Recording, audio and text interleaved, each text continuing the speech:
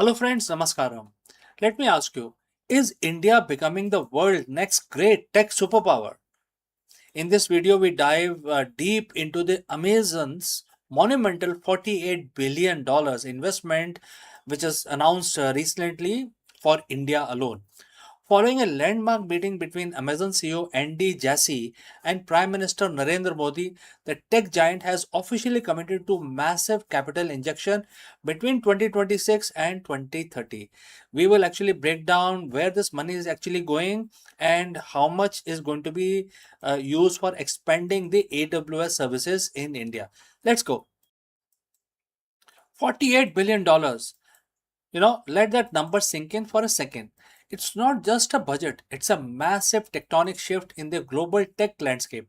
Amazon has officially laid out a staggering $48 billion investment plan for India, focused squarely on the future of AI and cloud infrastructure.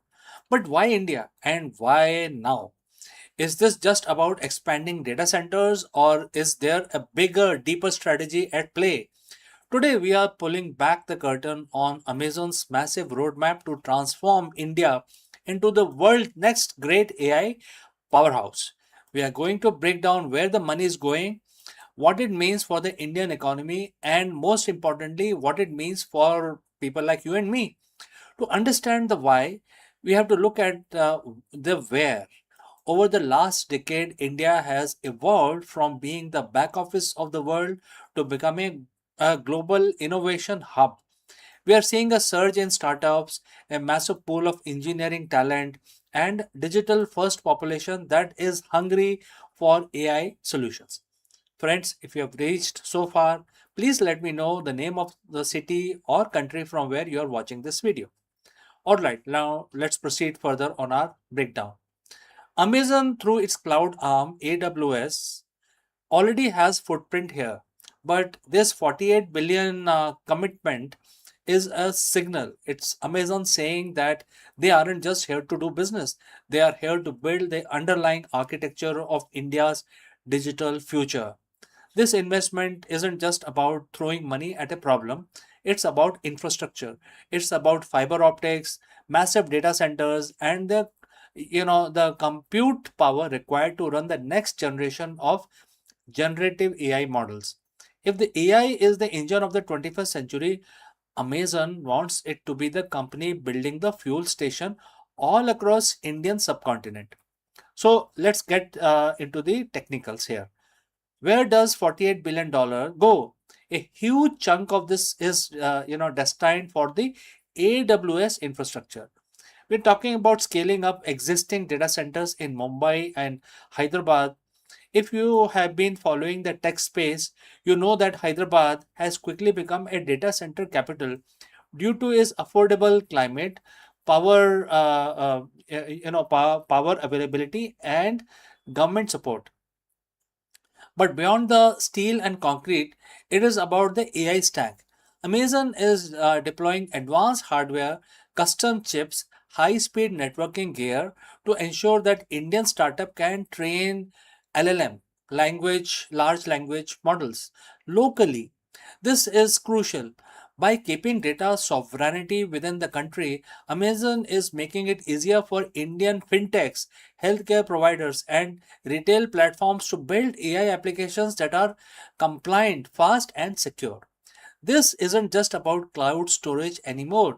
It's about giving developers the tools to build the next unicorn company right here in India.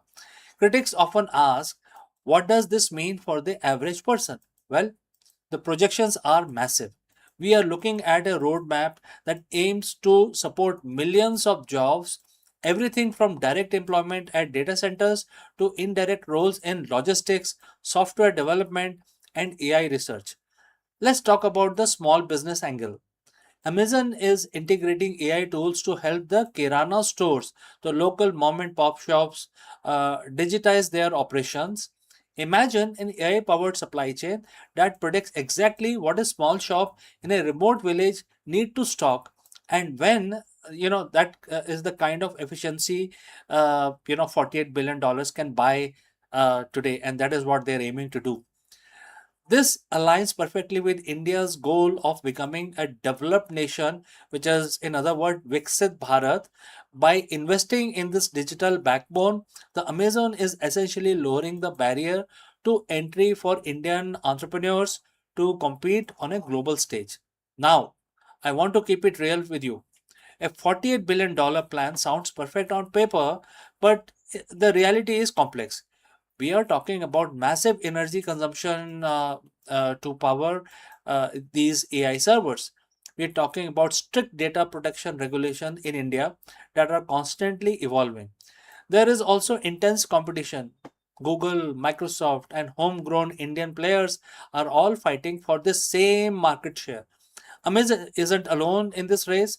The success of the investment depends on how well Amazon navigates the local regulatory landscape and effectively, they can bridge the AI divide, ensuring that this tech reach is not just the big in the big metros like Bangalore or Hyderabad, but tier 2, tier 3 cities as well.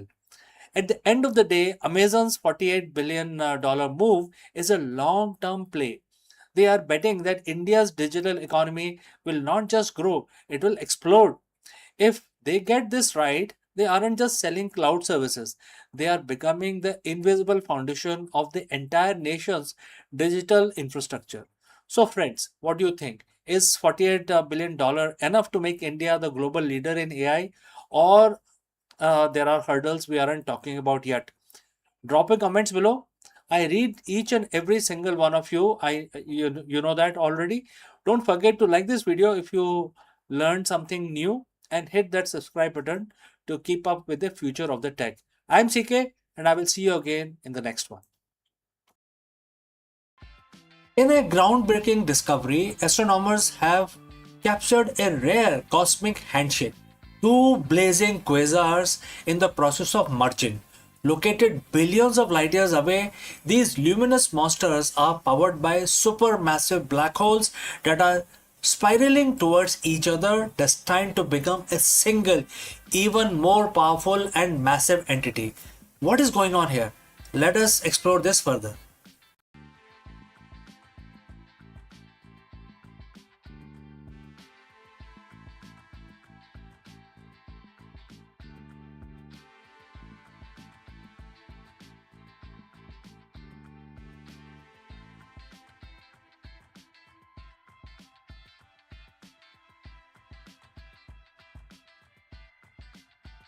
Hello friends.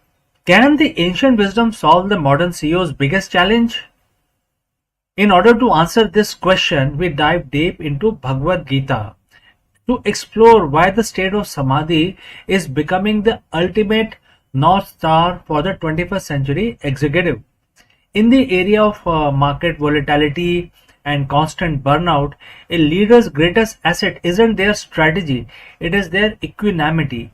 We break down the Sanskrit wisdom of Yajna, Kam, and Kushalam through the lens of verse 6.23, which teaches us the true mastery is a state where no external crisis can perturb your inner peace. In the modern corporate world, we have a name for the principle of success. We call it making it. We envision the corner office, the global influence, the high stake decisions, etc. But if you ask a CEO today what their reality actually looks like, they won't talk about victory. They will talk about volatility.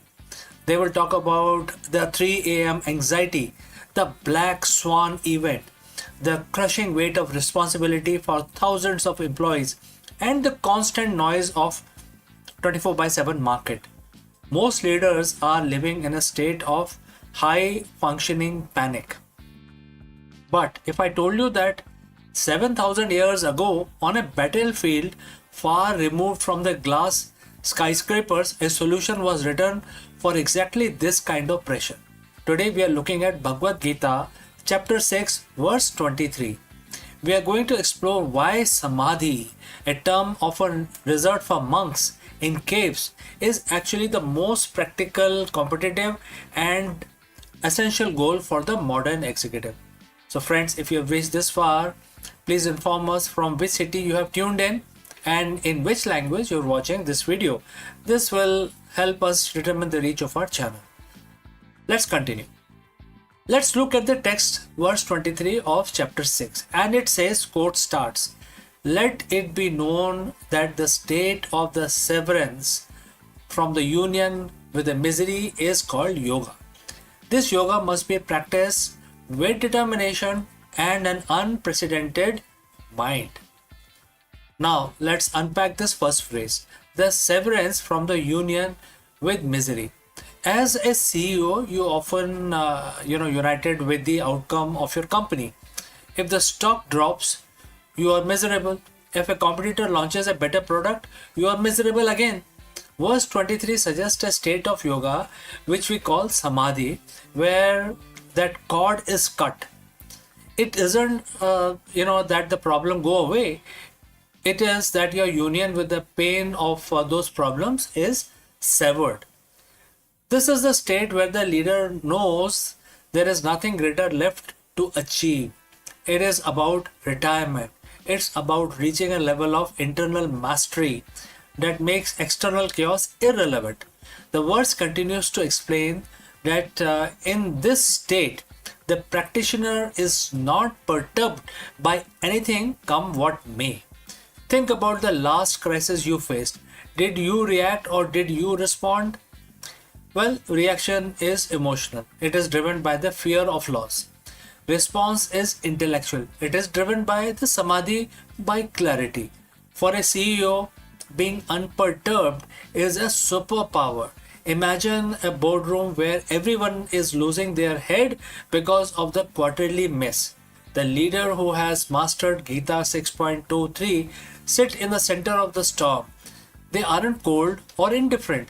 They are simply not shaken. Because they have attained an internal samadhi, their decision making remains clinical, creative, and objective. While others are blinded by the misery, the samadhi led executive sees the path forward. This is the difference between a leader who survives and leader who resigns. Now the Gita is very, very practical. It doesn't say the state happens by accident.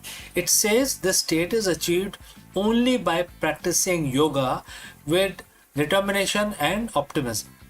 So there are several Sanskrit words related to determinism, and the mind does not become despondent. So we will move on. We will not try and read those Sanskrit words in this verse. For an executive, determination means the discipline of the routine. It's the daily meditation, the deep work, the refusal to let the inbox dictate your soul, etc. What is optimism? Optimism is even more critical. In business, things go wrong. Projects fail. Partnership soars. If your mind becomes despondent, if you lose your optimism, your leadership dies. The Gita tells us that samadhi isn't a gift for the lucky one. It's a result of the disciplined mind. It's a practice. You have to train your brain to return to center every single day, just as you would train your body in the gym. Now let's talk about the bottom line. Where should a CEO care about the ancient Sanskrit verses? First is cognitive longevity. Stress kills creativity and samadhi preserves it. Next, talent retention. People follow unperturbed leaders, they don't follow the panicked ones.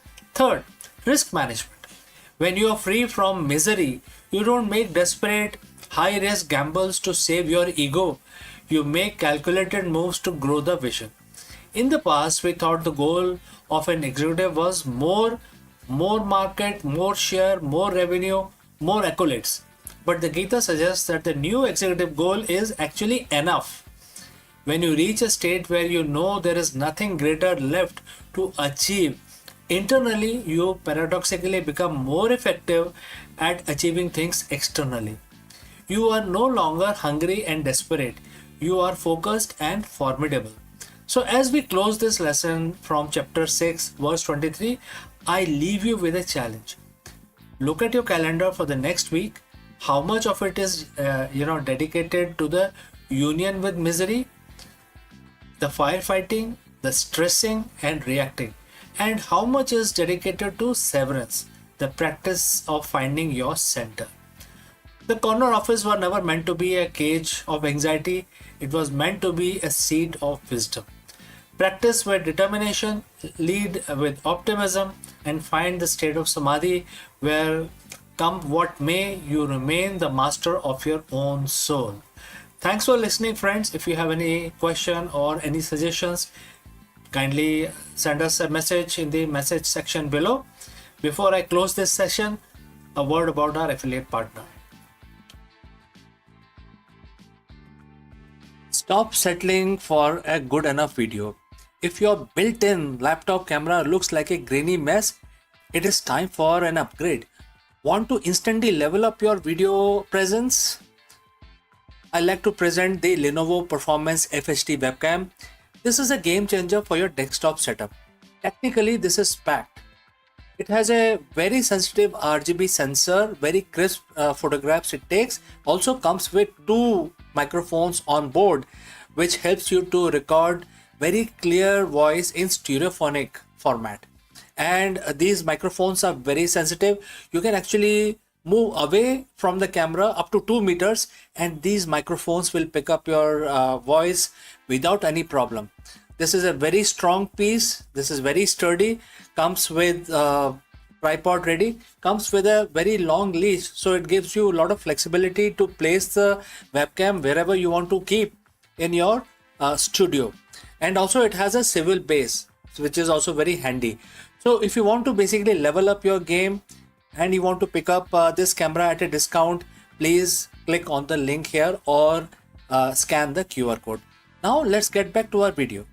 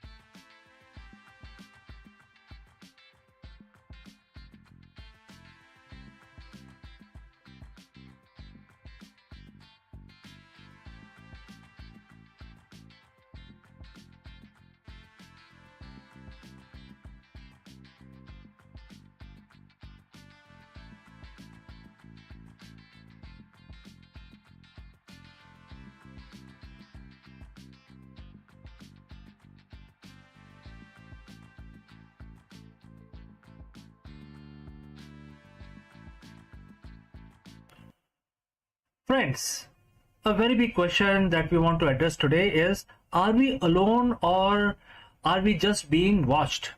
For decades, we have scanned the stars for signals, but new speculation from SETI and leading astrophysicists suggest a chilling possibility. It is already too late to hide. While we search for them, humanity has spent the last century broadcasting our presence to the cosmos. In this video, we dive deep into the great silence and why the latest breakthrough in technosignatures and planetary direction suggests that any advanced civilizations within 100 light years likely to already know Earth is a home to an industrial civilization. Let us explore this further. For over 60 years, humanity has been staring into the abyss of space and asking one simple question: where is everybody? We call it Fermi paradox. The universe is ancient, it is vast, and according to everything we know about biology and physics, it would be crawling with life. Yet, when we point our telescopes at the stars, we get nothing but cold, dead silence. We have assumed that if they were out there, we would have found them by now. We have treated the search for the extraterrestrial intelligence, which is SETI, like a game of cosmic hide and seek, where we are the ones doing the seeking. But in 2026, the conversation has shifted. Leading scientists and researchers are now proposing as much more unsettling reality. The silence isn't because they aren't there, and it isn't because they haven't found us. It's because they likely discovered Earth a long time ago. While we have been whispering into the dark, wondering if we are alone, we have actually been shouting our presence to the galaxy for over a century. So friends, if you have reached this far, please inform us from which city you have tuned in and in which language you are watching this video. This will help us determine the reach of our channel. Alright, let's proceed further. Today we are breaking down the new SETI speculation. We are looking at why it is officially too late to hide, how our own atmosphere is betraying us, and startling new research that suggests alien signals might be hiding in plain sight right in our own data. To understand why we are already visible, we have to look at what we call the technosignature. Since the early 20th century, Earth has been surrounded by an over-expanding bubble of radio waves.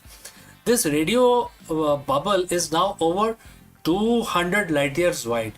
Inside the bubble are thousands of star systems. If there is a civilization within 100 light years of us with even slightly better technology than ours, they don't need us to send them a hello message. They have already heard our earlier radio broadcasts, our television signals, and most importantly, our high frequency military radars. But it is not just radio. In the last year, researchers have found while exploring the exoplanet, because exoplanets search has reached the fevering pitch right now. We have been using the James Webb Space Telescope to look at the atmospheres of distant worlds, searching for methane, oxygen, carbon dioxide, the building block of life. Now the flip side of this perspective is, if an alien astronomer 50 light years away pointed a telescope similar to JWST or something much more advanced at Earth, what would they see? They wouldn't see the Great Wall of China or our cities. They would see our atmospheric fingerprint.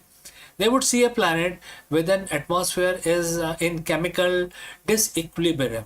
They would see an abundance of oxygen and nitrogen that shouldn't be there unless life was producing it. And since the Industrial Revolution, they would see technological pollutant, things like CFC and nitrogen dioxide, etc. To a distant observer, Earth isn't just a rock. It's glowing neon sign that says industrial civilization inside here. Alright. So if we are so visible, then why haven't we heard anything back? This brings us to the groundbreaking study published in early 2026 by astronomer like Ben Zuckerman at the UCLA. For decades, SETI has focused on narrowband signals, very specific thin frequency that don't occur in nature. The logic was if we see a needle thin spike on a radiograph, it must be artificial. But the new broadband SETI approach suggests that we have been looking for the wrong thing. Zuckerman and others argue that the advanced civilizations wouldn't waste energy sending weak, narrow signals across the void. They would use directed energy beams, powerful broadband bursts that are much easier to detect across the interstellar distances. And here is a kicker, these signals might already be sitting in our archives. We have been scanning the sky for a century for other purpose and other navigation, mapping the stars, studying black holes. This new speculation suggests that the evidence of aliens isn't waiting to be discovered in the future. It is likely hiding in plain sight. Within the petabytes of data we have already collected, we have just haven't looked at the data with the right algorithm yet. Think of it like this. We have been looking for specific person's voice in a crowded stadium when we should have been looking for the flashlight they were waving. There is another reason for this silence, and it was highlighted in March 2026. Report from SETI Institute. Dr. Vishal Gajar and his team recently discovered a major complication in how we hear the cosmos. It turns out that the space isn't an empty vacuum. It is filled with turbulent plasma and stellar winds. When a signal travels from distant star system to Earth, it has to pass through the space weather of that alien sun. This plasma can smear or broaden a signal. A perfect, clear, narrow broadcast from an alien planet might arrive at Earth looking like a fuzzy, distorted static. The SETI Institute realized that our current search tools are designed to filter out that kind of noise. We have been looking for perfect signal, but the universe is quite messy. This means we could have received a message yesterday, but our computers threw it in the trash because it looked like too much like a natural interference. We are literally turning or tuning into a wrong station. And it is possible the galaxy is far noisier than we ever imagined. So if they were here and if these signals are likely reaching us, why hasn't there been a first contact event? This leads us to the zoo hypothesis. If a civilization is advanced enough to detect our atmospheric pollution from 40 light years away, they are likely centuries ahead of us, if not millennia. To them, we might be like a new species of ants discovered in a remote jungle. You don't walk up the anthill to introduce yourself, you observe it. You set up cameras, you stay hidden so you don't disrupt their natural development.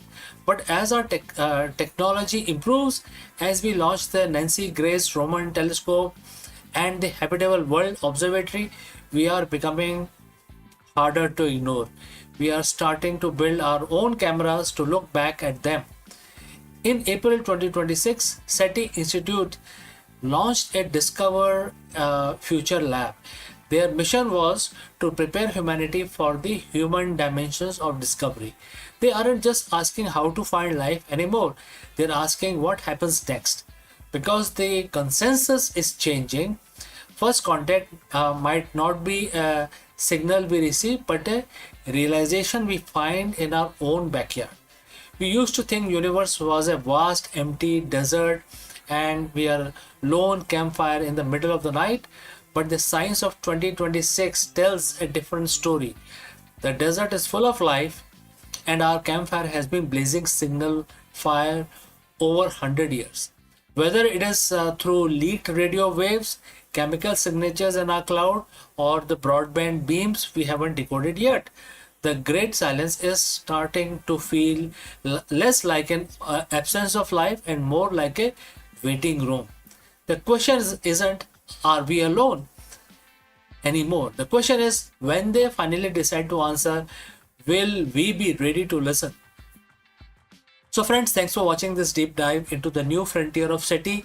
If you want to keep track of this cosmic discoveries with me, make sure that you hit the subscribe button. I'm CK and I will see you again in the next one. Before I leave, a word from our affiliate partner. Stop settling for a good enough video. If your built-in laptop camera looks like a grainy mess, it is time for an upgrade. Want to instantly level up your video presence?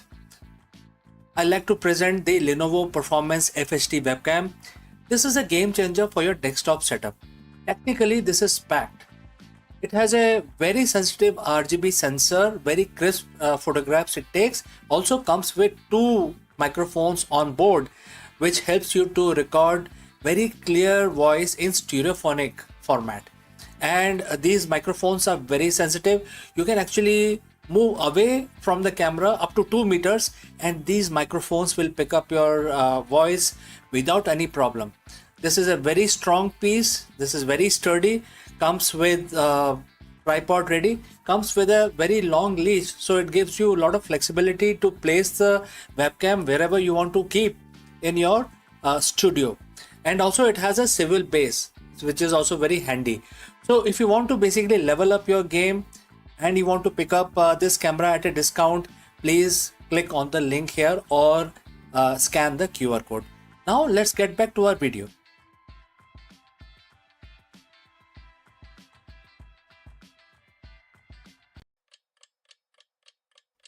Hello friends, are you leading with clarity or are you reactive to the market chaos? In this video, we break down one of the most powerful management philosophies ever written, and that is Bhagavad Gita, mentioned in chapter 2 very clearly in verse 15. While the modern business culture often celebrates the hustle, the ancient wisdom teaches that the truly elite leader possesses something far more rare, which is equanimity. If you are a CEO or a business leader learning to navigate the dualities of business, joy and sorrow, profit and loss, success and failure is the ultimate differentiator between the short-term firefighting and long-term eternal business impact. Let's go and discuss this further. As a leader, we are often told that the secret to success is being in control. We track the KPIs, we manage the market volatility, and we try to predict the next disruption. We play the role of master of our own universe. But let's be honest, friends. How often do you feel like you're actually in control? In the high stake world of business, we are constantly buffeted by dualities. The joy of record breaking quarter followed immediately by the sorrow of a failed product launch, the elation of a new partnership followed by a sting of a loss of a very highly key team member. If your mental state is tied to these external fluctuations, you aren't leading, you are actually reacting. Today, I want to share a 7,000-year-old secret from Bhagavad Gita that flips this entire paradigm on its head. It is a secret to not just surviving the chaos, but mastering it. We are looking at chapter 2, verse 15. The verse says, and the quote starts, to whom joy and sorrow are one and the same, he becomes qualified for eternal life. And the quote close. Now, for a CEO, eternal life might sound like a theological concept, but let's translate that into business terms. In a competitive market, eternal means sustainable. It means a business that doesn't collapse under pressure. When the verse talks about joy and sorrow being the same, that means part of the same coin. It isn't telling you to become a robot. It is teaching you equanimity. Imagine a balance scale like the one that you see everyday life in your real life. If your joy is too high, you get complacent. If your sorrow is too deep, you get paralyzed. The goal of the elite leader is to find the center point. It is the ability to look at the massive gain and massive losses and recognize them both as a transient data point. When you achieve that, you stop being a victim of your circumstances and start being the architect of your strategy. Think of this as a Jedi master, Jedi mindset of the boardroom. In the image, you know, you can imagine that you are building a lightsaber. Why? Because as a Jedi master, Jedi strength doesn't come from aggression; it comes from disciplined mind. How do we apply this in real company, in real life situation? First, detach from the outcome. You have to care deeply about the effort, the mission, the product, the team, but you must be detached from the temporary score of the market. Next, 24-hour rule. When something great happens, you don't get high. When something disastrous happens, you don't get too low. Take 24 hours to let the initial emotional spike settle before making any decision, any kind of decisions, right? So you actually follow a 24-hour rule. And because we are talking about the strategic decisions. Third, lead the culture. Lead the culture. Very, very important. Your team watches your energy. If you are frantic, they are frantic also. If you are steady, if you treat joy and sorrow with the same calm authority, you create a culture of resilience. You become the best of the men or the best of the leaders. That is the verse that refers to, right? By practicing equanimity, you gain a massive competitive advantage, which is clarity. When you aren't blind by the joy of a winner or the sorrow of a loss, you see the market exactly as it is. You make better calls. You refrain from making mistakes. You retain better talent. You build a legacy that lasts because it is built on foundation of internal stability, not external luck. The secret isn't a new software tool or a disruptive growth hack. The secret is the unshakable leader. And therefore, before I wind up, I like to challenge you this week is in your next board meeting or crisis, kindly pause, recognize the duality, step back into that center point, lead from a place of calm, not as a from a place of reaction. This is your challenge for today. Friends, if you found this perspective helpful, hit the subscribe button for more deep dives and how can we marry the ancient wisdom for the modern C-suite? And you must lead with purpose, lead with equanimity. So friends, thanks for joining live. Thanks for watching. See you very soon in the next one. Hello दोस्तों, आप सबका स्वागत है। गणेश जी की पूजा start करते हैं और गणेश जी की पूजा हम एक मंत्र का उच्चारण करके करेंगे। आप सबको पता है कि हम हर रोज़ अपने काम शुरू करने से पहले भगवान को याद रखते हैं और उस मंत्र का उच्चारण करते हैं। तो ठीक है जी, अपना हाथ जोड़ लीजिए और मेरे साथ इस मंत्र का उच्चारण 11 दफ़ा करेंगे। ओम गम गणपते नमः। ओम गम गणपते नमः। ओम गम गणपते नमः। ओम गम गणपते नमः। ओम गम गणपते नमः। ओम गम गणपते नमः। ओम गम गणपते नमः। ओम गम गणपते नमः। ओम गम गणपते नमः। ओम गम गणपते नमः। ओम गम गणपते नमः। ओम गम गणपते नमः। ओम गम गणपते नमः। ओम गण गणपते नमः। तो हमारी पूजा संपन्न हुई। हम अपना दिन शुरू करेंगे और इस आशा के साथ हम आपसे विदा लेते हैं कि आपका दिन मंगलमय हो। नमस्कार। हेलो दोस्तों, नमस्कार। आप सबका स्वागत है। आज 6 जुलाई है और आज सोमवार का दिन है और आप सबको पता है कि जो सोमवार का दिन होता है वो भगवान शिव के लिए समर्पित होता है। तो आज हम अपना दिन शुरू करेंगे पूजा करके। हर रोज की तरह हम हर रोज पूजा करते हैं, तो आज शिव जी की पूजा हम करेंगे।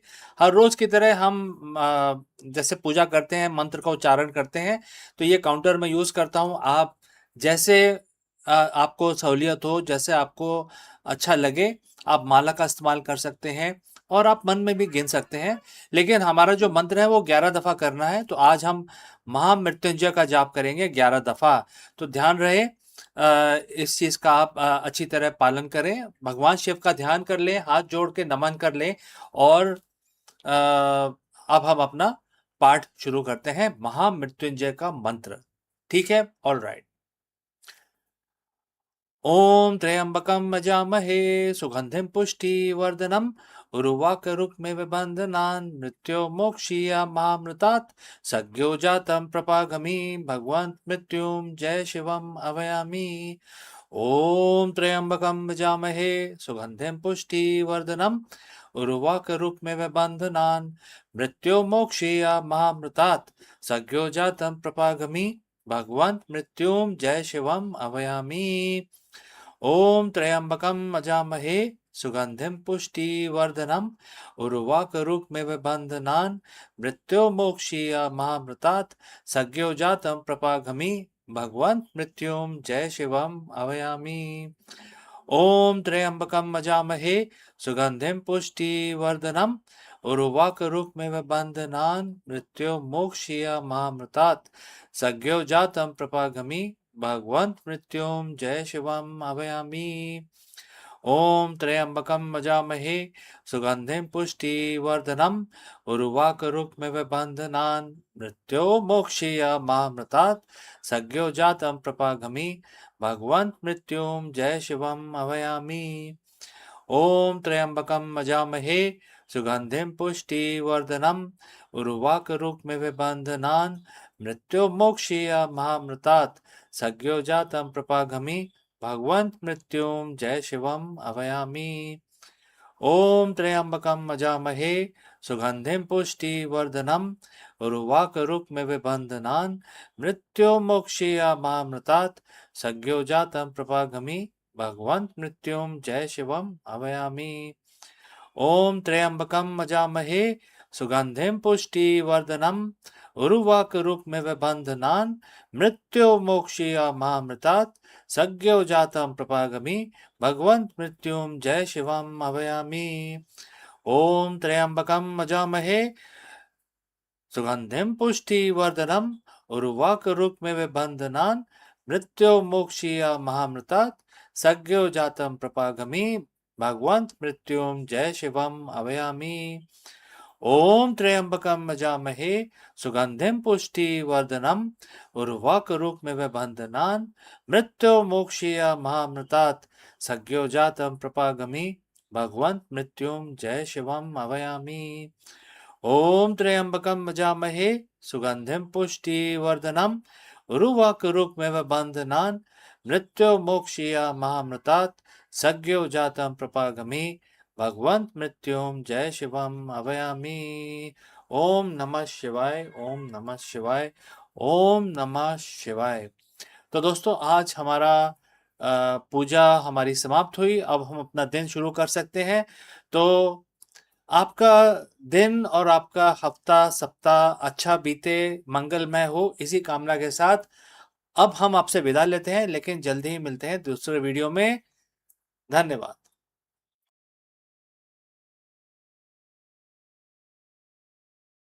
Are you feeling stuck in the middle class? Then this video is your guide to breaking free. We will reveal the hidden financial traps that are keeping you from true financial freedom, and we will also share the actionable strategies to escape 9 to 5 grind. You will learn how to build a passive income stream, invest for long term growth, and develop a mindset for wealth creation. If you're ready to stop trading time for money and start building a life of financial independence, you have to stay tuned because we are going to explore all of this. Let's go.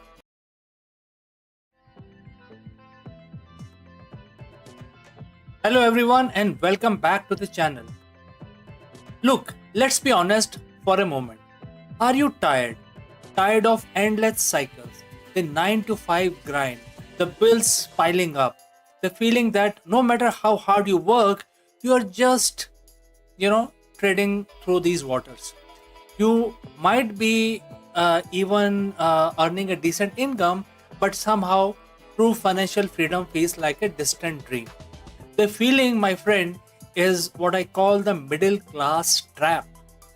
It's a comfortable cage designed by the socialite expectations, clever marketing, and often our own ingrained financial habits. So, therefore, in this video, we are not just going to talk about it, we are going to give you a blueprint, a step by step guide on how to identify the trap, break free from the cycle, and start building the life of financial independence that you truly deserve. This isn't about getting rich quick, it's about getting rich smart and sustainably. So, if you are ready to escape the middle class mindset and build the lasting wealth, stick around because you are in the right place. First, we need to understand what exactly the middle class trap is. It's not a poverty trap, it's a comfort trap. It's an illusion of security that keeps us from taking the necessary risks and making the bold moves required for true wealth. Let's break down the common pitfalls. We have been told to get a good job, work hard, climb the ladder, and that's fine for the security, but it often means trading all your time for money. Your income is capped, and your wealth building potential is limited to your working hours. So, as your income increases, so do your expenses. New car, big house, more expensive vacations, designer clothes. You feel richer, but you're just spending more, often, going deeper into debt. You are running faster just to stay in the same place. Credit card debts, car loans, personal loans, student loans. Debt is an anchor that weigh down your financial progress. It steals future earnings and prevents you from investing in your future. We will talk about good debt versus bad debt later, but most middle class debt is a bad debt. Schools don't teach us about investing, compounding interest, or building assets. We learn by trial and error, often making costly mistakes. This isn't your fault, but it is your responsibility to fix it. So I will start, by saying that you have to invest someday, and you have to also say that I will save more later. Maybe I will take that risk when I have more security. Someday rarely comes. Procrastination is the silent killer of the wealth. Escaping the middle class isn't just about changing your actions, it's about changing your mindset. The wealth think differently about money, the risk, and also the time. Here are the critical mindset shifts. Uh, the middle class basically consumes, they are the de facto consumers. The wealthy produce instead of just buying things, think about creating value, solving problems, and building assets. How can you create a product, a service, or investment that generates income? And the goal isn't just to earn more, it's to earn more efficiently so you can buy back your time. Your time is your most valuable asset. The wealthy focus on building systems and investment that makes more money without their active daily involvement. The wealthy understand and manage it well as well. This doesn't mean being reckless, but understanding that stagnation is often greater risk than well thought out ventures. And things like education, skills, networking, these are your most potent assets. The wealthy are lifelong learners, constantly upgrading their knowledge and expanding their network. Read books, take courses, find mentors. The middle class often think in terms of immediate gratification. The wealthy think, on the other hand, in decades. They have a long-term plan. They understand the power of compound interest and delayed gratification. All right. With the right mindset in place, let's talk about the practical steps before you jump into the big investment. You need solid foundation. These are non-negotiable.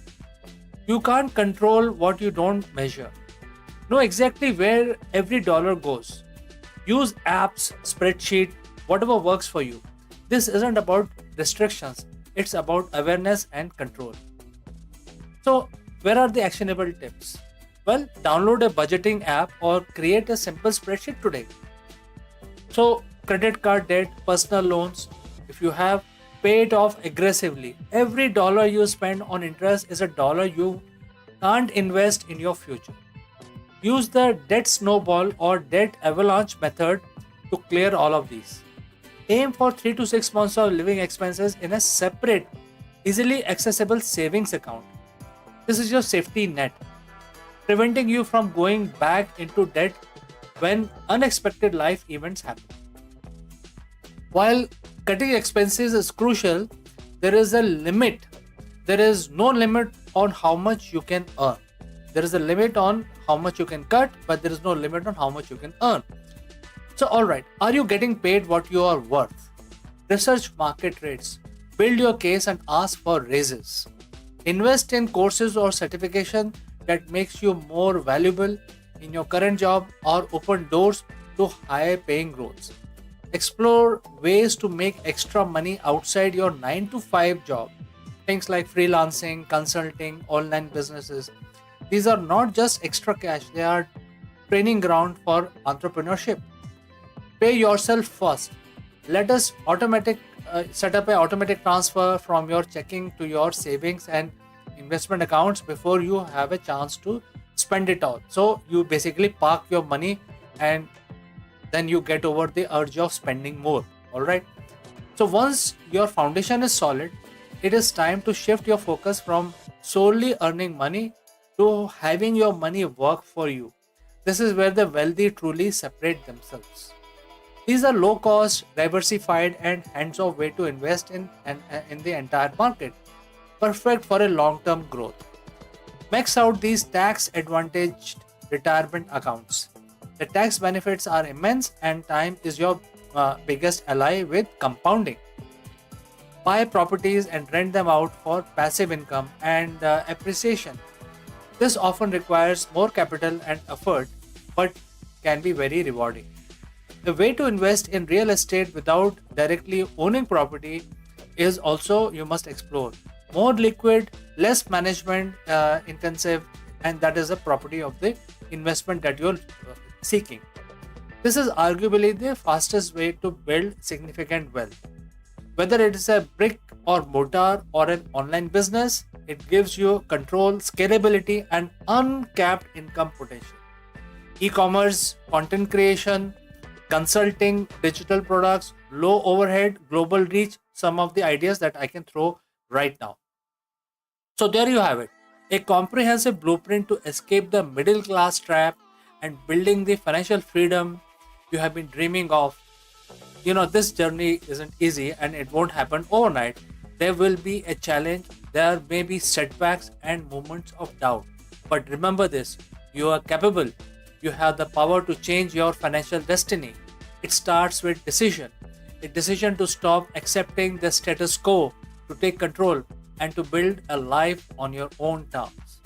This isn't about hoarding money, it's about gaining options, option to travel, to spend more time with loved ones, to pursue your passion, to contribute to the cause you care about, and to live life on your own terms. Don't let the someday mentality hold you back. Your journey starts now. Pick one thing from this video, just one, and implement it today. So, friends, if this video resonated with you, please hit the like button, subscribe for more content like this, and leave a comment or question in the comment section below. And hopefully, you will be richer when we meet next time. So, friends, see you in the next one.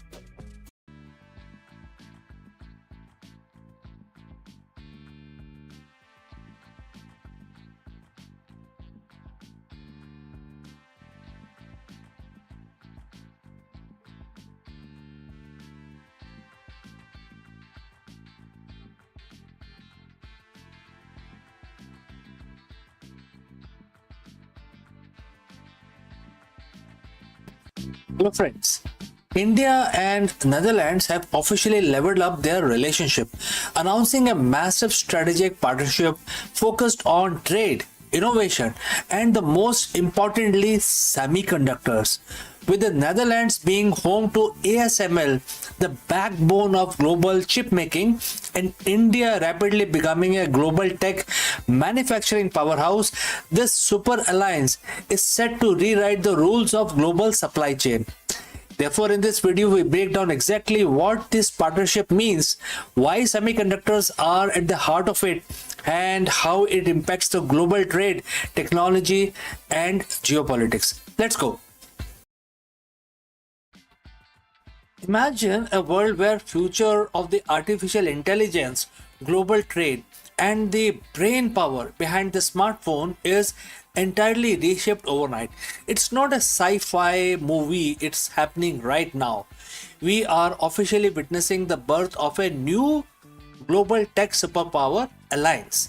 In a historic move, India and the Netherlands have dramatically elevated their bilateral relationships into a full scale strategic partnership, signing a 17 something like 17 major agreements.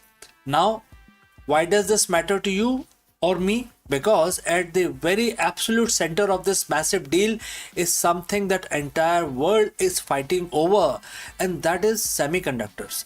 So friends, if you have reached this far, please inform us from which city you have tuned in and in which language you are watching this video.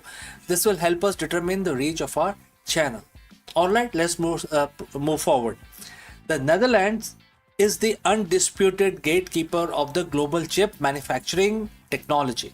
India is the fastest growing technology and manufacturing market on earth. Together, they are creating a powerhouse designed to rewrite the global supply chain, secure critical minerals, and safeguard the future of technology. In this video, we are breaking down exactly what is this super alliance means, why this semiconductor deal is an absolute game changer, and how it impacts the global balance of power. So friends, let's dive in.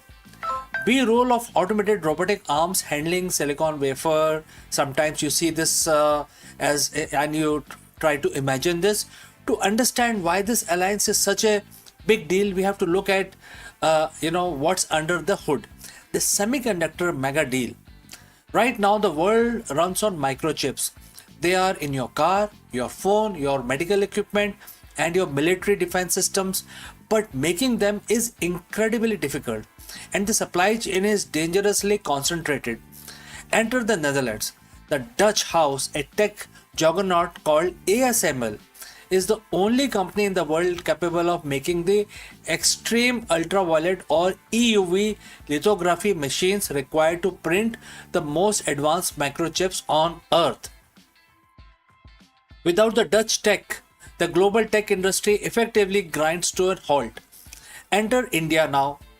Under the India Semiconductor Mission, India is investing tens of billions of dollars to become a premier global hub for chip manufacturing, trying to diversify away from traditional East Asia tech hub, and therefore this discussion going on with Netherlands and more specifically with ASML. During the bilateral talk in Hague, a massive milestone was reached. Tata Electronics and ASML officially closed a monumental partnership. ASML cutting edge equipment and expertise are heading straight to India's first major front, and it is going to complement to semiconductor fabrication plant or fab being built in Dholera in Gujarat. As the leaders noted, this means the chips will literally be built in India utilizing world-class Dutch machinery. This isn't just a simple buyer-seller agreement. The two nations are formally linked. The Dutch Semicon Competence Center directly to Indian Semiconductor Mission. They are building an entire ecosystem of suppliers, startups, and tech development. But you can't run multi-billion dollar chip fab with machines alone. You need human capital as well. You need genius level talent, And that brings us to what they are calling the brain bridge. One of the most exciting aspects of this 5-year strategic roadmap is the academic and research alliance. The Eindhoven University of Technology and the University of Twente in Netherlands have signed a comprehensive memorandum of cooperation with six of India's absolute elite engineering institutions. The Indian Brain Bridge institutions are the IISc, which is in Bangalore, IIT Mumbai or IIT Bombay, IIT Delhi, IIT Gandhinagar, IIT Guwahati, IIT Madras. This network isn't just purely academics, it is heavily backed by real world technology and giants like NXP, ASML, Tata's, and CG Semi.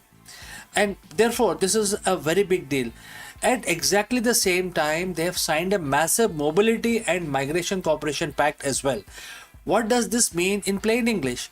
It means significantly easier visa norms, smoother talent pipelines, and expanded long term partnership and work opportunities for Indian students and tech professionals in the Netherlands. The Dutch get direct access to India's unparalleled pool of software engineers and innovators, and India gets direct hands on training with the most sophisticated hardware technology on the planet Earth. It's a flawless win win. While the microchips are grabbing all the headlines, this new strategic alliance actually covers 17 different agreements designed to completely bind these two economies together. Let's look at the major pillar of this deal. First is the critical minerals. You can't build advanced electronics or electrical vehicle batteries without rare earth elements. The two nations have agreed to secure and build a resilient supply chain for critical minerals spanning from exploring to value chain integration. Number two is the green hydrogen roadmap. The Netherlands is a world leader in clean energy transitions, and India wants to be the world's biggest exporter of the green hydrogen. This roadmap opens up a huge door for India to export clean energy directly into Europe. Number three is the defense industry roadmap. In a world riddled with geopolitical uncertainties and security is top of the mind, India and the Netherlands are designing a framework for the joint manufacturing of defense equipment, components, and direct technology transfer. There are even exploring a mutual logistic support agreement for their military forces. On top of all that, they have implemented a custom mutual administrative assistant agreement to streamline the trade and all aspects of whatever we have discussed so far. Remember, bilateral trade between these two already sit at a massive $27.8 billion. The Netherlands is India's fourth largest investor, and the port of Rotterdam serves as India's primary strategic gateway into entire European market. This pact essentially supercharged that gateway. Now we have to look at the bigger picture. Why is the alliance happening right now? The reality is that the global geopolitics are shifting fast. During their high level talks, the leadership of both nations spent a significant amount of time addressing global pain points. They expressed deep concerns over ongoing instability in West Asia and Ukraine, which have continuously threatened the global energy supplies and trade routes. Both nations took a hard, unified stance on the Strait of Hormuz, jointly demanding absolute freedom of navigation and the unhindered flow of global commerce, while explicitly opposing any restrictive maritime measures. By coming together, India and Netherlands are purposefully insulating themselves from the global shocks. Western nations are actively seeking trusted democratic partners to diversify their tech dependencies away from single source manufacturing countries. This alliance positions India as Europe's ultimate trusted partner for hardware, while ensuring that Netherlands maintains a dominant foothold in booming South Asia market. As the leadership highlighted during this historic summit, this represents a new golden era for India Europe relationship. It marries the incredible speed and skill of India's economic growth with the world class innovation and tech expertise of Netherlands. The roadmap of 2026 to 2030 is locked in. The factories are being built, the universities are collaborating, and the microchips are about to flow. The tech landscape is evolving, and this super alliance is driving the change. But now I want to hear from you. What do you think about this partnership? Will this formally establish India as next global semiconductor superpower? How do you think this impact the global balance of tech power? Drop in your thoughts in the comments below. And if you find this breakdown valuable, make sure this to smash that like button, subscribe to the channel and turn on the notifications so you never miss another deep dive into the technology reshaping our world. So friends, thanks for watching and I will see you again in the next one. Before I go, a word about our affiliate partner. Stop settling for a good enough video. If your built-in laptop camera looks like a grainy mess, it is time for an upgrade. Want to instantly level up your video presence? I like to present the Lenovo Performance FHD webcam. This is a game changer for your desktop setup. Technically, this is packed.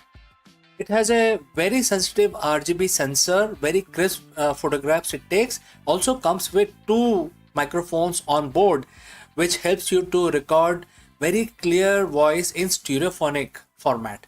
And these microphones are very sensitive. You can actually move away from the camera up to 2 meters and these microphones will pick up your voice without any problem. This is a very strong piece. This is very sturdy. Comes with tripod ready. Comes with a very long leash, so it gives you a lot of flexibility to place the webcam wherever you want to keep in your studio. And also it has a swivel base, which is also very handy. So if you want to basically level up your game and you want to pick up this camera at a discount, please click on the link here or scan the QR code. Now let's get back to our video.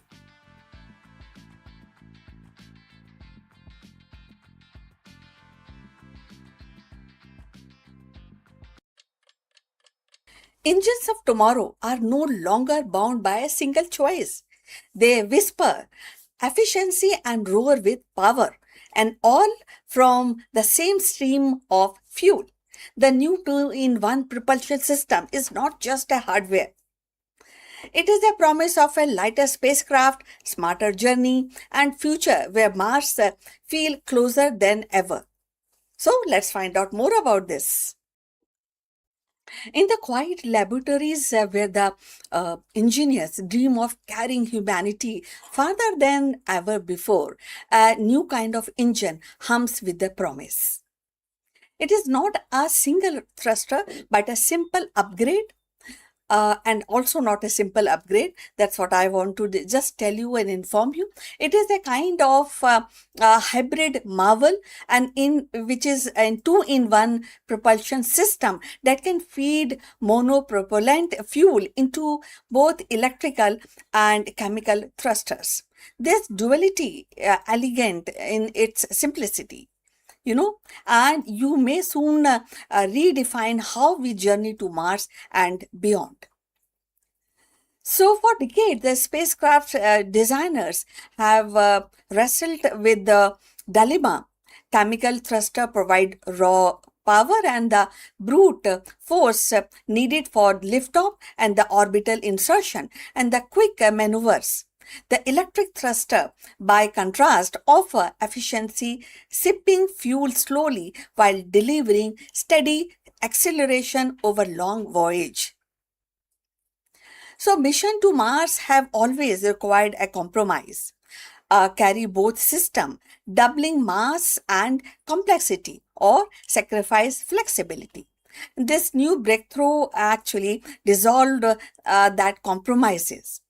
By channelizing a single fuel source into two different modes of propulsion, engineers have created a system that is lighter, leaner, and far more adaptable. So imagine a spacecraft departing from Earth orbit. At first, it fire its chemical thruster, burning with this urgency to as actually escape velocity. Then, once freed from the Earth gravitational forces, the same fuel is redirected into electric thruster, whispering ions into the void, pushing the craft steadily and towards the Mars. No need for separate tanks, valves, or redundant system. One fuel, two engine, and infinite possibilities. So the implication actually ripple outward. Reduced mass means more room for scientific instruments, habitats, or supplies for astronauts. And simplified architectures means fewer points of failure, critical advantage when the mission stretch across millions of kilometers. And versatility of this kind of versatility actually means that spacecraft can adapt mid-journey, switching between power and efficiency as condition demands. For Mars mission, where every kilometer counts and every maneuver must be precise, this innovation could be the difference between success and stagnation. So, if you have reached this far, please inform us from which city you have tuned in and in which language you are watching this video. This will help us to determine the reach of our channel. So, now let's continue with our discussion. So, beyond Mars, the system hint at a new philosophy of exploration. Hybrid propulsion embodies resilience, the ability to shift gears in the face of uncertainty. It mirrors the adaptability humanity itself must embrace as we step into interplanetary life. So, just as explorer once carried sails and oars to masters both wind and current. Further, spacecraft may carry this dual thruster to master both speed and endurance. The upcoming in-space test will be more than a technical trial. It will be rehearsal for future. Engineers will watch closely as the system transition between modes as fuel flow seamlessly from one chamber to another as the spacecraft responds with the agility. So if successful, the test will mark a turning point. Propulsion not as a burden of choice but a symphony of possibilities. So in the grand arc of exploration, breakthrough often arrive quickly, tucked inside the engineering papers, yet their echoes resounds across the generation. In two-in-one propulsion system may one day be remembered as the invention that unlocked Mars, the key that opened the doors to solar system alive with the human footprints. So for now, it is a promise, an elegant solution waiting to prove itself in the silence of space where every whisper of the thrust carries as closer to the new world. So new findings, new inventions, and new footmarks. So in the silence of the space where every kilometer carried the very spark of thrust matters actually. And this hybrid engine stands as a symbol of ingenuity. By merging power with precision, it promises to lighten our journey and lengthen our reach. So if the upcoming test succeeds, it will not only simplify the path to Mars but also mark the dawn of a new era where one stream of fuel carries humanity towards many horizons. So we have come to the end of this discussion. So if you feel like adding to this discussion, you want to add your viewpoint on this, please write in the comment section. We will definitely reply you. And also please like and subscribe our channel, and see you in the next one very soon. See you. Bye bye.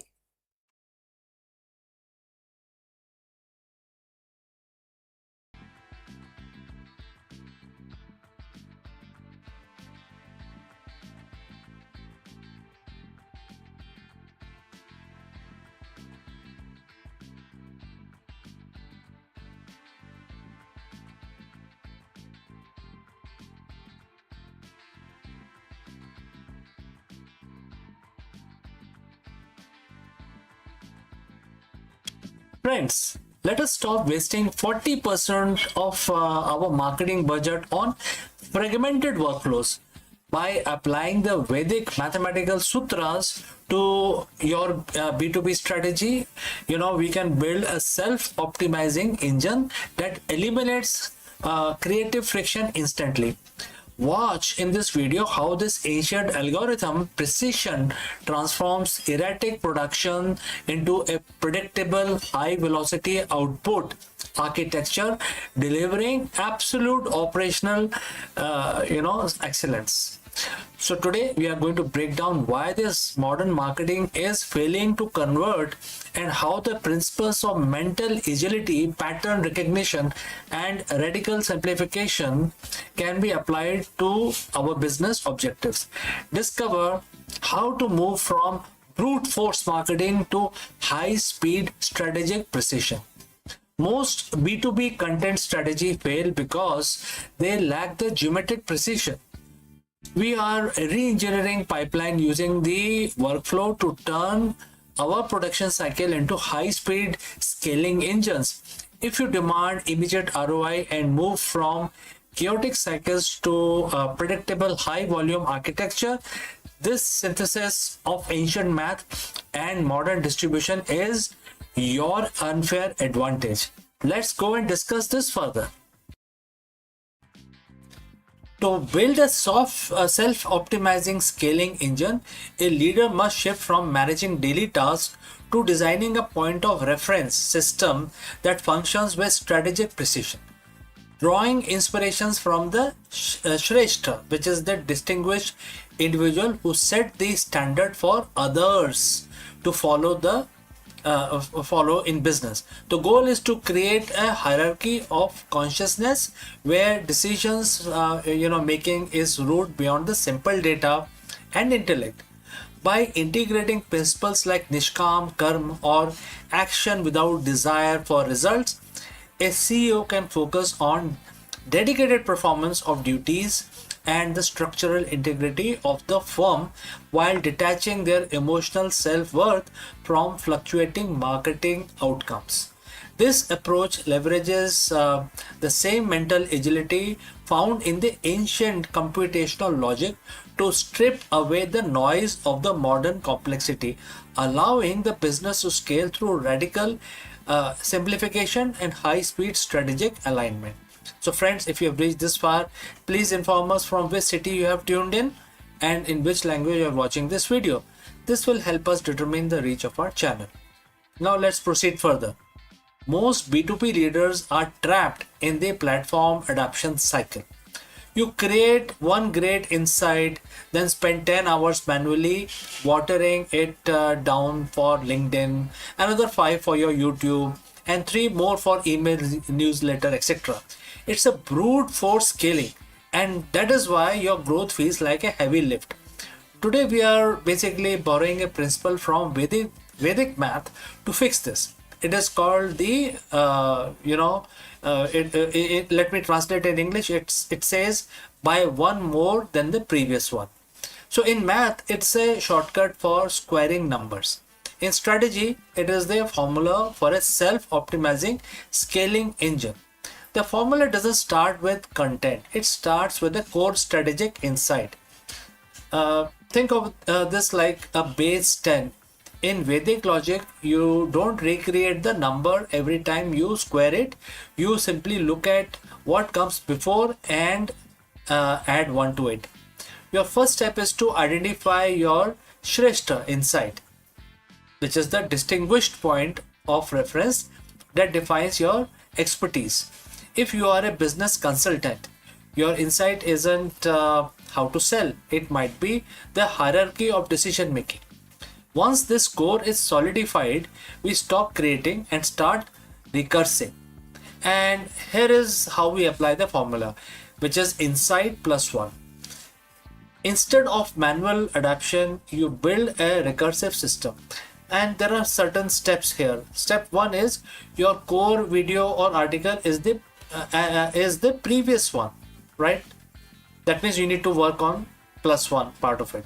Step two is system identifies the one more, the unique technical requirement of the next channel, like for example LinkedIn poll or Twitter thread or YouTube short, etc. Step three is instead of rewriting the system, extract the logic. So by applying this plus one more logic, you aren't managing 16 different channels.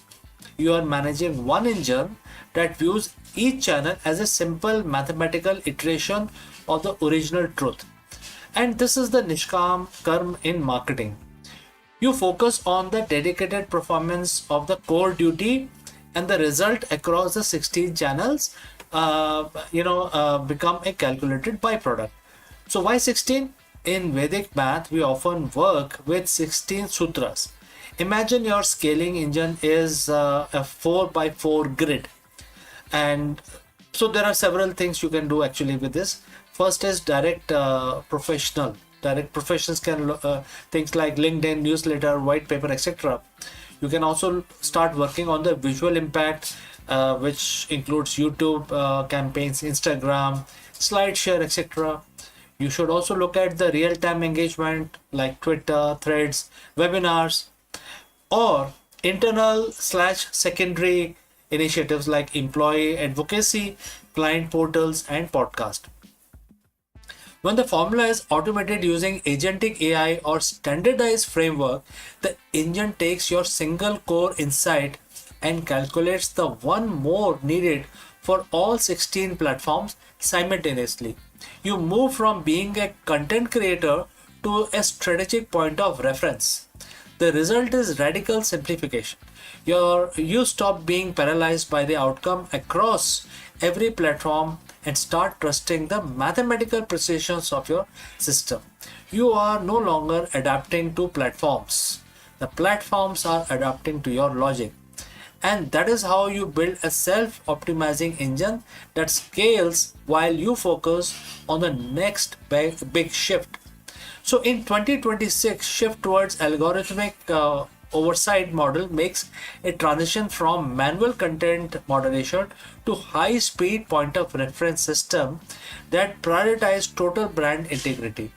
By establishing a hierarchy of consciousness within the AI, these models move beyond simple data processing to ensure that every output aligns with the core strategy value of the firm. This structural approach allows leaders to apply the principle of Nishkam Karm, focusing on dedicated performance of the system's duty while detaching from the noise of individual platform fluctuations. Consequently, organizations can achieve a 10x increase in production speed using a recursive logic to scale a single core insight across 16 channels without sacrificing the Shrestha, which is a standard of quality.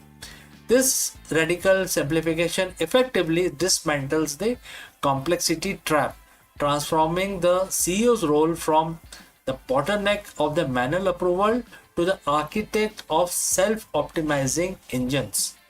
To ensure the engine remains self-correcting, you must establish a feedback loop where each modular unit functions as a diagnostic sensor of the structural health of the next one. The system mirrors the hierarchy of consciousness where the lower level data points are continuously refined by high level point of reference. To prevent the complexity trap, by treating every channel output as recursive calculation, applying the logic of one more than the previous one. The engine identifies the misalignment in real time, allowing for radical simplification rather than manual troubleshooting. This structural integrity ensures that as production speed increases by 10x, the brand's core value remains protected through automated algorithmic oversight. Ultimately, this feedback loop enables a leader to practice nishkam karma, focusing on the dedicated maintenance of the engine's architecture while the system itself handles the burden of self optimization. By mastering these ancient principles of logic and efficiency, you transition from a participant to the complexity, a participant in the complexity trap to the architect of the high-speed, self-optimizing system.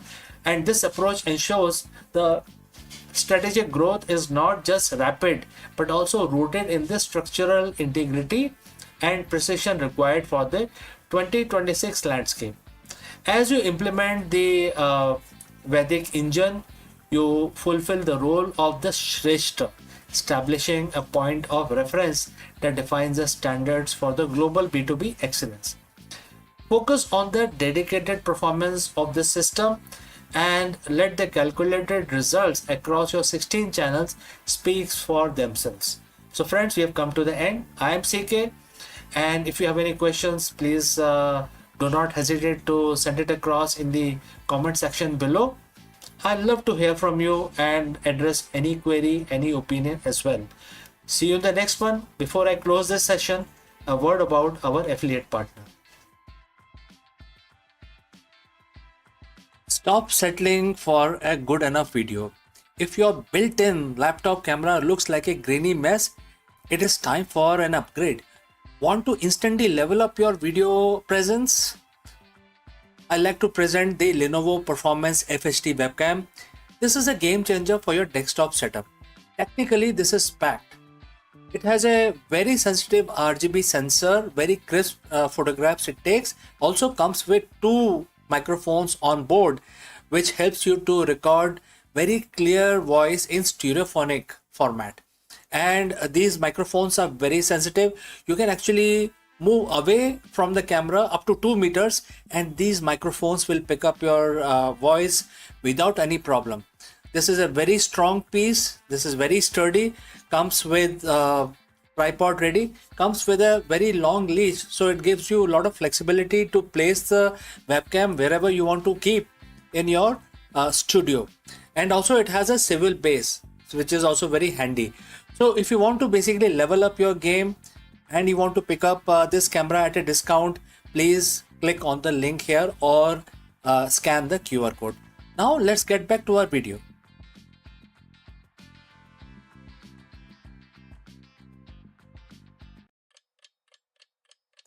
Hello दोस्तों, नमस्कारम। आप सबका स्वागत है। हम जो भी leader हैं, हमारे सीईओस हो सकते हैं, टीम लीडर्स हो सकते हैं, वाइस प्रेसिडेंट हो सकते हैं, इन सबको एक चीज़ बहुत ही प्रभावित करती है, वो है बिजनेस अनसर्टेनिटी। उससे काफ़ी मानसिक तनाव होता है। तो हम इस चीज़ का सोल्यूशन ढूंढने की कोशिश करते हैं लेकिन कहीं मिलता नहीं है। तो आज हम इस क्वेश्चन का, इस सिचुएशन का सोल्यूशन निकालने का प्रयास करेंगे और हम भगवत गीता की सहायता लेंगे। आप सबको पता है भगवत गीता एक मास्टर क्लास की तरह हमारे सामने मौजूद है और आधुनिक लीडर के ऊपर बिल्कुल बखूबी इसकी जो लर्निंग्स है वो इम्प्लीमेंट की जा सकती हैं। तो आज हम एक पर्टिकुलर वर्ड से इस सिचुएशन का सोल्यूशन निकालेंगे जिसमें भगवान श्री कृष्ण ने अर्जुन को समझाया कि सब कुछ प्रकट और अप्रकट है, ठीक वैसे ही जैसे कि किसी बिजनेस का उतार चढ़ाव। चलिए इसके बारे में और डिस्कशन करते हैं। आज की भागदौड़ बड़ी जिंदगी कॉर्पोरेट दुनिया में, जहां बाजार हर पल बदलता है, जहां मुनाफा और घाटा किसी जुए की तरह अनिश्चित है, अनसर्टेन है, वहीं एक सीईओ का सबसे बड़ा हथियार क्या है? क्या वो टेक्नोलॉजी है? क्या उसकी बड़ी टीम है? नहीं, वो उसका हथियार है मेंटल स्टेबिलिटी, मानसिक स्थिरता। आज हम चर्चा करेंगे भगवत गीता के अध्याय 2 श्लोक 28 पर, जो एक सीईओ के लिए कर्म योगी और उसकी असली परिभाषा को डिफाइन करता है। चलिए हम इस पर्टिकुलर वर्स के बारे में बात करते हैं। इस वर्स में भगवान श्री कृष्ण अर्जुन से कहते हैं, हर चीज, हर इंसान, हर बिजनेस अपने जन्म से पहले इनविजिबल था। मृत्यु के बाद फिर से वो इनविजिबल हो जाएगा, मतलब वो होगा ही नहीं, मैनिफेस्ट ही नहीं होगा, अनमैनिफेस्टेड रहेगा। केवल जीवन, जन्म और मृत्यु के बीच में जो जीवन काल है उसी के अंदर विजिबल रहता है, मतलब मैनिफेस्टेड रहता है। तो जो अनिश्चितता है कि मरने के बाद क्या होगा, जन्म से पहले क्या होगा, उसके बारे में शोक क्यों करना। तो ये एक वर्स है, बहुत ही इंपॉर्टेंट है। अब इसका हम एनालिसिस करेंगे। इससे पहले दोस्तों, अगर आप यहाँ तक पहुंचे हैं तो हमें कमेंट करके जरूर बताएं कि किस सिटी से आप हमारा ये वीडियो देख रहे हैं और आप किस लैंग्वेज में हमारा वीडियो देखना पसंद करते हैं। तो चलिए आगे बढ़ते हैं। एक सीईओ के रूप में आप रोज नई चुनौतियां देखते हैं। प्रोजेक्ट फेल होते हैं, सक्सेस होता है, शेयर गिरता है, ऊपर चढ़ता है, लोग साथ छोड़ते हैं और इससे विपत्ति और दुख आता है। कभी कभी कुछ नेगेटिव होता है तो उससे कुछ ना कुछ प्रॉब्लम्स आती है या कोई दिक्कत आती है। लेकिन गीता आपको क्या बताना चाहती है? जो आया है वो जाएगा। बिजनेस का राइज एंड फॉल एक ही चक्र के हिस्से हैं। जब आप इस सच्चाई को स्वीकार कर लेते हैं तो उतार चढ़ाव का खेल जो है, इसके जो हिस्सा है, उसको उससे आपका डर खत्म हो जाता है।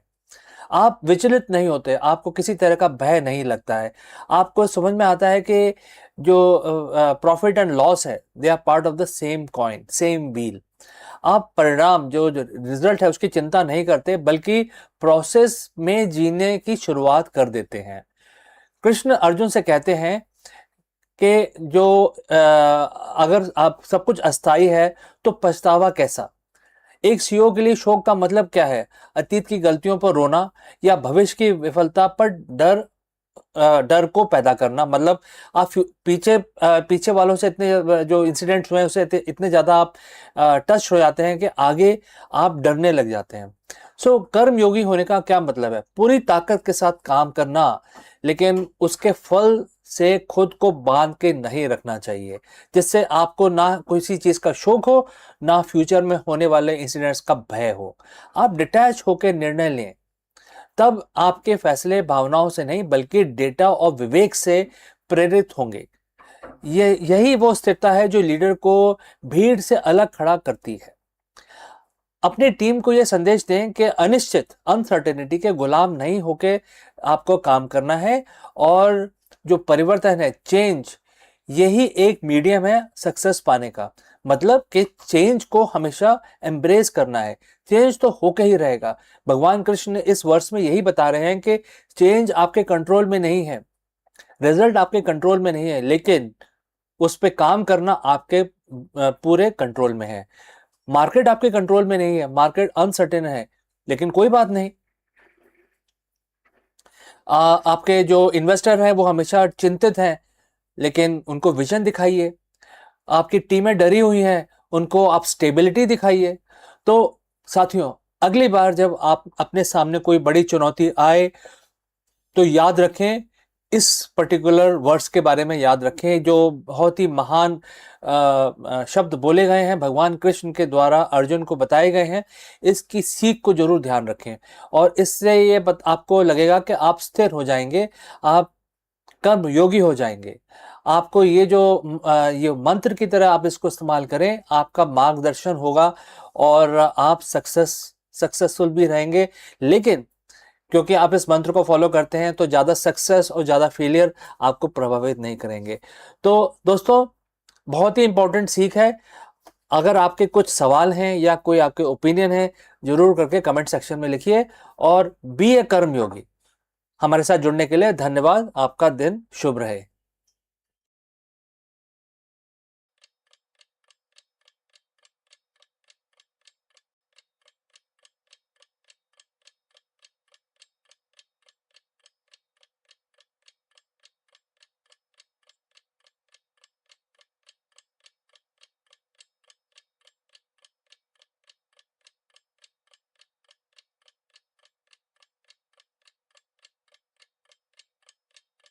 Hello friends, let me ask you, Are you leading your business with the clarity needed for the modern market? In this video, we explore a powerful leadership lesson hidden in Bhagavad Gita, chapter 1, verse 14. By analyzing the imagery of Arjun and Madhav, which is Lord Krishna's another name, on their divine chariot, we uncover the ancient blueprint for the strategic alignment, decisive action and leadership focus. Just as the divine conch signaled readiness for the battle ahead, the CEOs and the business leaders today must ensure their team vision and strategy are perfectly aligned before making your next big move. Discover how integrating these timeless principles can help you and lead your organization with greater purpose and competitive edge. Let's go and explore this further. Welcome. If you are a CEO or a leader in the modern boardroom, you know that the greatest challenge isn't just having a vision, it is the execution. It is ensuring that every department, every manager, and every employee is pulling in the same direction at the exactly the same time. In the corporate world, we call this strategic alignment. But what if I told you that one of the most sophisticated blueprint for alignment was documented thousands of years ago, and therefore today we are looking at the Bhagavad Gita's wisdom, specifically mentioned in chapter 1, verse 14. The verse read, "From Pandav camp, the Madhav and Arjun blew his divine conch from the glorious chariot drawn by the white horses." And uh, this is basically a glorious chariot drawn by the white horses. On the surface, this is a scene of the preparation for war, but for the modern executive, this is the masterclass in organizational readiness. Let's break down how this ancient signal translate into a high-stake modern business strategy. Let us deconstruct the verse. You have the chariot, the white horses, and the divine conch. The chariot, which is your business model, the chariot represents the structural foundation of your organization. It must be glorious, meaning robust, well maintained, and built to handle the terrain of the competitive market. Next is the white horses, which is your strategic asset. Horses in Gita symbolizes the senses and energy driving the movement. For a CEO, these are your teams, your capital, and your technology. If your horses are not perfectly aligned, the chariot moves into circles and therefore it will not go anywhere. Next is divine conch, the leadership, which is the leadership signal. This is the most crucial part. Before we blow this conch, which is the signal, it is what a movement of unified communication. So what Krishna is trying to tell you is that it is basically about the unified communication. So why do so many companies fail? It is rarely a lack of resource, it's a lack of alignment. As a CEO, your job is to blow the conch. You are the source of signal. If your signal, your vision is muffled or inconsistent, your horses will lose focus. Unified decision making definitely is important here. Like Arjun and Madhav, you need a partnership between the driver, which is the operation strategy, and the warrior, which is the market execution. And this will all basically all about readiness. The blowing of the conch signifies that the decision has been made and the organization is now in a state of readiness for execution. No more deliberations are required, no more doubts. The signals have been given. Friends, how do we apply this on Monday morning? Very good concept, but how do we actually implement it? First is audit your signals. Are you constantly pivoting, or is your conch blast clear enough for everybody to understand? If you have to repeat your vision daily, it means it hasn't been integrated into the teams yet. Ensure your white horse, which is the health or organizations, are your resources, your teams, and technology healthy and prepare for the intensity of the market. An aligned strategy fails if the asset pulling the chariot are exhausted or mismanaged. The feedback loop. In the Gita, the sound of the conch was meant to be heard across the entire field. Your internal communication must have every level of your organization from C suite to the front line. To conclude, chapter 1, verse 14 is not just description of the battlefield, it is a description of the leadership integrity. When leadership is aligned, the strategy is executed with divine precision. Your business is your chariot, your teams are your horses, your vision is the sound of your conch shell. When you blow the signal with absolute clarity, the market listens, and more importantly, your organization moves as one entity towards your ultimate goal. So, friends, this is a lesson from Bhagavad Gita. Thanks for joining this exploration of the ancient wisdom for the modern CEO. If you found this helpful, take a moment to look at how your own chariot is aligned today. So, friends, I will catch you again very soon in the next one. Please do not hesitate to send across your opinion or any question you might have. See you in the next one.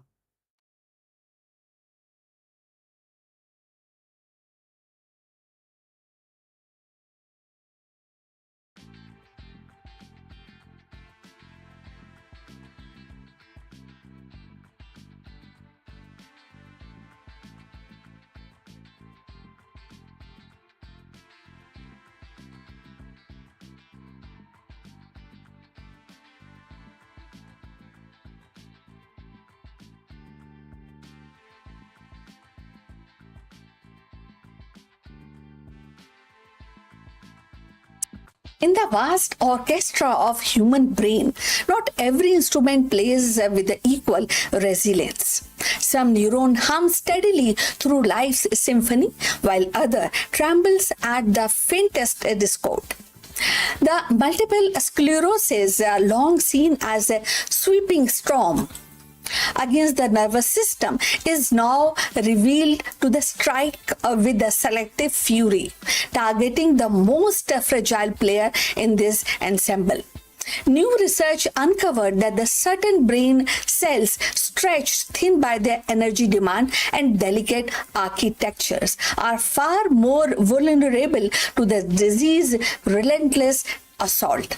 And this discovery reframes MS as a uniform battle, but as a war fought on unseen terrain where the weakest link determined the fate of the whole. So let's find out more.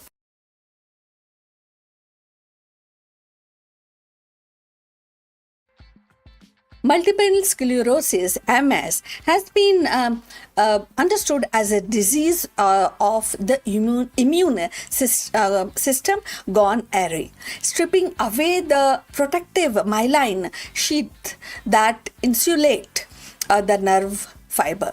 Yet, despite the decades of research, one question has lingered. Why do certain regions of the brain and the spinal cord suffers more damage than the others?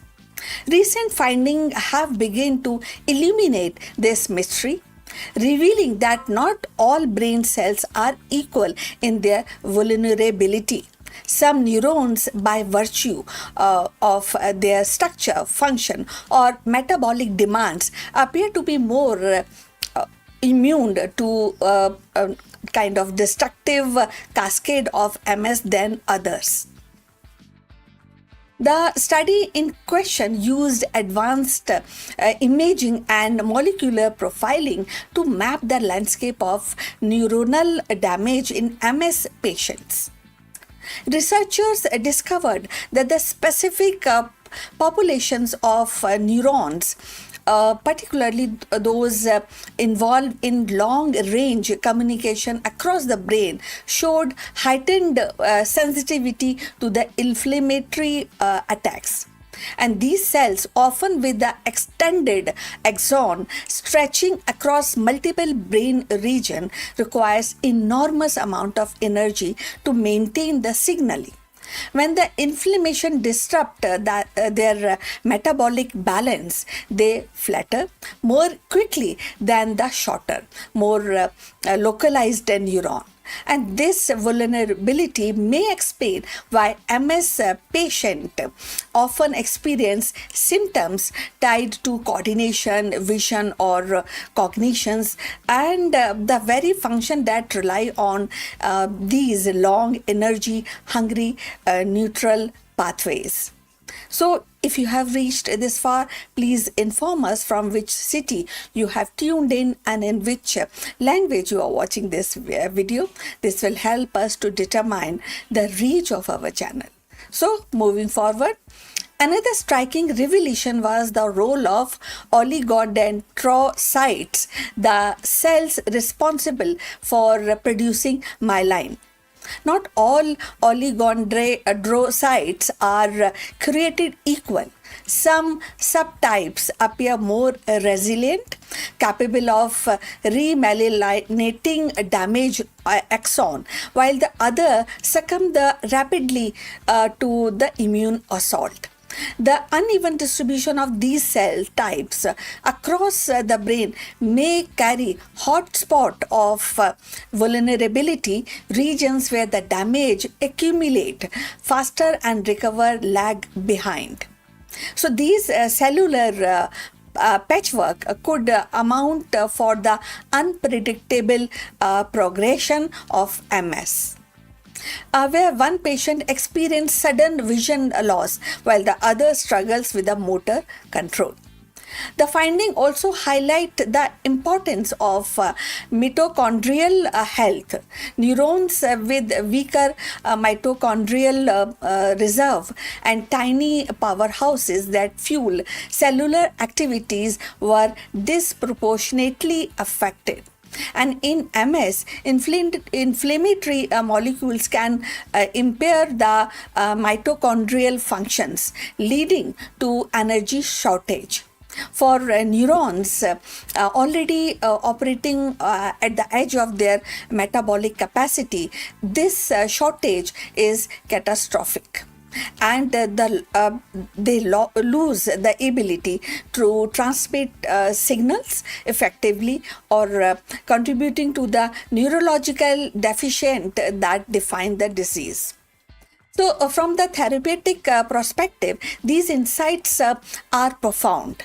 If certain neurons and oligodendrocytes are more vulnerable, treatment could be tailored to protect or bolster them specifically. For instance, the drug that enhance mitochondrial resilience or promote the survival of the remyelinating oligodendrocytes might slow disease progression. Similarly, the therapies that reduce the inflammatory burden on the long-range neuron could preserve the critical functions like memory and the motor coordinations. The research suggests a shift from the broad immunosuppression towards the precision strategies that safeguard the brain's most fragile components. So beyond the lab, these implications ripple into the living or lived experience of MS patients. Understanding why certain patients or why certain symptoms emerge and persist offers validation for those whose struggles have seen more profound, more implicable diseases, and the way they actually respond to the drugs. So it also opens opens the door to more personalized prognosis. The clinicians may one day predict which functions are most at risk in a given patient based on their cellular vulnerability profile. So, such a foresight could guide rehabilitation, lifestyle adjustments, and psychological support, making the journey with the MS less uncertain.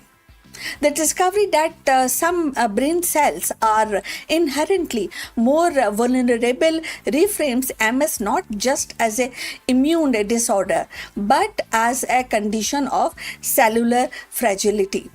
It underscores the delicate balance that sustains brain function and how easily it can be tipped by inflammation.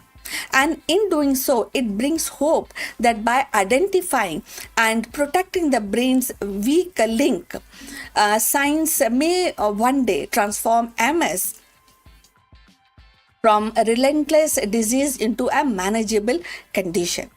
So, in the end, what these discoveries reveal is not just the fragility of certain neurons, but the resilience of science itself.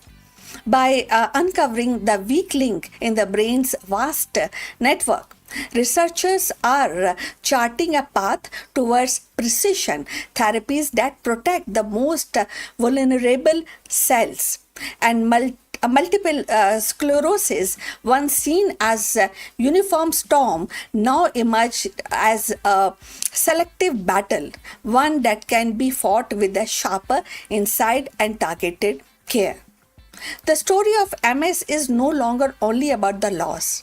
It is about the possibility of safeguarding the brain's delicate symphony and ensuring that even its quickest note continue to play. So now we have come to the end of this discussion. Look forward for your comments on this subject. Thanks for watching, and feel free to put your questions regarding today's content. Please subscribe our channel and see you in the next one. But before we end, few words from our affiliate partner. Stop settling for a good enough video. If your built-in laptop camera looks like a grainy mess, it is time for an upgrade. Want to instantly level up your video presence? I like to present the Lenovo Performance FHD webcam. This is a game changer for your desktop setup. Technically, this is packed. It has a very sensitive RGB sensor, very crisp photographs it takes. Also comes with two microphones on board, which helps you to record very clear voice in stereophonic format. And these microphones are very sensitive. You can actually move away from the camera up to 2 meters, and these microphones will pick up your voice without any problem. This is a very strong piece. This is very sturdy.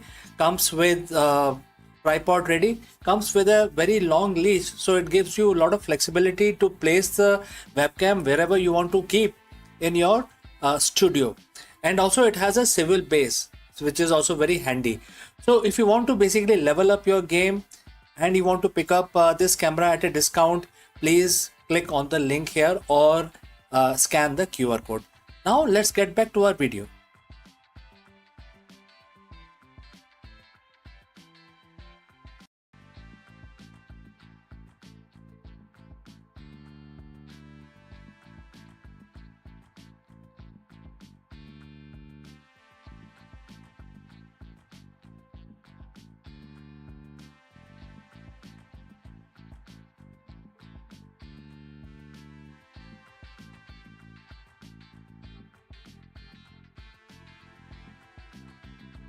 In the silent depths of universe where the particles dance unseen and forces whisper across the void, neutrinos have long been the enigmatic wanderers, the ghost slipping through the matter as if it were air.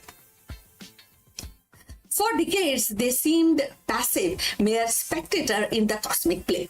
But now, a startling revelation suggests that they may be tugging at reality itself. The discovery of subtle neutrino force hint at the invisible thread woven into quantum fabric. Thread that could reshape our understanding of stars, galaxies, and the very architecture of our cosmos. So let's find out more. In the grand tapestry of physics, certain threads remain elusive, simmering faintly at the edge of our perception. Among them are neutrinos, ghostly particles that stream through the cosmos, through our bodies, through the earth itself, almost without interaction. For decades, they were treated as a passive wanderers.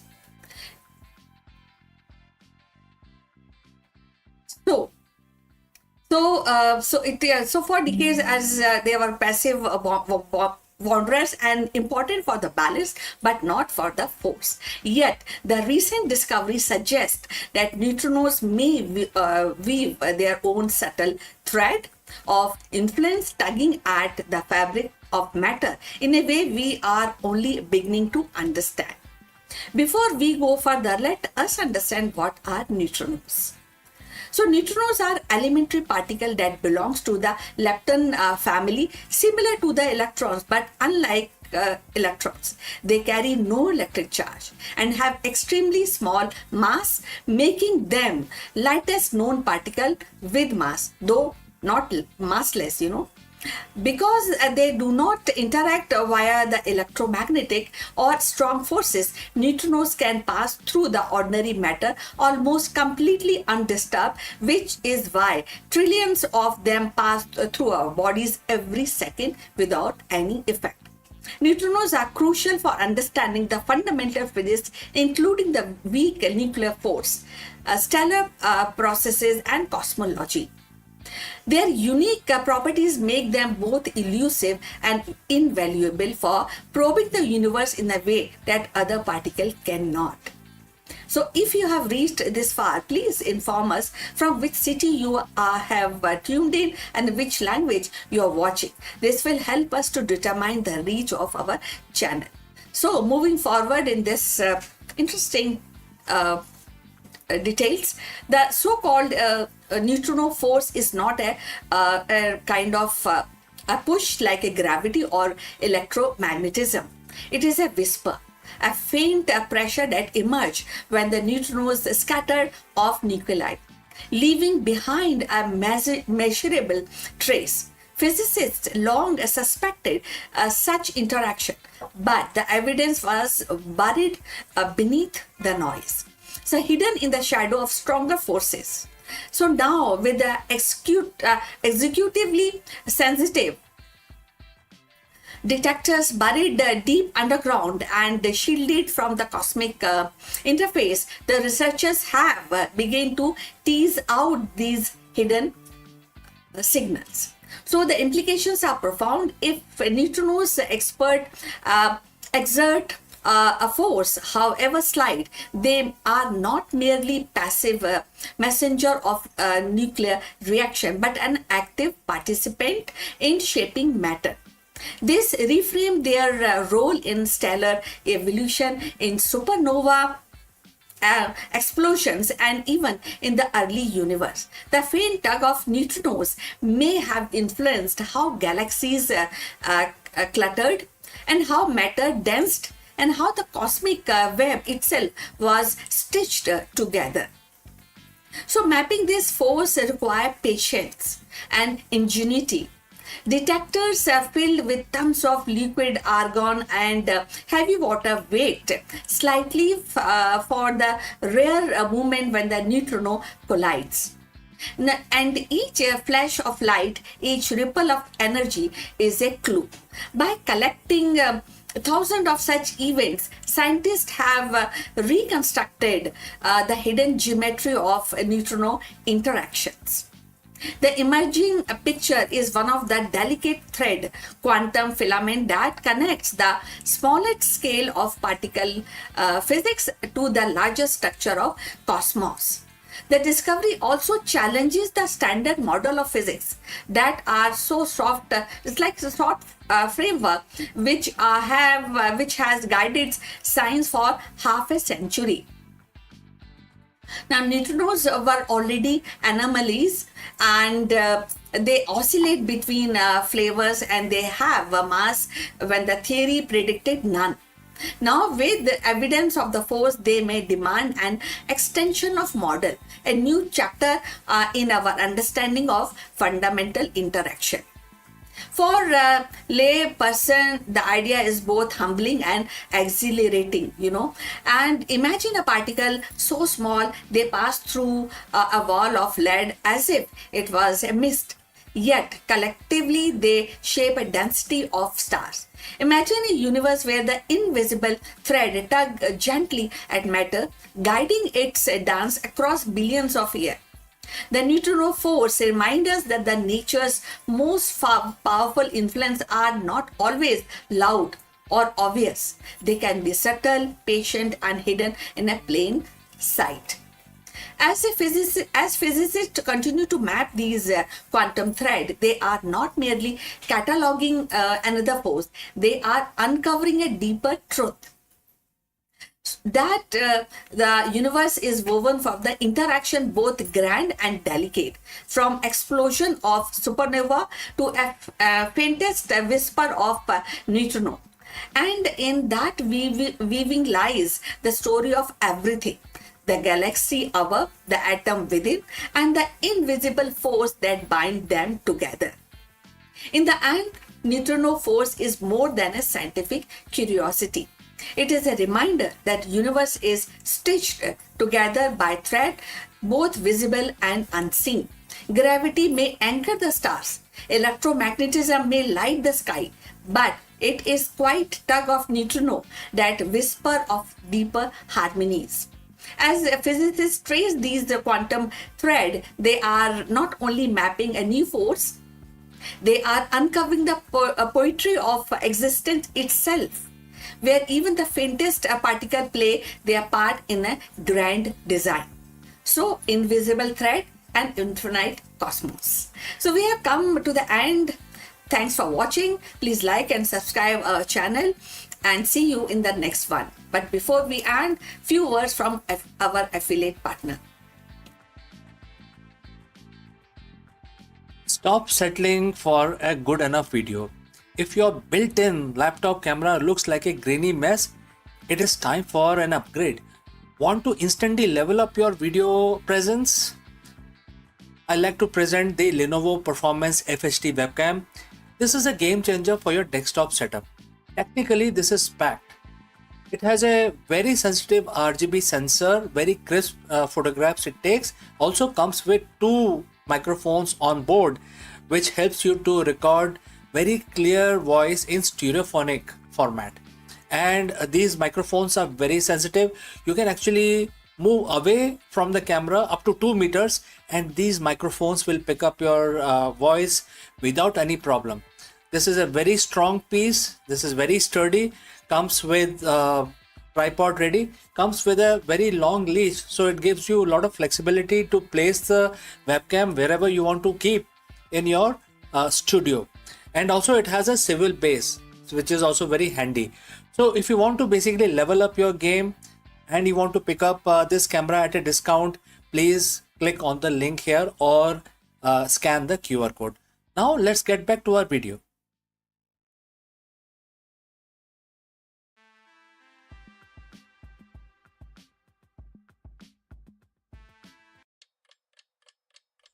In the hollowed halls of Vedic debates, where sages wrestle with the mysteries of existence, one voice arose with fearless clarity, a woman's voice.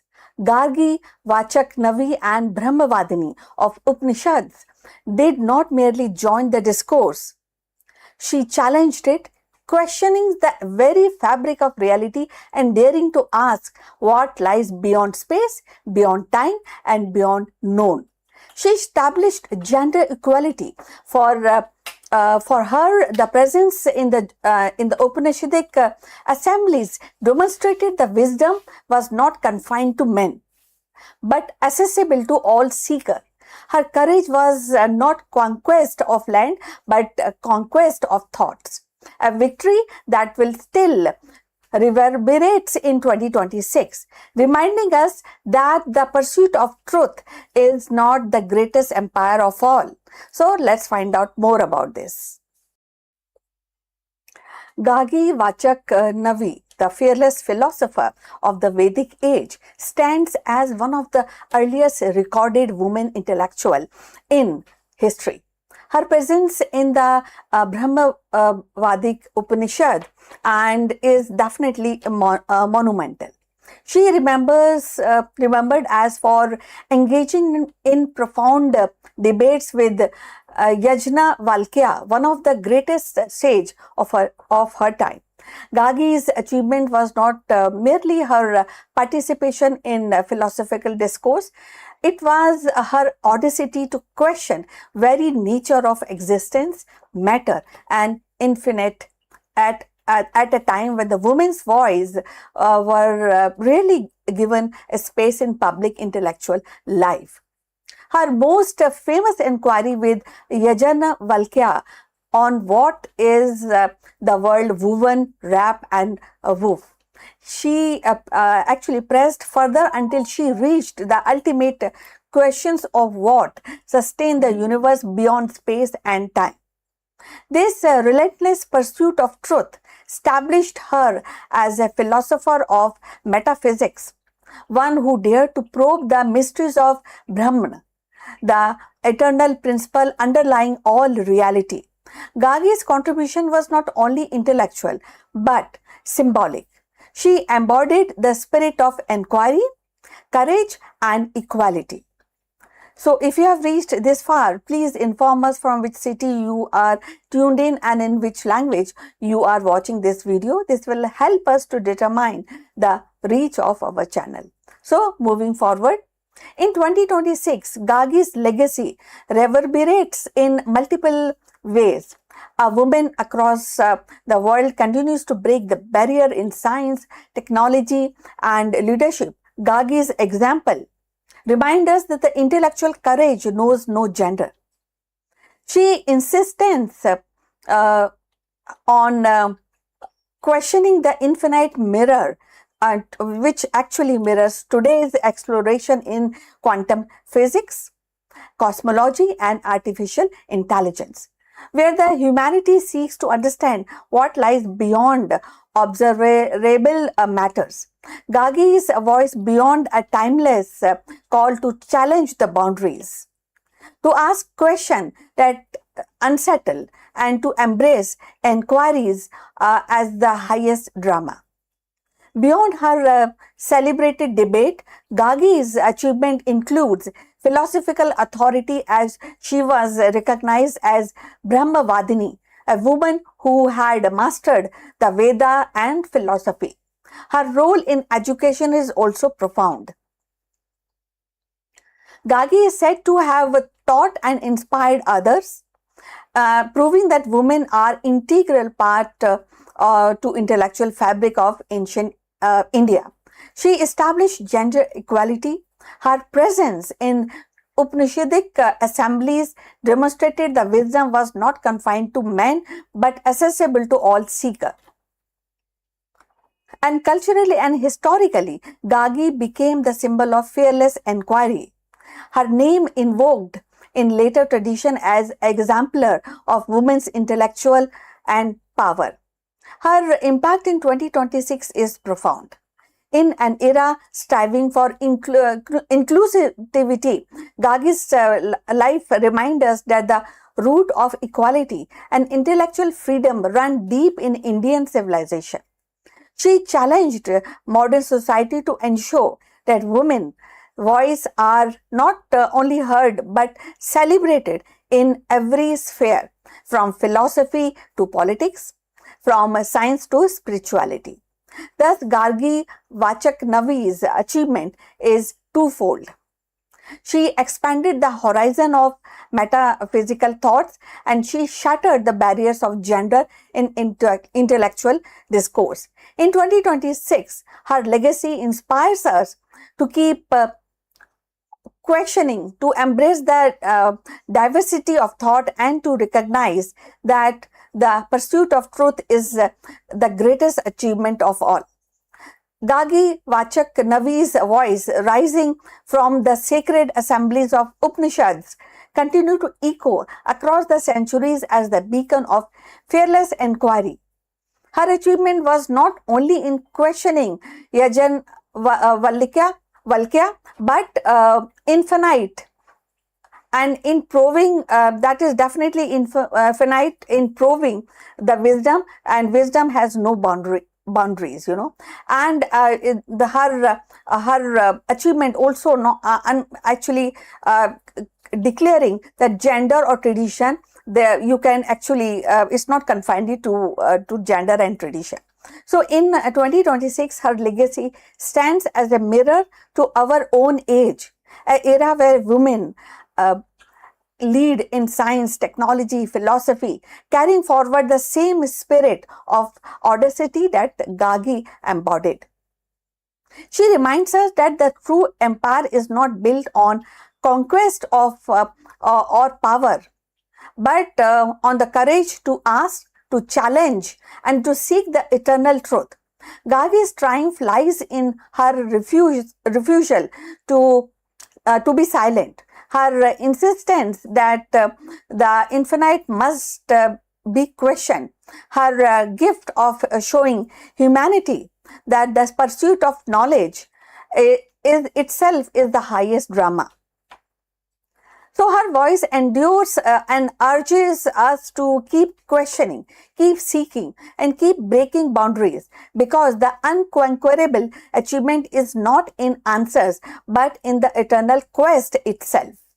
So we have come to the end of this video. Thanks for watching, and please like and subscribe our channel, and see you in the next one.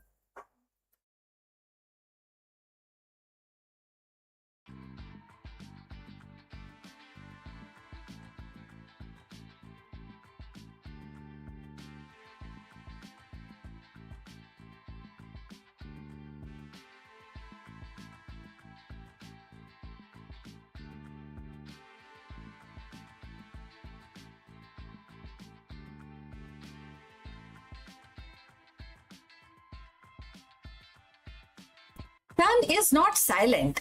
It speaks in the burst of invisible thunder.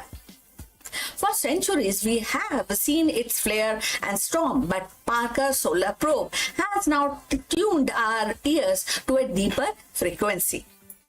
Hidden within the blazing corona, magnetic switchbacks snaps like a cosmic whisper, unleashing radio waves that ripple across the solar system. And these bursts are more than a whisper of plasma. They are sun's coded signals carrying secrets of its magnetic heart and warning of storm yet to come. In this revelation, Parker has transformed our star from blazing sphere into a storyteller. Its switchbacks composing a hidden symphony of light and sound. Let's find out more about this. The sun, our nearest star, has always been a restless giant. Its surface boiling with plasma, its atmosphere alive with storms. For centuries, astronauts have watched solar flares and coronal mass ejection ripple outward, sometimes striking Earth with a magnetic tempest. Yet beneath its familiar drama lies subtle mysteries, whisper of radio waves, flickers of magnet turbulence, and that only the most daring spacecraft can unveil. The Parker Solar Probe, humanity's closest emissary to the sun, has now peeled back another layer of its enigma, revealing hidden magnetic switchbacks that gives rise to solar radio bursts. So, radio bursts are sudden and outpouring of electromagnetic energies and streaming across space like invisible thunderclap. They are often triggered when the charged particle accelerate along the magnetic field lines, releasing energy in the form of radio waves. For decades, scientists knew these bursts existed, but their precise origin remained elusive. Were they born in the corona tangled loop? Did they emerge from the shock wave racing through the solar wind? But now Parker Solar Probe diving deep and close to the sun's surface has provided the most intimate clues yet. So if you have reached this far, please inform us from which city you have tuned in and in which language you are watching this video. This will help us to determine reach of our channel. So going forward, as the probe skimmed through the solar atmosphere, its instruments detected abrupt revelation, abrupt uprising in the magnetic field. Switchbacks like a king in the garden hose. These switchbacks are not gentle bend, but actually sharp zigzags, flipping the direction of the magnetic field from a brief for a brief moment before snapping back. Each switchback carries plasma along with it, accelerating particles and steering the turbulence. The new data suggests that these magnetic switchbacks are fertile ground for radio burst, miniature accelerator that hurl electrons into spiral, producing the radio signal that astronomers detect across the solar system. So these insight reshapes our understanding and space weather. Now, going forward, the discovery is definitely profound. It's linked with the two previously disconnected phenomena. On one hand, switchbacks were known as the oddities in the solar wind, puzzling features that hint at the chaotic dynamics near the sun. And on the other hand, radio bursts were catalogued as a distinct emissions useful for diagnosing the solar storm, but poorly understood in origin. The Parker finding weave them together, and the switchbacks are now not mere curiosities but engine of radio emission, shaping the very soundtrack of sun's activity. So radio bursts are not just academic curiosity, as we have already mentioned. They are interface or with the communication, navigation system, even the spacecraft operations. By tracing them back to the magnetic switchbacks, scientists gain predictive power. If switchbacks can be mapped and modeled, then the radio burst and the storm they create can be anticipated with a greater accuracy. So, in essence, Parker has given us a new diagnostic tool, a way to listen to the sun's magnetic heartbeat and foresee its disruptive pulse. The implication extend beyond Earth. Radio bursts ripple through the heliosphere and the vast bubble of solar influence that envelops the planet. They may play a role for accelerating cosmic rays, shaping a planetary magneto atmosphere, and even the influencing the chemistry of atmosphere. So for Mars, with its magnetic shield, such burst could be particularly consequential and steering its upper atmosphere and affecting its future. Human explorer, and that is a good info data for the human explorer and the astronauts. For distinct spacecraft, understanding radio burst is vital for shielding electronics and maintaining communication link. And this is also a poetic dimension to its discovery.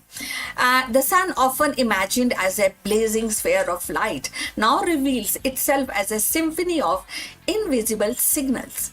Its magnetic field twists and snaps like violin strings, producing radio notes that echo across the space.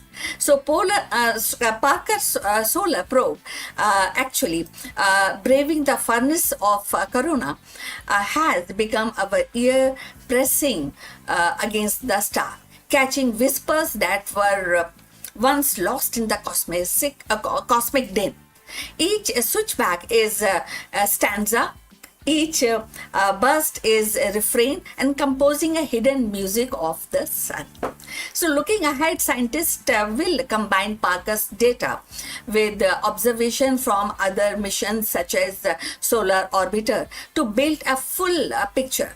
Together, these spacecraft will actually triangulate the origin of burst and map the geometry of switchbacks and refine model of solar wind.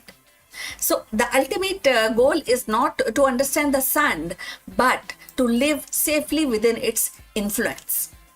As humanity ventures deeper into space, towards the moon, Mars, and beyond, predicting a solar radio burst will be essential as a forecasting storms on the Earth.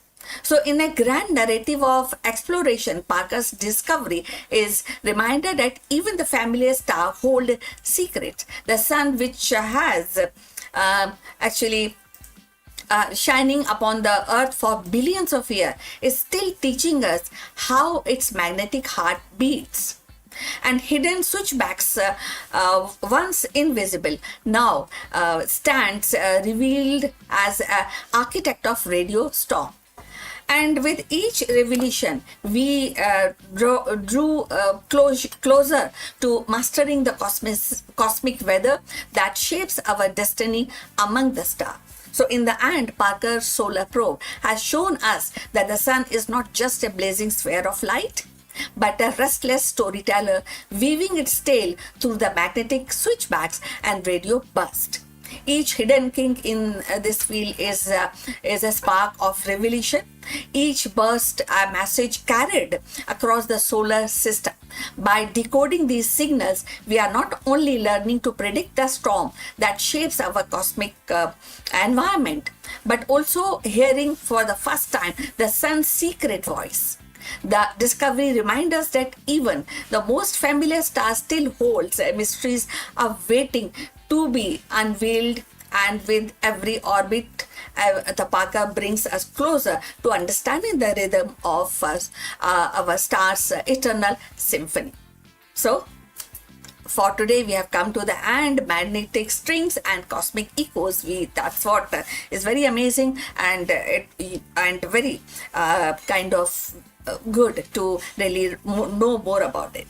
So thanks for watching. Please please like and subscribe our channel. See you in the next one. But before we end, few words from our affiliate partner. Stop settling for a good enough video. If your built-in laptop camera looks like a grainy mess, it is time for an upgrade. Want to instantly level up your video presence? I like to present the Lenovo Performance FHD webcam. This is a game changer for your desktop setup. Technically, this is packed. It has a very sensitive RGB sensor, very crisp photographs it takes. Also comes with two microphones on board, which helps you to record very clear voice in stereophonic format. And these microphones are very sensitive.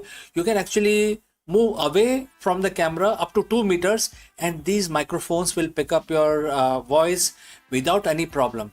This is a very strong piece. This is very sturdy. Comes with tripod ready. Comes with a very long leash, so it gives you a lot of flexibility to place the webcam wherever you want to keep in your studio. And also it has a swivel base, which is also very handy. So if you want to basically level up your game and you want to pick up this camera at a discount, please click on the link here or scan the QR code. Now let's get back to our video.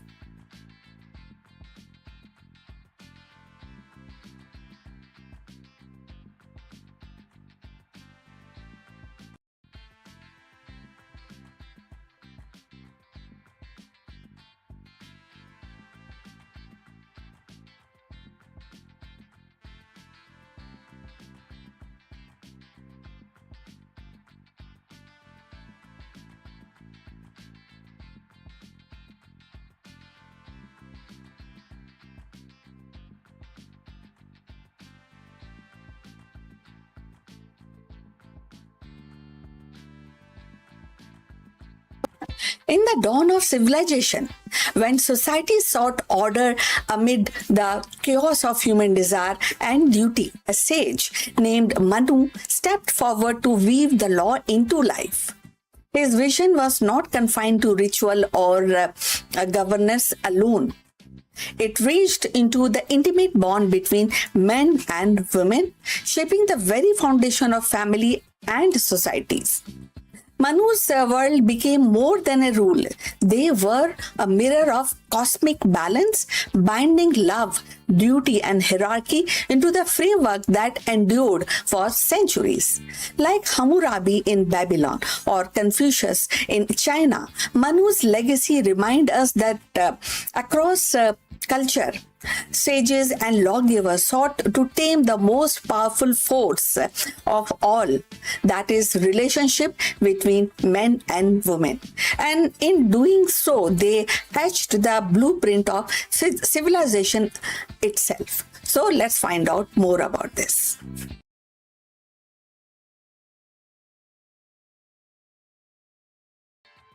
In the tapestry of ancient Indian thought, few figures loom as prominently as Manu, the legendary lawgiver whose name is inseparably tied to the Manusmriti, a text that sought to codify the rhythm of human life. Manu was not merely a sage, he was envisioned as the archetypal legislator, the one who translated cosmic order into social norms.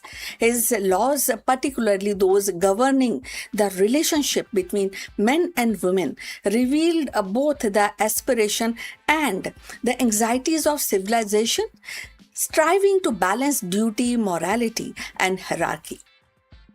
So the Manusmriti present marriage not as a private contract, but as a sacred institution woven into the fabric of dharma, which is righteousness. Manu's vision of gender relationship was deeply rooted in the idea of complement the men and women, and the men and women were seen as two halves of cosmic order, cosmic as a whole, each with a distinct role that together sustained society. The woman was reserved as the bearer of lineage, a guardian of household sanctity, and the embodiment of nurturing power. The man, in return, was tasked with the protection, provision, and pursuit of spiritual and worldly duties. In this framework, the harmony was achieved not through the equality in the modern sense, but through the balance which fulfilling a role that maintained cosmic and social order. So if you have reached this far, please inform us from which city you have tuned in and in which language you are watching this video. That will help us to determine the reach of our channel. So moving forward on this topic, yet the Manu's law also reflect the patriarchal structure of his time. Through Manu actually elevated the feminine principle in symbolic way. He declared that where the women are honored, the god rejoice, and where they are dishonored, all right loses their efficacy. And sometimes this kind of few restrictions that actually become paradox when we talk about the modern times, and it also maybe in actually resulted in the paradox of ancient gender norms. So the influence of Manu's vision extended far beyond domestic life by codifying rules of marriage, inheritance, and the conduct. He shaped the very architecture of society. His laws became a reference point for centuries, debated and adopted and sometimes restricted, but never ignored. So they provided a framework for order in the world where the oral tradition and the ritual practice needed the anchor to written codes or a written duty mentioning. So, parallel to Manu can be found across the civilization. In the West, the figures like Hammurabi of Babylon emerged as counterpart. Hammurabi's famous code inscribed on stone also sought to regulate family life, property, and justice, embodying the patriarchal norms within the broader vision of social stability. In the ancient Rome, the 12 table performed the similar function, defining the rights and duties of men and women within the civil order. In China, Confucian's teaching, though not codified in the same way, established the enduring principle of family hierarchy and gender role, and emphasizing the kind of all the duties, and at the same time it also mentioned the subordination of women within the household. So like of these lawgivers or traditions, when we talk about these distinct codings, like Manu, they also sought to anchor the society in a vision of order that linked cosmic or moral principle with everyday relationship. But what makes Manu distinctive is the spiritual dimension he infused into law. For him, the regulation of men and women relationship was not merely a pragmatic, but a sacred, a reflection of dharma itself. So marriage was a right, not a contract. The household was a microcosm of the universe, and the woman, as its center, was both revered and bound by duty. This intertwined of the law, ritual, and cosmology gave Manu's vision a depth that continues to provoke reflection. So, in the modern age, Manu's legacy is contested, sometimes criticized, but critics highlight the restrictive aspect of his law, especially regarding women's autonomy, while others emphasize the symbolic reverence and the attempt to harmonize the social life with cosmic principle. His parallel Hammurabi, Confucius, and Roman jurist reminded us that every civilization has grappled with the same challenge: how to regulate human relationship in a way that preserve the order, morality, and continuity. The answer differs, but the impulse is universal. Ultimately, Manu stands as both a product of his time, a figure of enduring influence, and his law revealed the ancient Indian attempt to weave the gender relation into a larger fabric of dharma, that is, righteousness, balancing reverence with restriction and symbolism with social control.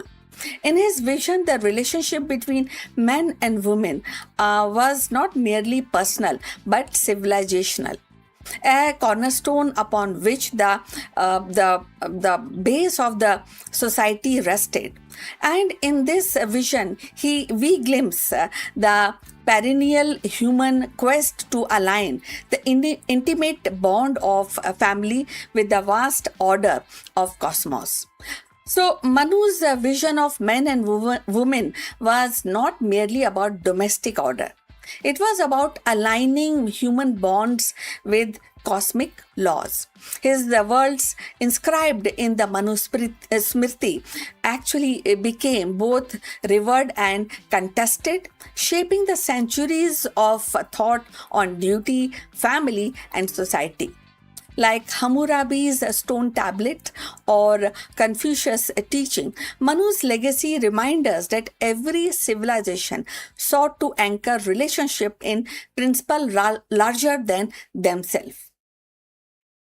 His laws may reflect the paradox of their ages, but reverence entwined with restriction, but at the same time, they endure as a testament to humanity's a timeless quest for harmony between love, duty, and greater order of the world. So, we have come to the end of this discussion. Please mention or write your comments on this topic. Also, please like and subscribe our channel.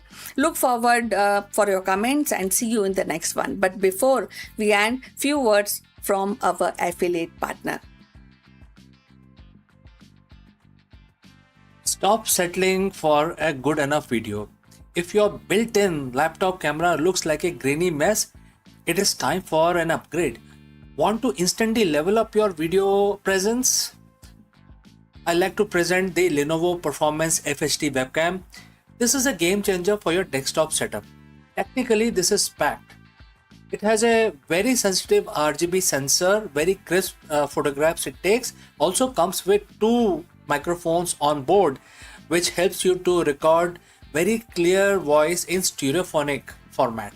And these microphones are very sensitive. You can actually move away from the camera up to 2 meters, and these microphones will pick up your voice without any problem.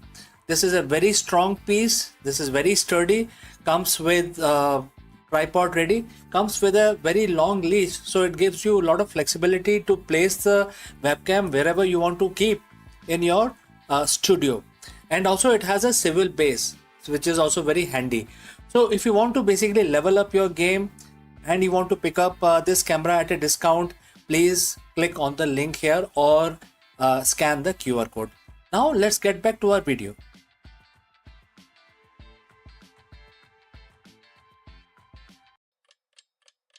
Hello friends, Namaskaram.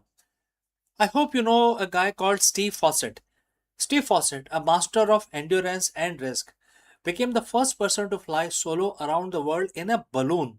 In this video, we dive deep into the Spirit of Freedom mission, a grueling 14 days journey across 20,000 miles that redefined the limits of human achievement and aviation technology.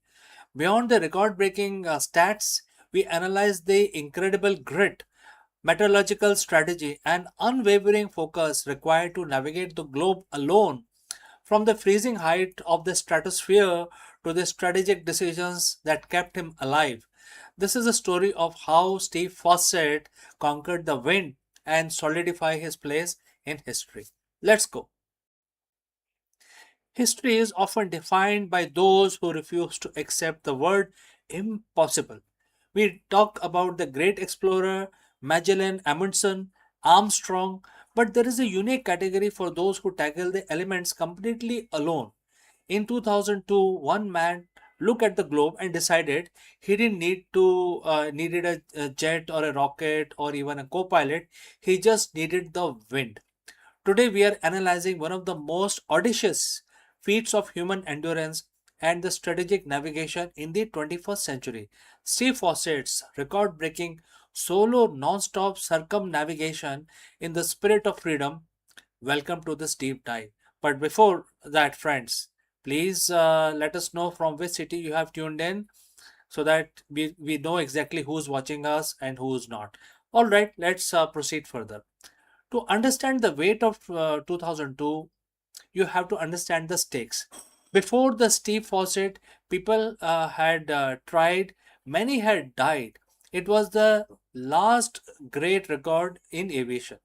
Fawcett wasn't just an adventurer, he was a master of logistics and risk management. He viewed the stratosphere not as an enemy but as a system to be leveraged. He had attempted this journey 5 times before. Think about that. 5 failures, 5 near death experiences, and yet he continued to iterate. This is the critical lesson for any leader. Failure is not the end of the strategy. It is the data you need to perfect your next launch. In 2002, in Nottingham, Western Australia, the Spirit of Freedom, a massive 140-foot tall balloon, began its ascent. The goal? to fly around the world solo, non-stop in under 20 days.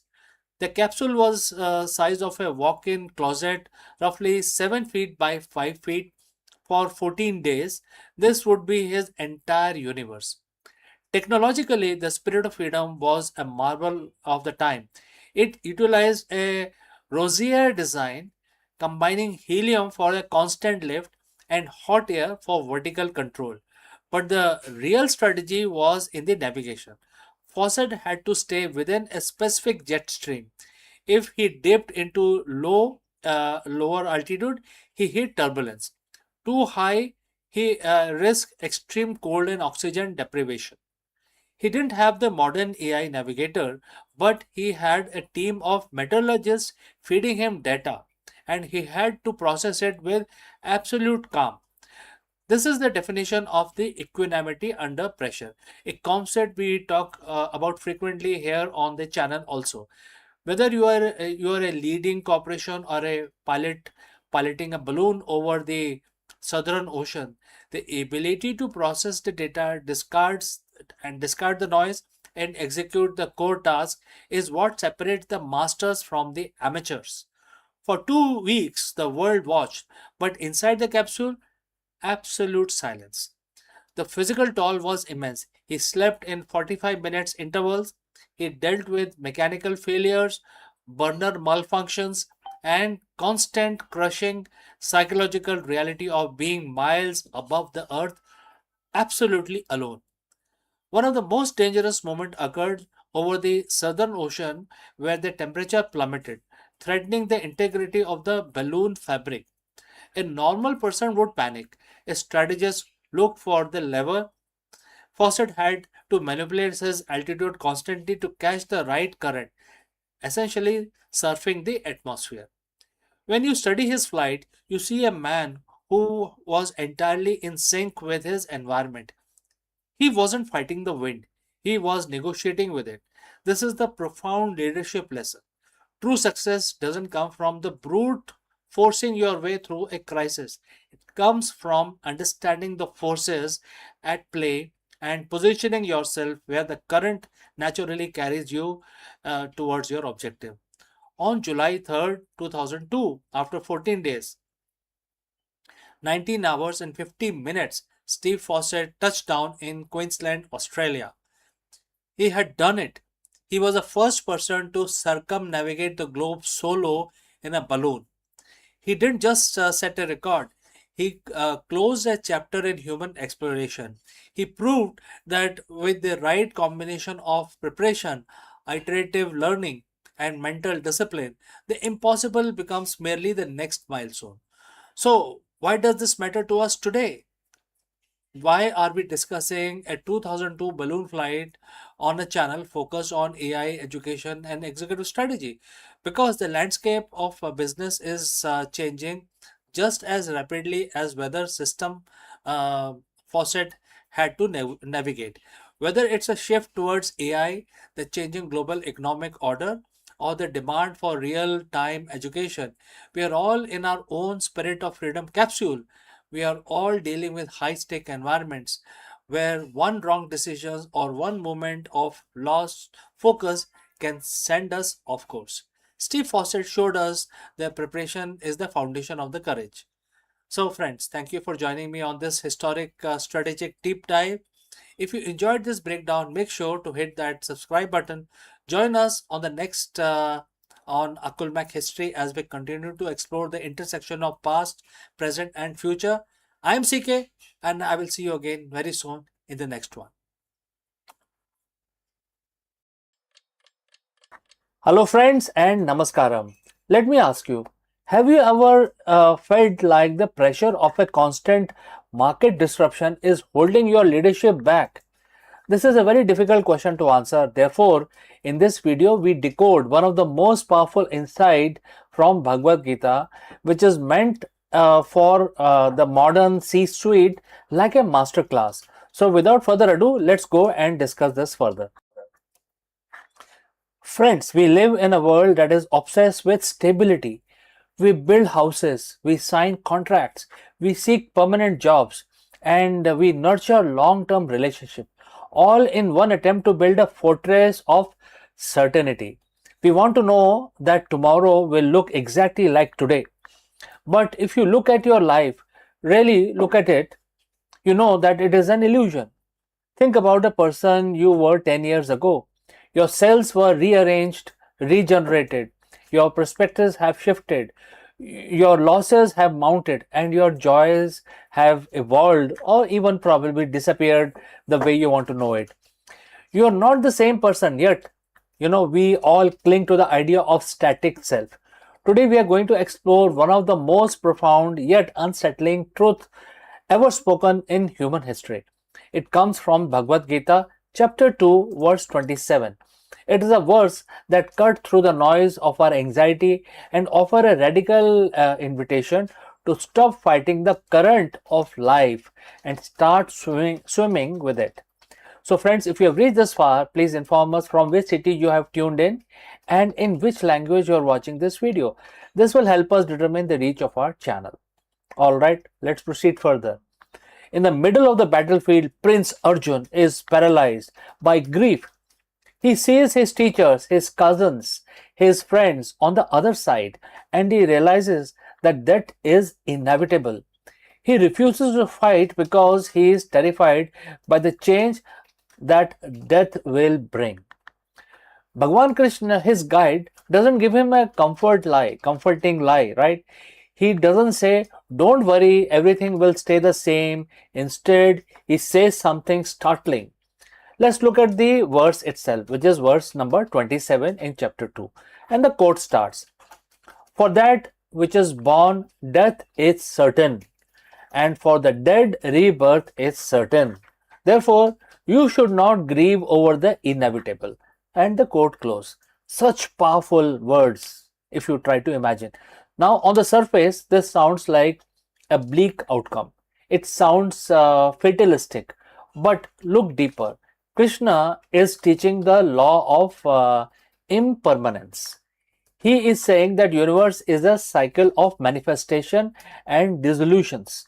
Nothing that exists in the physical realm, not your body, not your possessions, not your status, can stay in one form forever.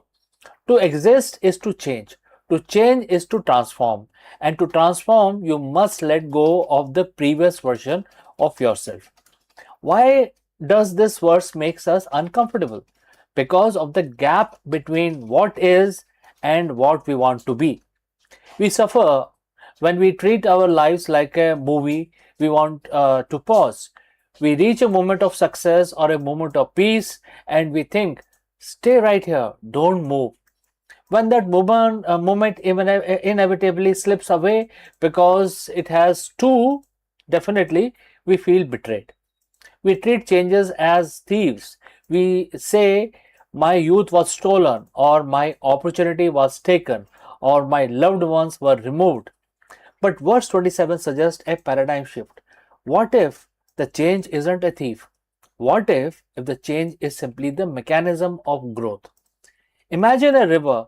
If the water stops moving, it becomes stagnant pool.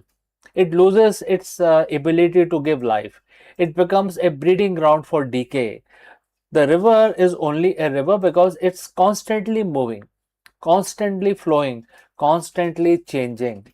You too are like a river. When you resist the flow of your own life, you create the very misery that you're trying to avoid. So how do we apply this in modern world? How do we live by the wisdom of this particular verse? It starts by realizing that you don't have to wait for physical death to experience this cycle. Your experience, you experience like little death every single day, isn't it? So every time you change your mind, a piece of your old self dies. Every time you leave a job, a role you played dies.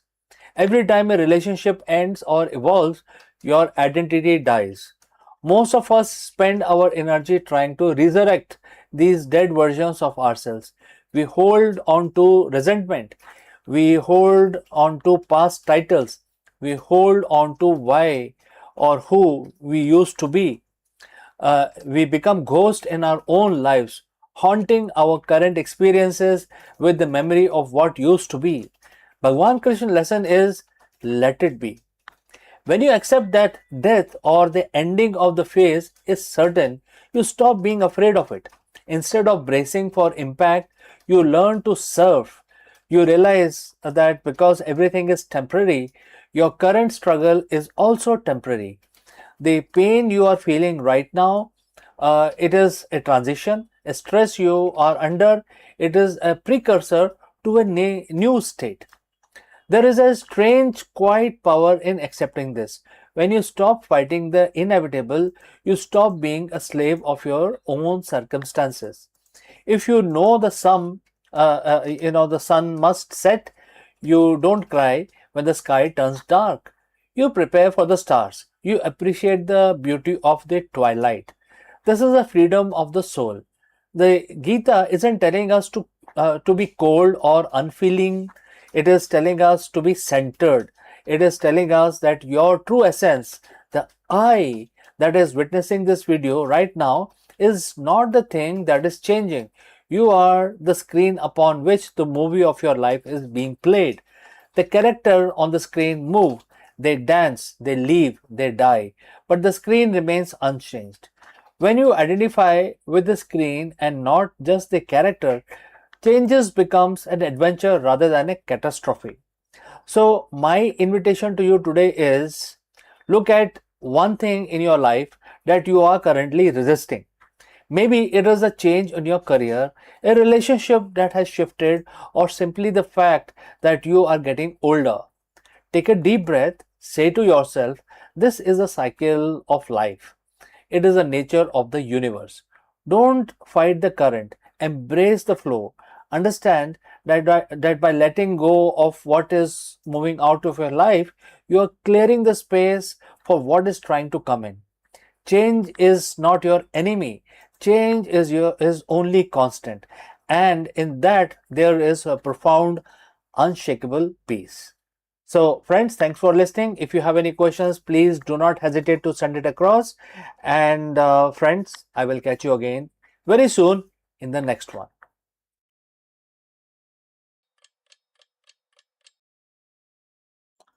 Hello दोस्तों, नमस्कारम। आप सभी का स्वागत है। और आज सोमवार है, 29 जून है। तो आज को सबको पता है कि जो सोमवार का जो दिन होता है वो भगवान शंकर के लिए समर्पित होता है। तो आज के दिन हम उनकी पूजा, उनकी स्तुति कर सकते हैं।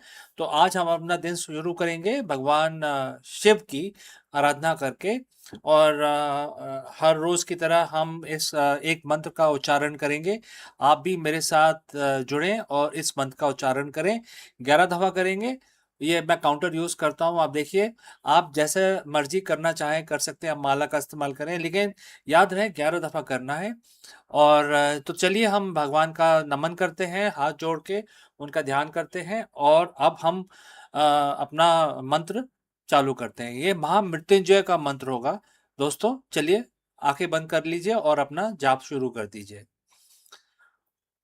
ओम त्र्यंबकं यजामहे सुगंधिं पुष्टिवर्धनम् उर्वारुकमिव बन्धनान् मृत्युर्मोक्षीयमामृतात् सज्ञो जातं प्रपागमि भगवन्तं मृत्युं जय शिवम् अभयामि। ओम त्र्यंबकं यजामहे सुगंधिं पुष्टिवर्धनम् उर्वारुकमिव बन्धनान् मृत्युर्मोक्षीयमामृतात् सज्ञो जातं प्रपागमि भगवन्तं मृत्युं जय शिवम् अभयामि।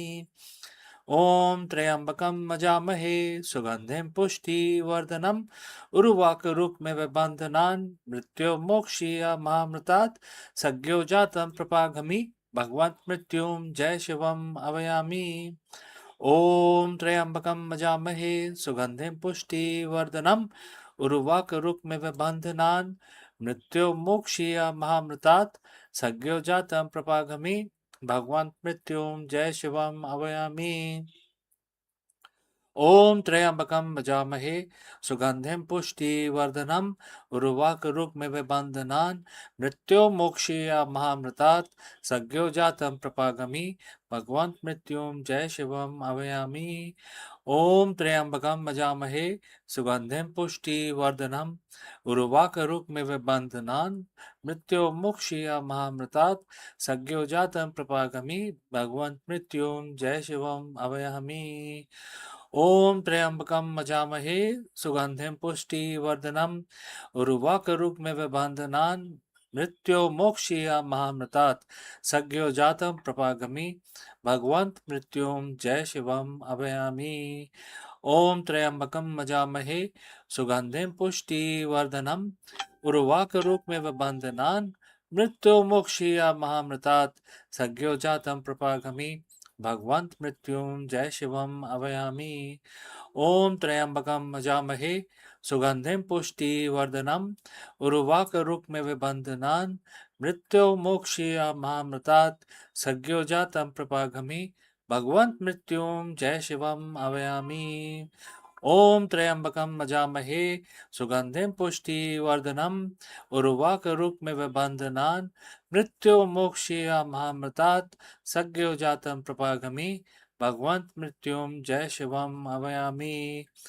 ओम त्र्यंबकम मजामहे सुगंधिम पुष्टिवर्धनम उर्वाकरुक्मिव बंधनान् मृत्यो मोक्षीय महामृतात् सज्ञो जातम प्रपागमि भगवंत मृत्युम जय Shivam अवयामी।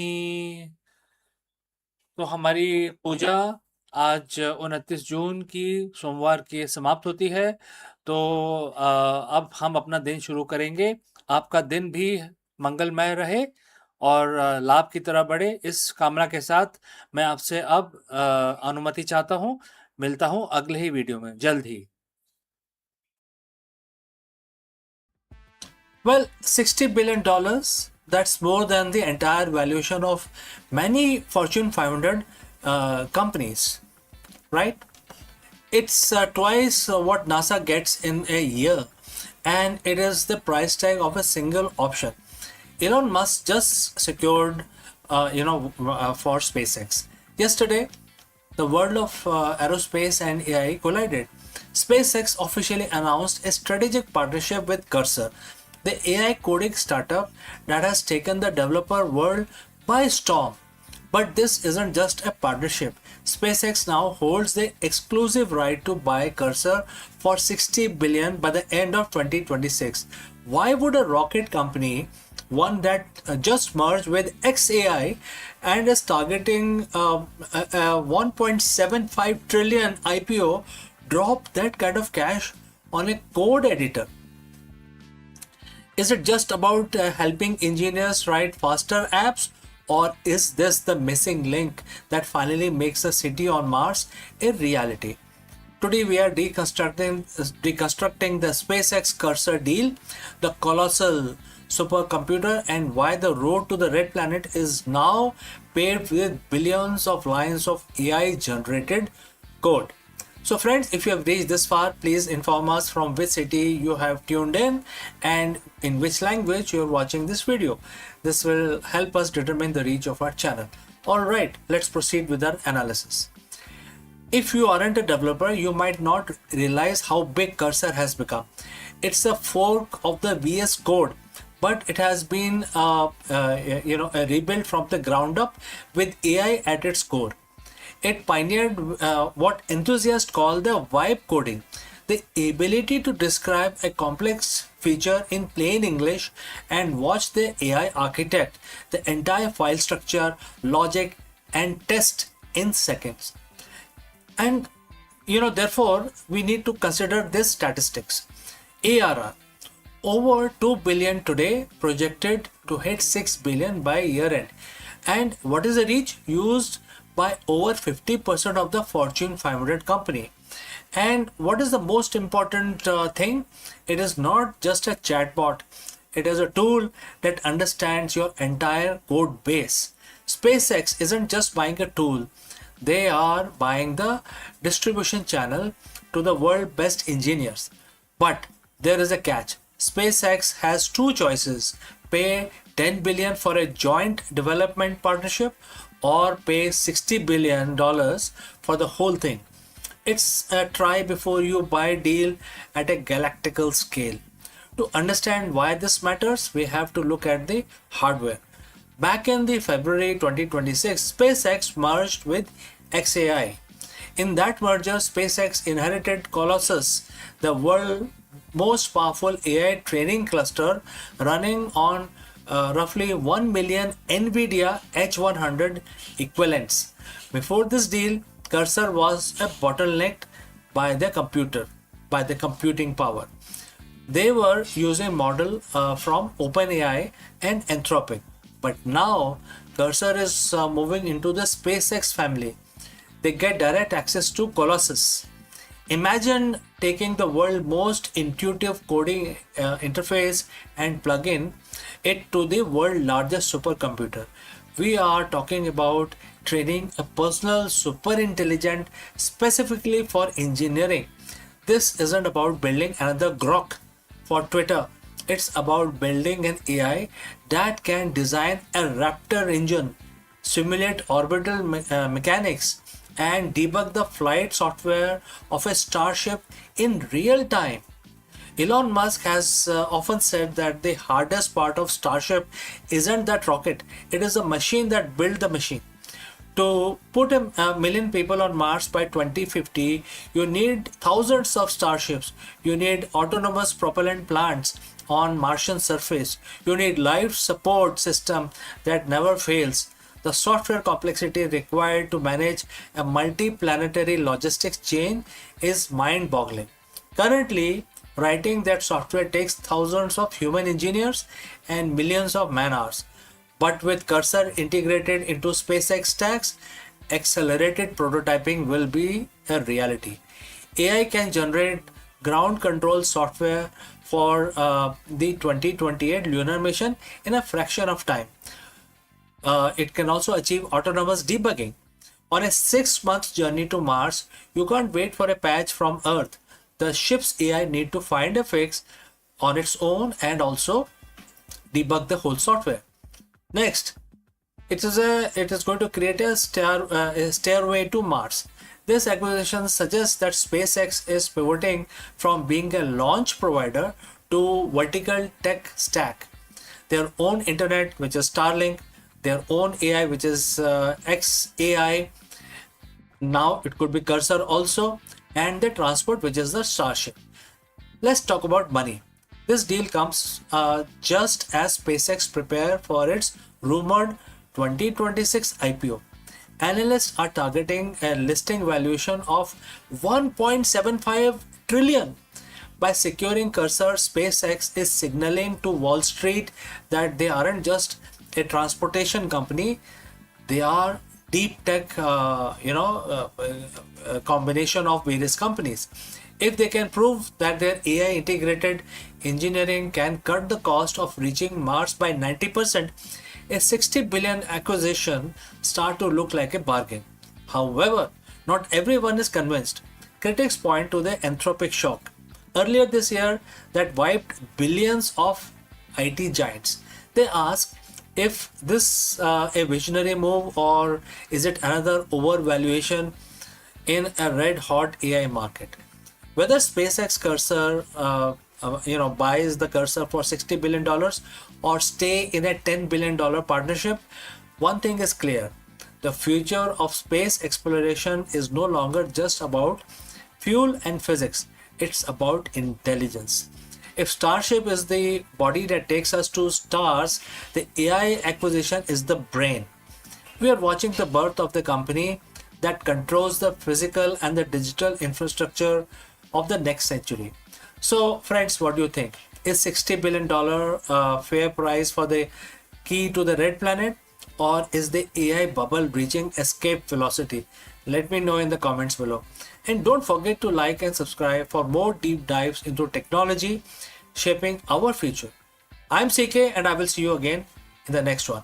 Before I go, I'd like to say a few words about our affiliate partner.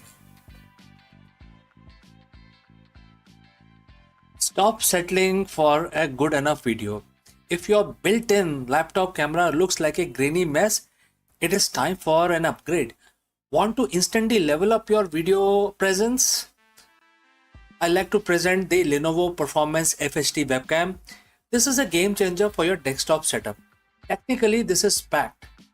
It has a very sensitive RGB sensor, very crisp photographs it takes. Also comes with two microphones on board, which helps you to record very clear voice in stereophonic format. And these microphones are very sensitive. You can actually move away from the camera up to 2 meters, and these microphones will pick up your voice without any problem. This is a very strong piece. This is very sturdy. Comes with tripod ready. Comes with a very long leash, so it gives you a lot of flexibility to place the webcam wherever you want to keep in your studio. And also it has a swivel base, which is also very handy. So if you want to basically level up your game and you want to pick up this camera at a discount, please click on the link here or scan the QR code. Now let's get back to our video. Hello friends. All of us sometimes get this feeling that our technical expertise or our hustle hold us back from our true potential for the true leadership. Everybody gets this kind of a feeling.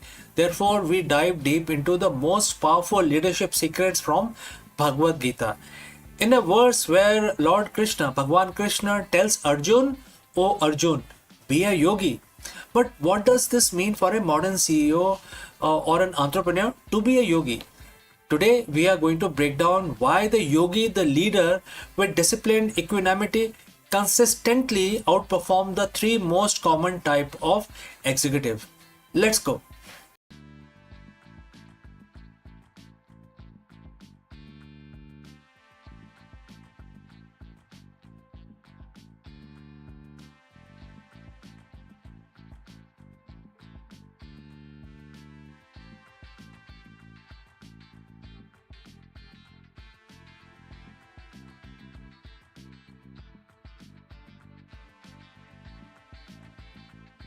Long before forests rustled with the leaves and vertebrates carved their path across the continent, the earth was a silent stage of stone and shallow seas.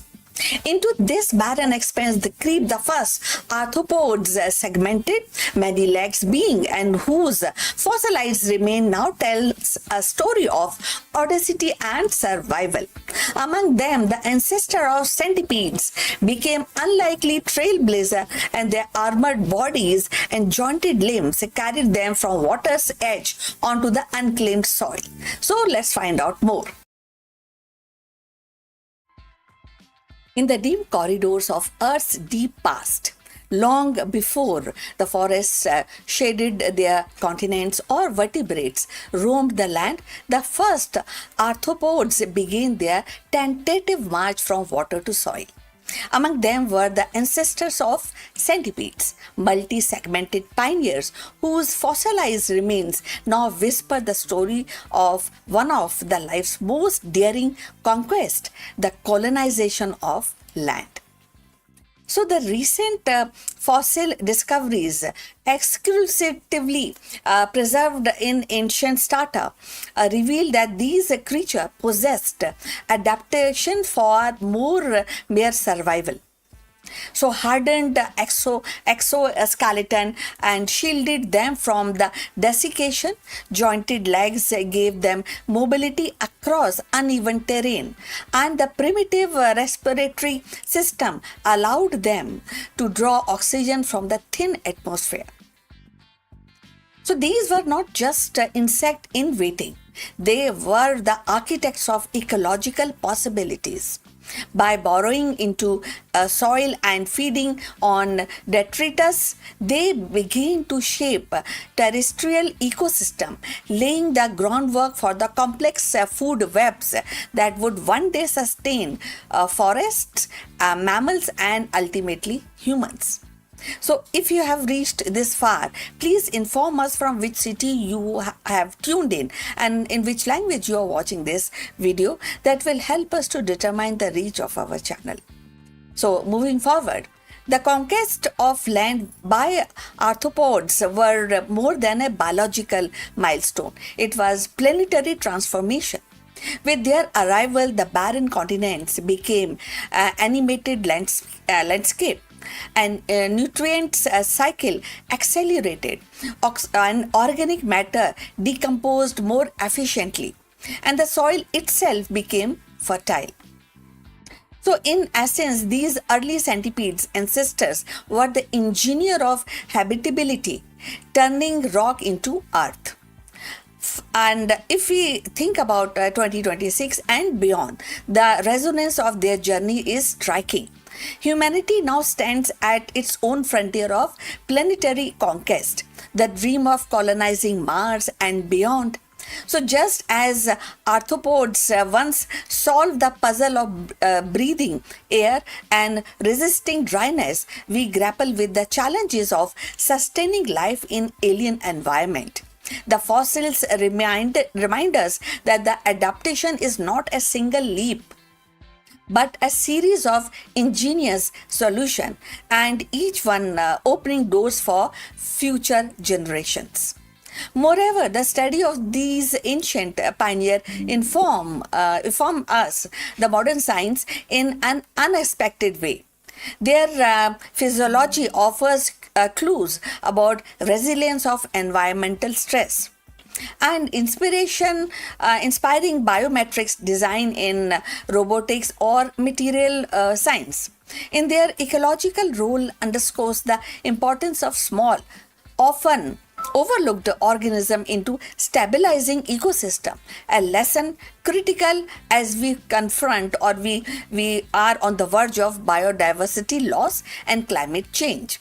In 2026, when discussions of planetary stewardship and dominance global forum, the centipede's ancestors became unlikely teachers. Remind us that survival hinges on cooperation with the environment, not the domination of it. So, looking beyond, the implication stretch into a philosophy.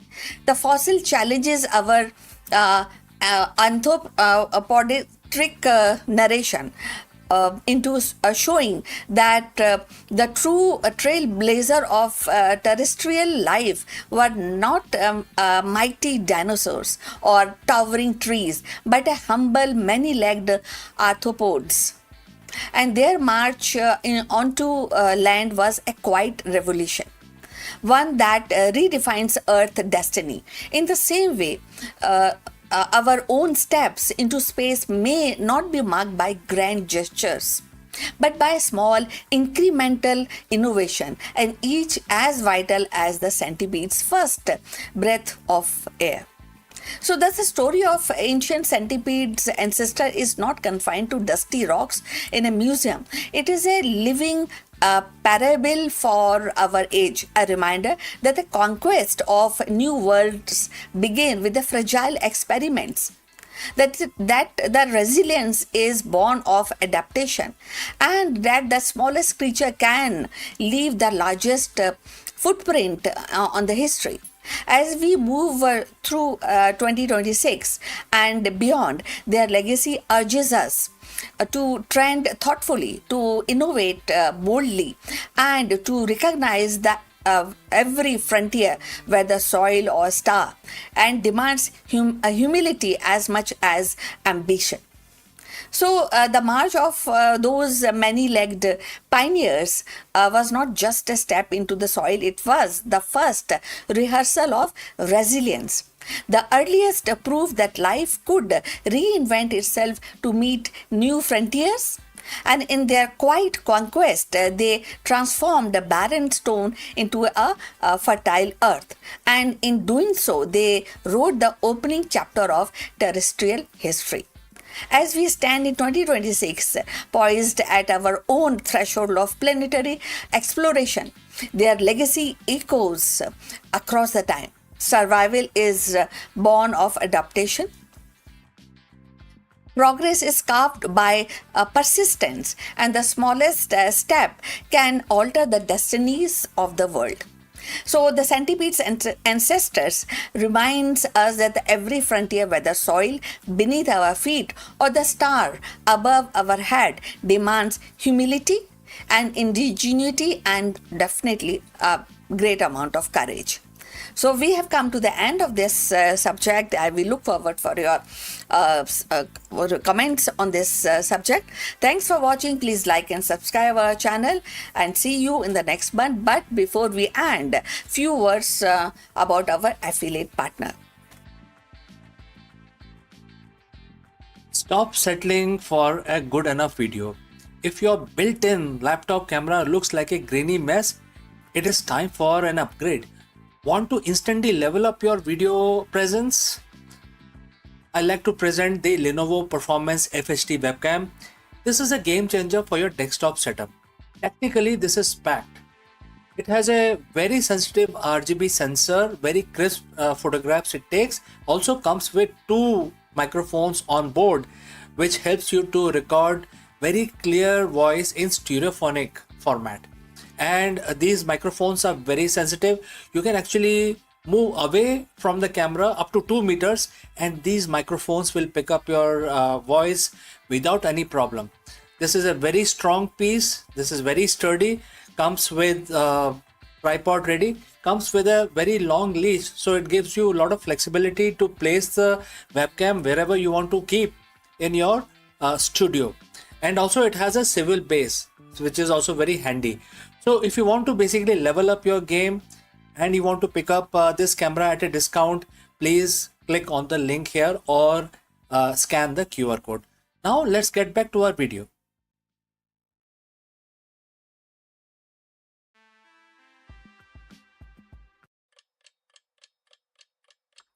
Hello friends, Namaskar. In this video, we break down India's strategic response to the latest US tariff proposal under the Section 301 investigation. As the US proposed additional 12.5% duties on select import items, India's Commerce Ministry has reaffirmed its commitment to the ongoing bilateral trade framework. In this video, we analyze what this means for the India-US trade relationship, the status of the February 2026 interim agreement, and how New Delhi is navigating this latest trade issue or problem. Let's go and discuss this further. Today, we are looking at the pivotal moment in India-US economic partnership. As early of June 2026, news cycles are buzzing with reports of the US Trade Representative USTR proposing additional tariff under Section 301 of the US Trade Act.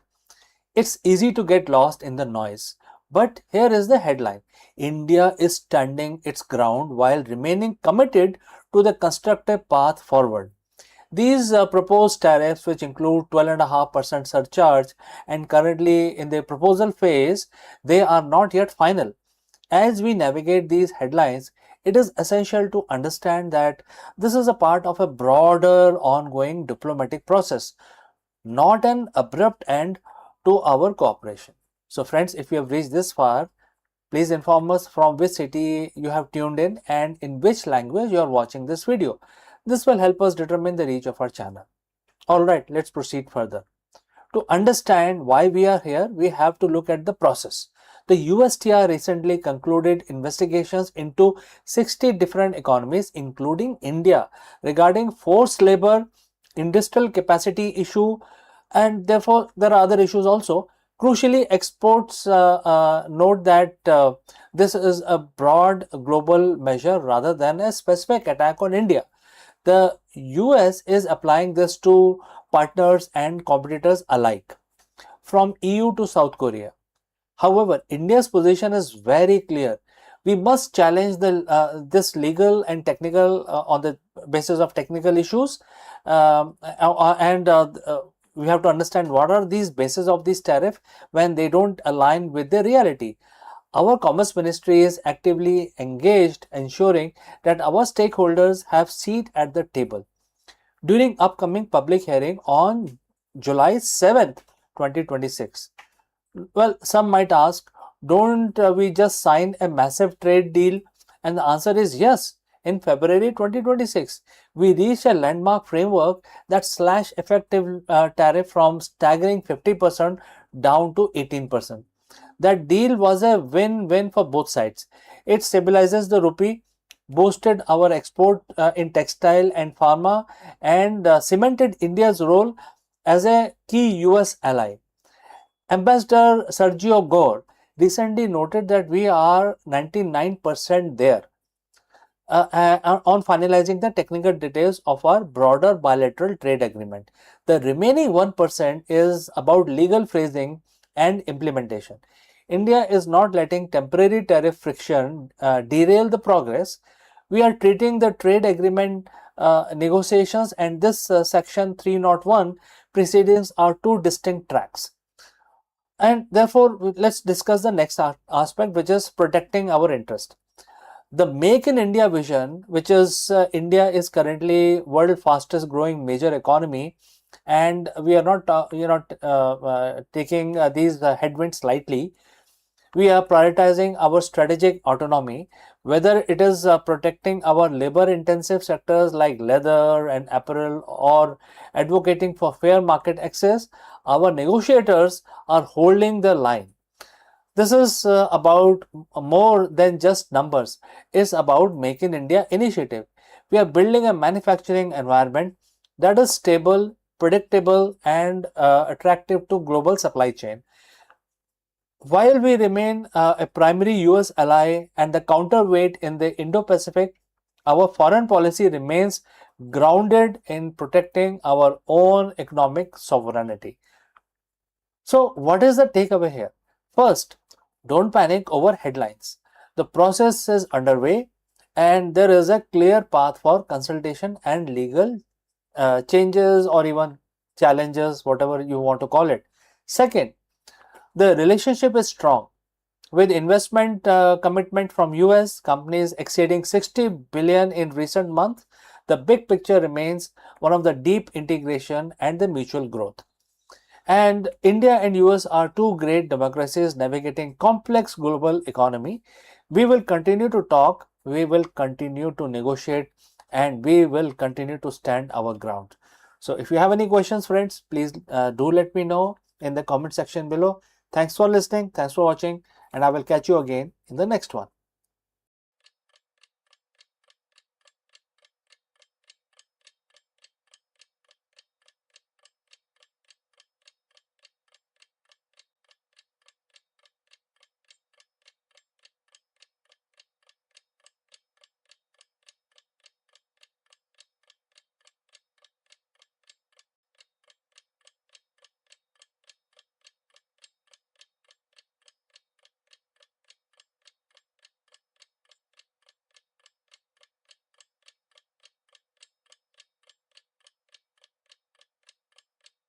Aram, you're most welcome. What if failing the world's toughest exam was actually your ticket to the global AI revolution? Thousands of UPSC aspirants are trading bureaucracy for the Global Capability Center, proving that the administrative rigor is the ultimate corporate asset. Discover how the IES mindset is now driving the world's most advanced digital transformation. Let's go and explore this further. For decades, the dream job in India felt set in stone. For millions of the brightest mind in the country, the pinnacle of success was just one thing: the civil services. The allure of IAS, the stability of the social status, the feeling of serving the nation. It was the undisputed gold standard of a career. But if you look at the landscape in 2026, something fundamentally has shifted. We are seeing a massive migration of talent, high achievers, analytical thinkers, and ambitious graduates who are trading the traditional path of something entirely different. They are moving into the heart of India's corporate revolution, Global Capability Center, or in short, also known as GCCs. We aren't talking about the back offices of the early 2000s anymore. We are talking about the nerve center of the global AI revolution. Today we are asking, is this the dream job finally shifting? And if so, why are India's GCC the new destination for the country's top tier talent? First, let's clear the air. If your image of GCC is a call center or a basic IT support, you're looking at a decade old map. In 2026, India hosts over 1,800 global capability centers, employing more than 1.5 million professionals and generating upwards of $64 billion in annual revenue. These aren't just supporting units, they are innovation powerhouses. The evolution has been stark. We moved from phase one, which is cost optimization and basic support, to phase two, which focused on shared services. Today, we are in phase three, center of excellence, that owns end to end product engineering, AI development, and global strategy. The global giants aren't coming to India just because it's cheaper anymore. They are coming for the capability density.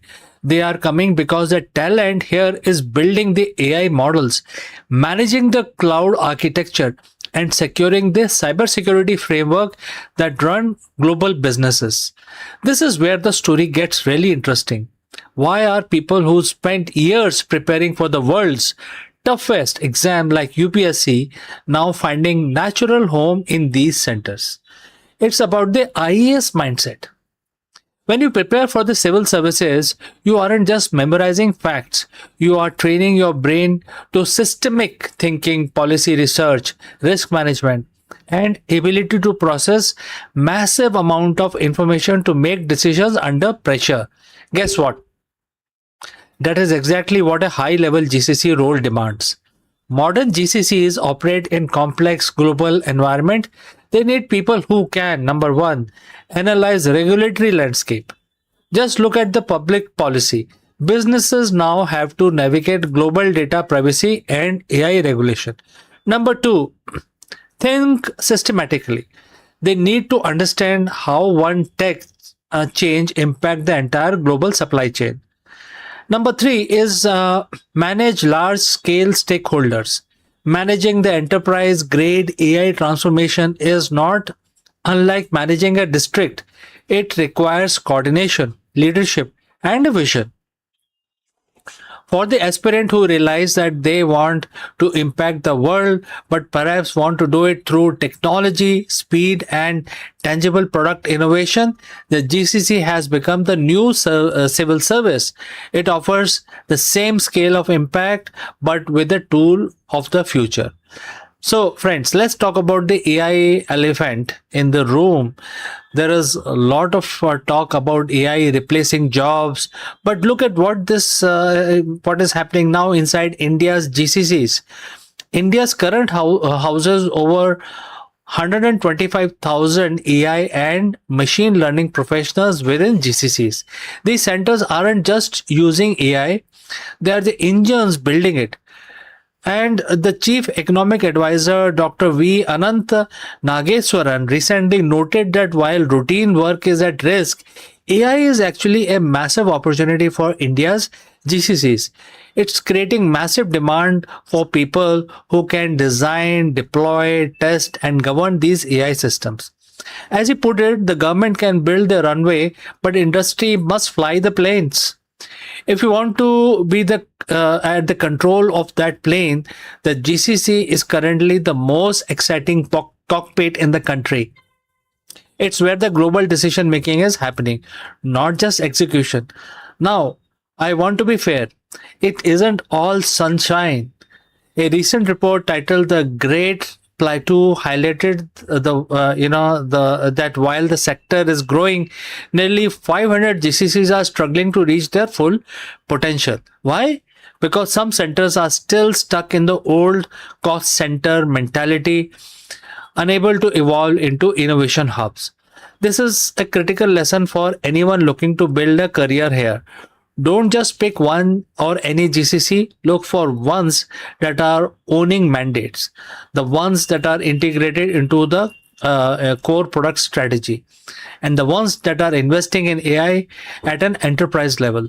The dream only works if you are in the center that is truly transforming, not just maintaining. So is the dream job shifting? I think answer is resounding yes.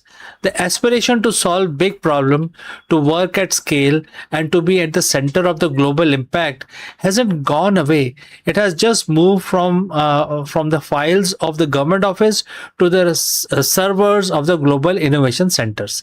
For the UPSC aspirants, the tech enthusiasts or the ambitious professionals, the GCC is no longer a backup career. It's the new frontier.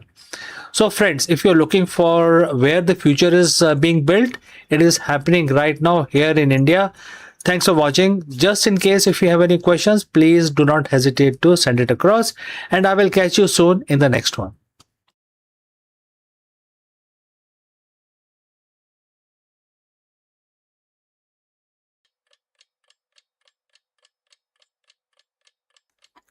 In a world wired by energy, the true revolution isn't about roaring engines or the blazing rocket. It is a silent spark inside a battery. From powering our phones to propelling electric dreams, the next generation of batteries promises not just a longer life, but a cleaner, smarter, and more sustainable future. The hum of the progress is quiet, but its impact will echo across the industries and civilization. So let's find out more about this. In the quiet laboratories of universities and research center, a revolution is unfolding. One that doesn't roar like a rocket launch or dazzles like a meteoroid shower, but instead hums softly in the background of our daily lives. It is the revolution of batteries, the hidden engines of modern civilization. From the phone in your pocket to the car in your driveway, from the solar panel on rooftop to the satellite orbiting Earth, batteries are the invisible lifeblood of our technological age. And now, new research suggests that the new wave of breakthrough could transform energy storage efficiently, sustainability, and the way that ripple across the society. For decades, lithium ion batteries have been the reigning champion. They powered that smartphone revolution, enabled electric vehicle, and made renewable energy more practical. Yet, their limitations are becoming increasingly clear. They degrade over time, rely on scarce materials like cobalt, and struggles to store the enough energy for the demand of a world racing towards the electrification. So, the urgency of the climate change and the global push for cleaner energy have turned batteries innovation into one of the most critical scientific frontier of 21st centuries. So, recent advances point to several promising directions, and the solid state batteries, for instance, replace the flammable liquid electrolyte with the solid materials and offering greater safety and higher energy and of course that energy with density. So imagine an electric car that charges in minutes and drives for 1,000 kilometers without refueling. Sounds good, na? So, the researchers are also exploring sodium ion batteries which use abundant salt instead of lithium and potentially decrematizing the excess of energy storage by reducing cost and reliance on geopolitical sensitivity in supply chains. So, meanwhile, the flow battery is a large system where the energy is stored in the liquid tank could revolutionize the grid storage, allowing renewable energies from wind and solar farms to capture and the release that steadily, and even when the sun sets or the wind dies down. So, efficiency is another frontier.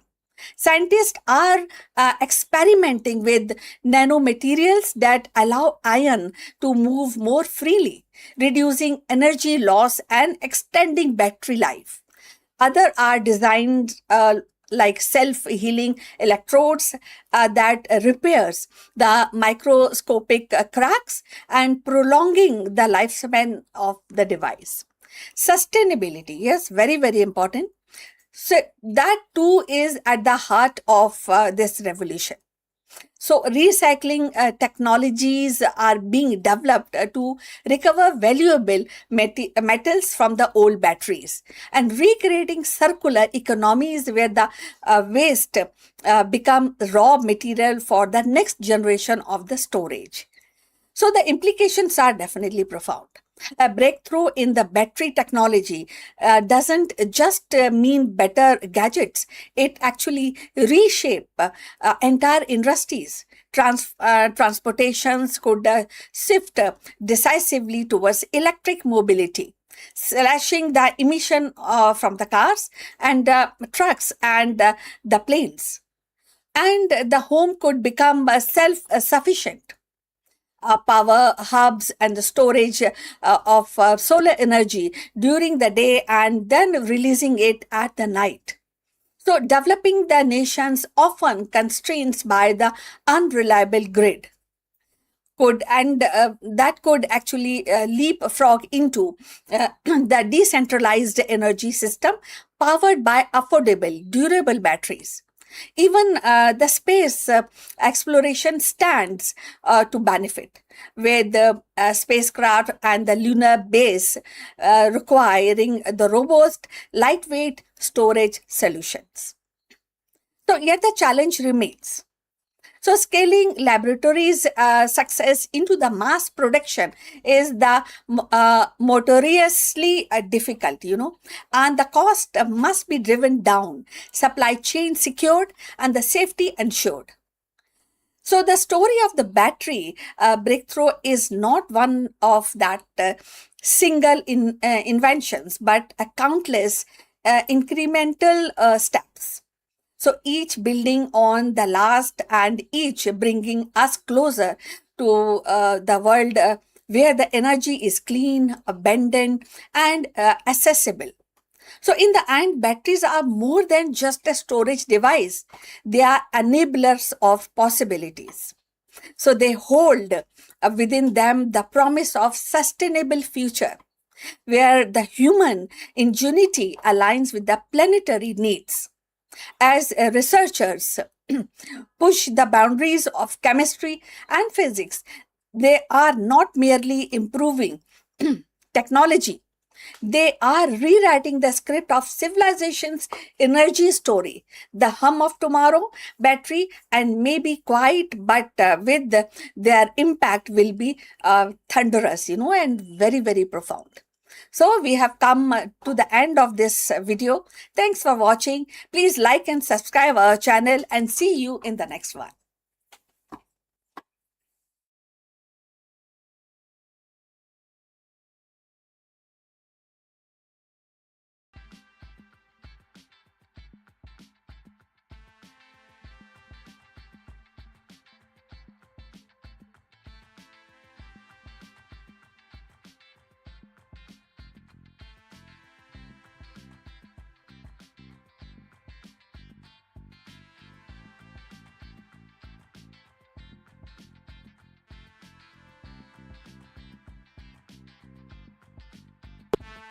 Hello, friends, and namaskar.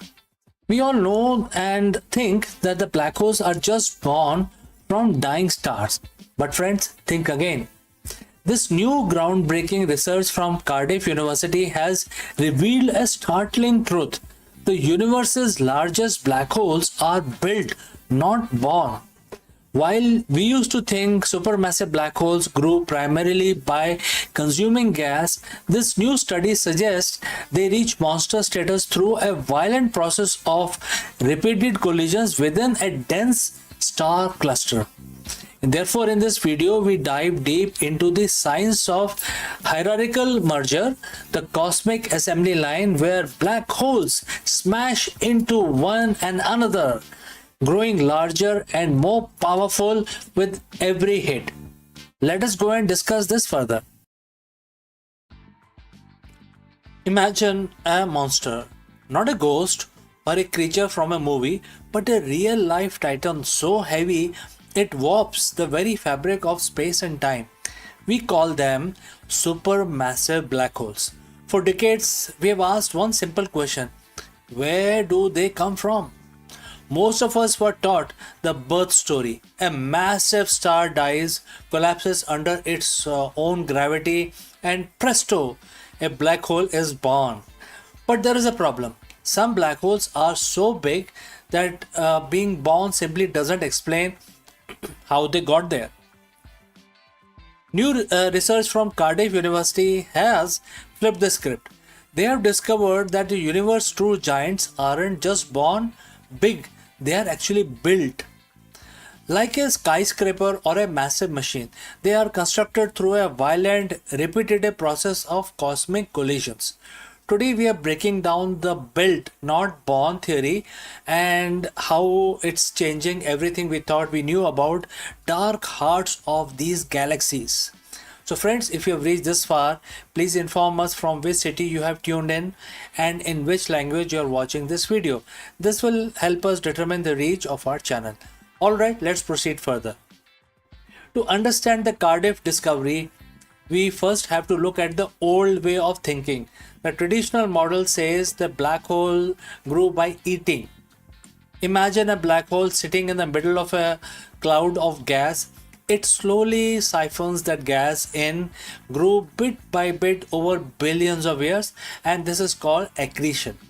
But here is the catch: the math doesn't always add up. We have found supermassive black holes in the very early universes as well.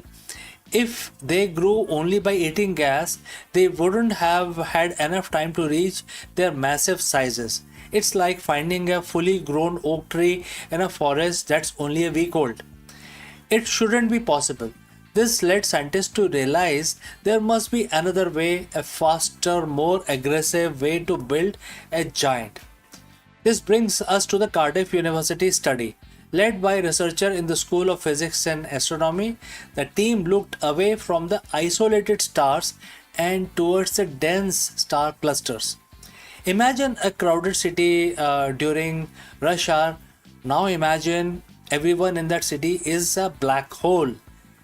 These clusters are the construction sites of the universe. Because everything is packed so tightly together, the gravity starts playing a high stake game of bumper cars. Instead of a single black hole sitting quietly and eating gas, you have dozens, even hundreds of black holes swirling around each other. This is what we call a nuclear star cluster. It is the most extreme environment in a galaxy. It's the perfect factory for building a monster. The Cardiff team used massive computer simulations to track how these black hole interacts. They discovered a process called hierarchical merger. Think of it like a tournament bracket. Round one, two small black holes collide and merge into one medium-sized black hole. Round two, that medium-sized black hole finds another medium one. They merge to become a large one. Round 3, the large one smashes into another even larger ones. So this isn't a birth, this is an assembly line.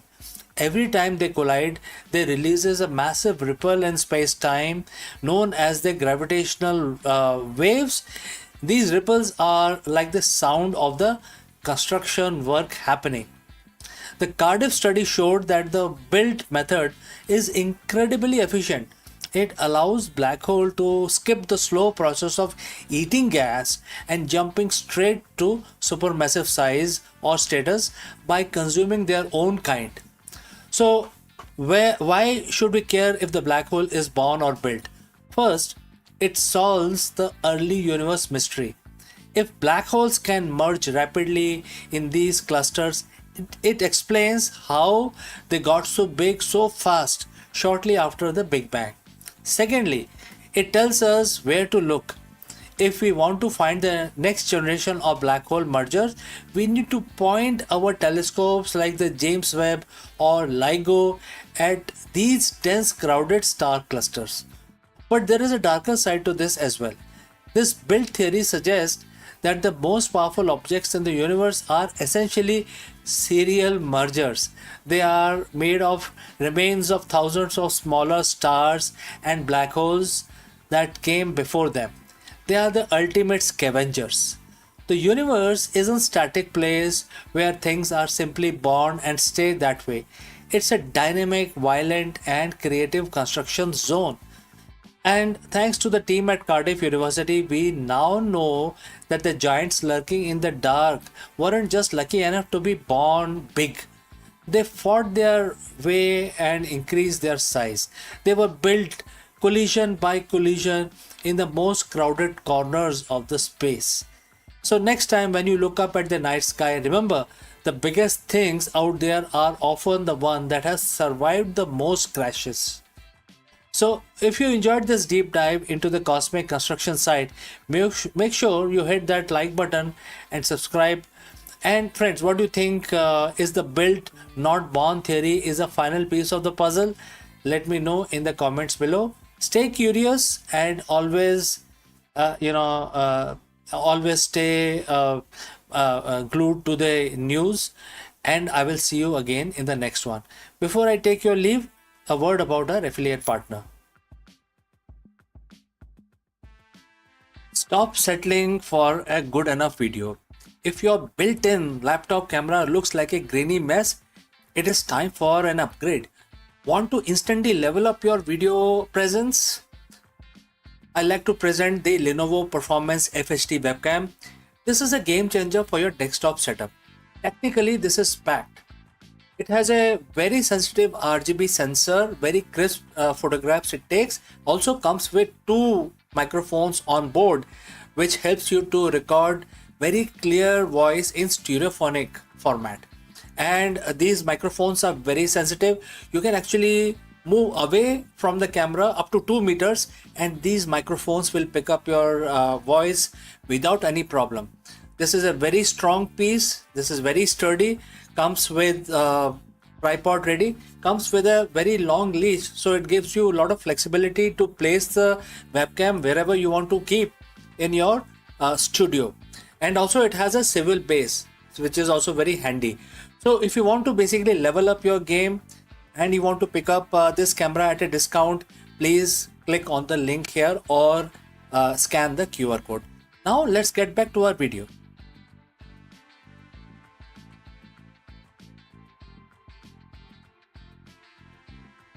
Hello friends. All of us sometimes get this feeling that our technical expertise or our hustle hold us back from our true potential for the true leadership. Everybody gets this kind of a feeling. Therefore, we dive deep into the most powerful leadership secrets from Bhagavad Gita. In a verse where Lord Krishna, Bhagwan Krishna tells Arjun, "Oh Arjun, be a yogi." But what does this mean for a modern CEO or an entrepreneur to be a yogi? Today, we are going to break down why the yogi, the leader with disciplined equanimity, consistently outperform the three most common type of executive. Let's go. In the modern corporate world, we are taught that to win, you must be a specialist. You must be the smartest person in the room, the hardest worker in the office, or the most disciplined follower of the playbook. We obsess over KPIs, data points, and 80-hour work week. But have you ever noticed that even the most brilliant specialists eventually hit a ceiling? They burn out. They get blindsided by market shifts. They lose their team. Why? Because they are missing what ancient wisdom calls the unfair advantage. Over 7,000 years ago, on a battlefield far removed from the modern glass walled boardrooms, a guide named Bhagwan Krishna gave a piece of advice to a leader in crisis. That advice is found in Bhagavad Gita, chapter 6, verse 46, and it says, quote starts, the yogi is superior to the ascetic. He is deemed superior even to the man of knowledge, and he is superior to the man of ritual action. Therefore, O Arjun, be a yogi. Today we are going to translate this ancient code into a roadmap for the 21st century leadership. We are going to explore why a yogi beats a specialist every single time. So friends, if you have reached this far, please inform us from which city you have tuned in and in which language you are watching this video. This will help us determine the reach of our channel. Moving on, what are the different kinds of most common executives? First is aesthetic, which in Sanskrit known as tapasvi. In Gita, tapasvi is someone who practices extreme self-denial. In the corporate world, this is the grind culture CEO. They are the first one in and last one out.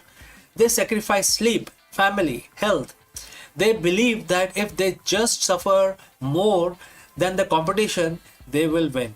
But Krishna warns us, sheer endurance without balance leads to a narrow vision. Number 2 is Jnani, which is the man of knowledge. This is the data-driven specialist, the CEO with Ivy League pedigree and the analytics mind that can spot a trend in a spreadsheet from miles away. They have the facts, but they often lack wisdom. They are paralyzed by the data if the data is missing, and they often struggle to connect with the human element of their business. Number 3 is Karmi, the man of ritual action. This is a process-driven executive.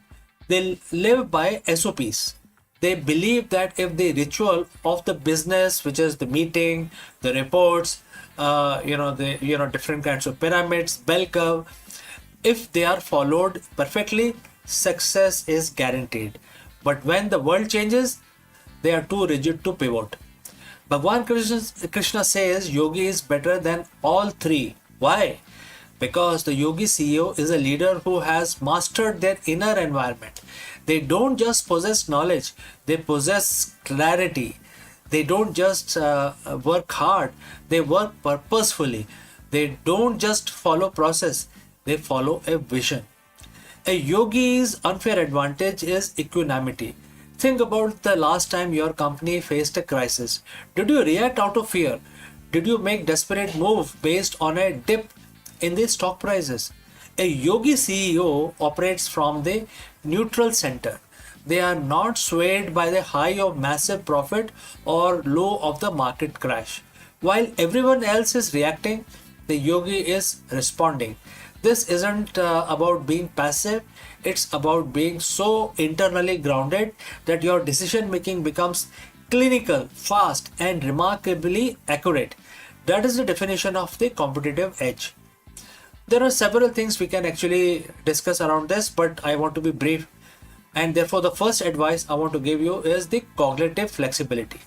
The specialist is a hammer, and to them, every problem looks like a nail. But a yogi isn't attached to one way of thinking because they aren't defined by their expertise. They can see the whole board.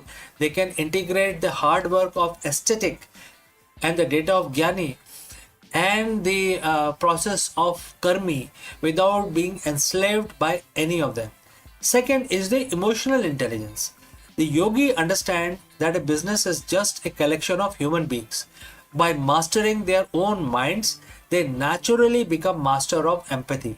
They can read the room, they can inspire a team during a pivot because they aren't projecting their own anxiety onto other subordinates. Third, sustainable high performance. The ascetic CEO eventually burns out. The yogi CEO understands the rhythm of action and reset. They operate with sense of detachment and therefore detached engagement. They care deeply about results, but they aren't consumed by them. This detachment actually allows them to perform better because they aren't choked by the fear of failure. So, how do we become a yogi CEO? Very big question, right? Let's start. It starts with realization that your most important business tool isn't your laptop, your network, or your bank account. It is your own mind. As verse 46 concludes, it says, therefore be a yogi, O Arjun. Very, it's like a proverb. Be a yogi, O Arjun. Such few words, but very profound meaning. This is a call to action for every leader. Don't just be a worker. Don't just be an expert. Don't just be a bureaucrat. Cultivate the discipline of the mind. Practice the equanimity that allows you to see through the noise of the market. Lead from a place of stillness, and you will find the impossible problems starting to solve themselves. The specialist sees the obstacle. The yogi sees the path. Which one will you be? Let me know in the comments below. Before I part ways today, a few words about our affiliate partner. Stop settling for a good enough video. If your built-in laptop camera looks like a grainy mess, it is time for an upgrade. Want to instantly level up your video presence? I like to present the Lenovo Performance FHD webcam. This is a game changer for your desktop setup. Technically, this is packed.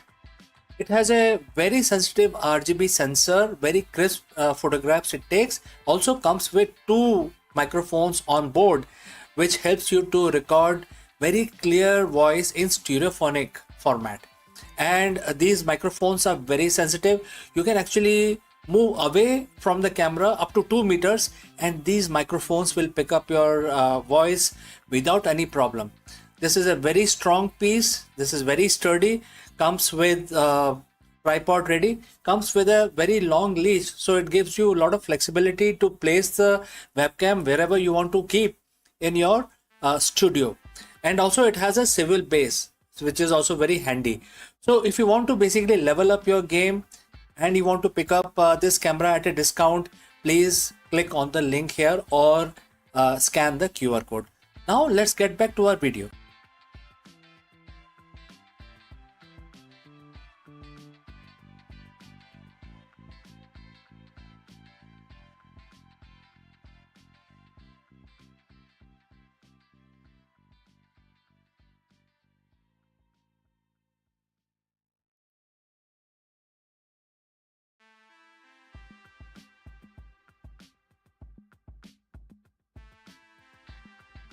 Hello friends, let me ask you, are you leading a company or just reacting to the markets?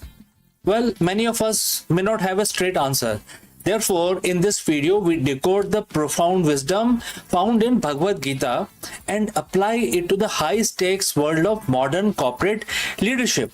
Bhagwan Krishna speaks of world in a constant flux, a concept that today's CEO know as disruption. Let's go and discuss this further. Welcome to the executive suite. Not the one on the 50th floor, but that governs the very fabric of our reality. In the high pressure world of business, we are taught to crave stability. We build 5-year plan, we hedge against the risk, and we chase the predictable growth. But as any CEO who has lived through the market crashes or technological disruption knows, stability is often an illusion. Today we are bridging the gap between the boardroom and the battlefield of Kurukshetra.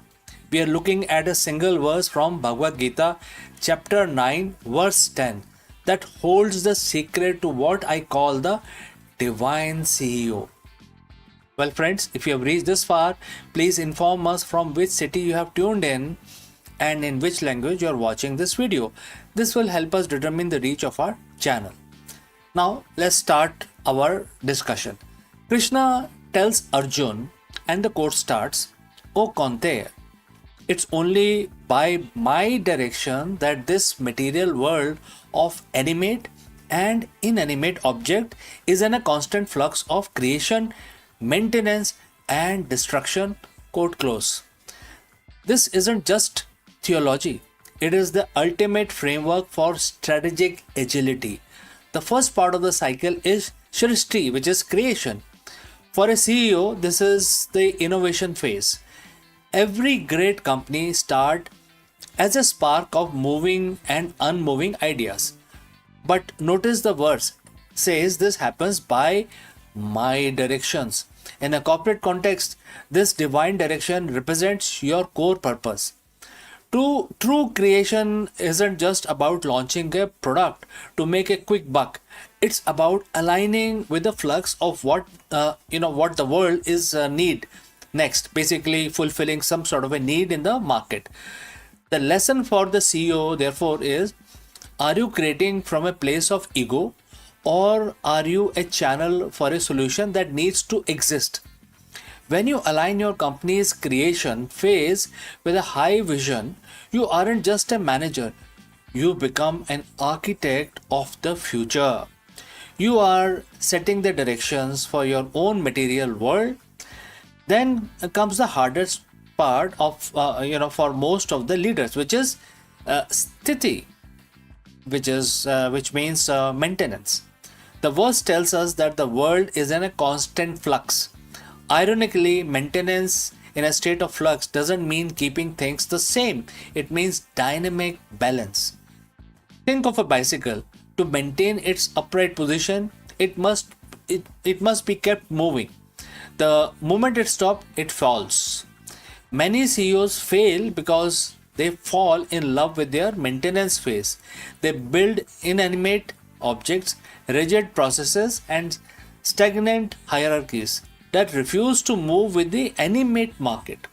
The lesson for the CEO, therefore, is maintenance is not about preventing change, it's about managing the direction of the change.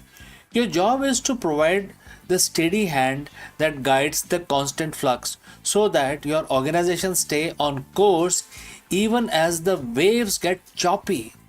Now we come to the part that scares every executive, which is laya, which is destruction. The Gita tells us that the destruction is as divine as creation. In business, we call this creative destruction. It is the phase out of the old to make room for the new. If the CEO refuses to destroy an obsolete product line or a failing strategy, they eventually destroy the whole company. Verse 10 reminds us that the creation, maintenance, and destructions are all part of the same natural cycle. The lesson for the CEO, therefore, is you must be brave enough to dismantle what no longer serves the direction.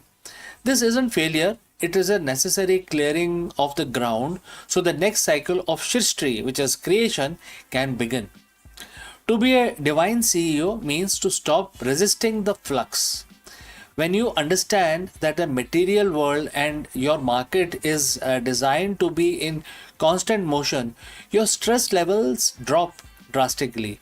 You stop trying to control every atom and start focusing on the direction. As you go back to your emails, your meetings, and your spreadsheets today, ask yourself what I am creating, what is new and purposeful, what I am maintaining through dynamic movement. What do I need to courage to destroy so I can grow further. The universe is in flux. Don't fight it, lead it. And the quote says, under my direction the world brings forth, and the quote close, and I have already read the complete verse for you. Now go forth, give your world a new direction. Friends, thank you for watching, and if this ancient wisdom helped clarify your modern mission, hit the subscribe button, share this with fellow leaders, and if you have any questions, please do not hesitate to send it across. Before I go today, a word about our affiliate partner.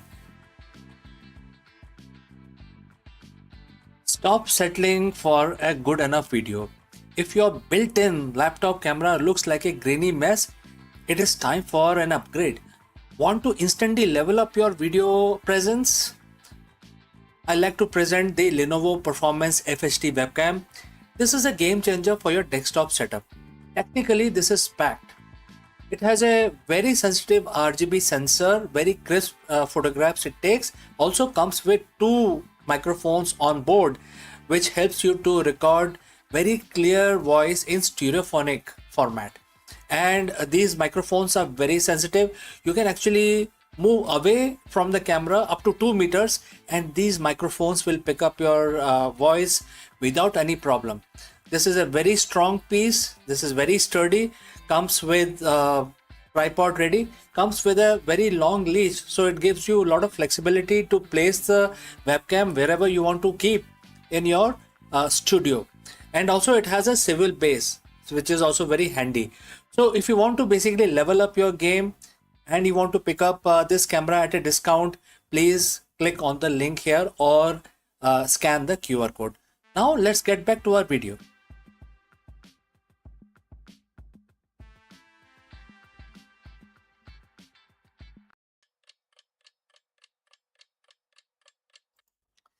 नमस्कार दोस्तों, आप सभी का स्वागत है। आज है बृहस्पतिवार और जैसा कि आप सभी लोगों को पता होगा, ज़्यादातर लोगों को पता रहता है कि बृहस्पतिवार का जो दिन होता है ये भगवान विष्णु के लिए समर्पित होता है। तो आज के दिन हम भगवान विष्णु की पूजा करते हैं, आराधना करते हैं और हर रोज की तरह अपना दिन शुरू करने से पहले हम भगवान विष्णु का नमन करेंगे, उनको याद करेंगे। और आप जैसे जानते हैं कि हम हर मंत्र को 11 दफा करते हैं, तो आज भी हम एक बहुत ही आसान सा मंत्र भगवान विष्णु का जो मंत्र है वो 11 दफा हम रिसाइट करेंगे और हम ये काउंटर यूज करेंगे। इसमें आप देख सकते हैं कि नंबर आ जाते हैं, तो ये काफी हमें सहायता मिलती है कि हम इसमें देख लेते हैं कि कितनी बार हुआ है। आप जैसा मर्जी चाहे वैसा कर सकते हैं, आप उंगलियों का यूज कर सकते हैं, आप माला का यूज कर सकते हैं, आपके जो आपको कंफर्टेबल लगे वैसा करें। तो चलिए हम अपनी पूजा प्रारंभ करते हैं। आप सब हमारे साथ जुड़ें और इस पूजा में पार्टिसिपेट करें। पहले तो हाथ जोड़ लेते हैं और भगवान विष्णु का नमन करते हैं। ओम नमो वासुदेवाय नमः। ओम नमो वासुदेवाय नमः। ओम नमो वासुदेवाय नमः। ओम नमो वासुदेवाय नमः। ओम नमो वासुदेवाय नमः। ओम नमो वासुदेवाय नमः। ओम नमो वासुदेवाय नमः। ओम नमो वासुदेवाय नमः। ओम नमो वासुदेवाय नमः। ओम नमो वासुदेवाय नमः। ओम नमो वासुदेवाय नमः। तो दोस्तों, हमारी पूजा आज की समाप्त होती है, तो हम इस वीडियो को बंद करते हैं, लेकिन जल्दी ही दूसरे वीडियो में मिलते हैं। तब तक आपका दिन मंगलमय हो, शुभ हो। नमस्कार।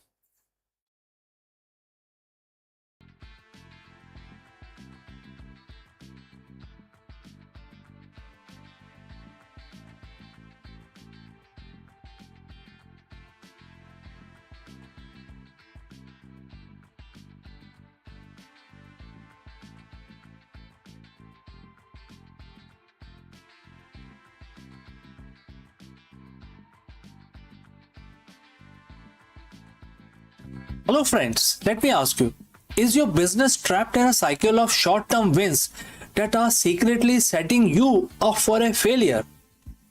If yes, then you have reached the right place.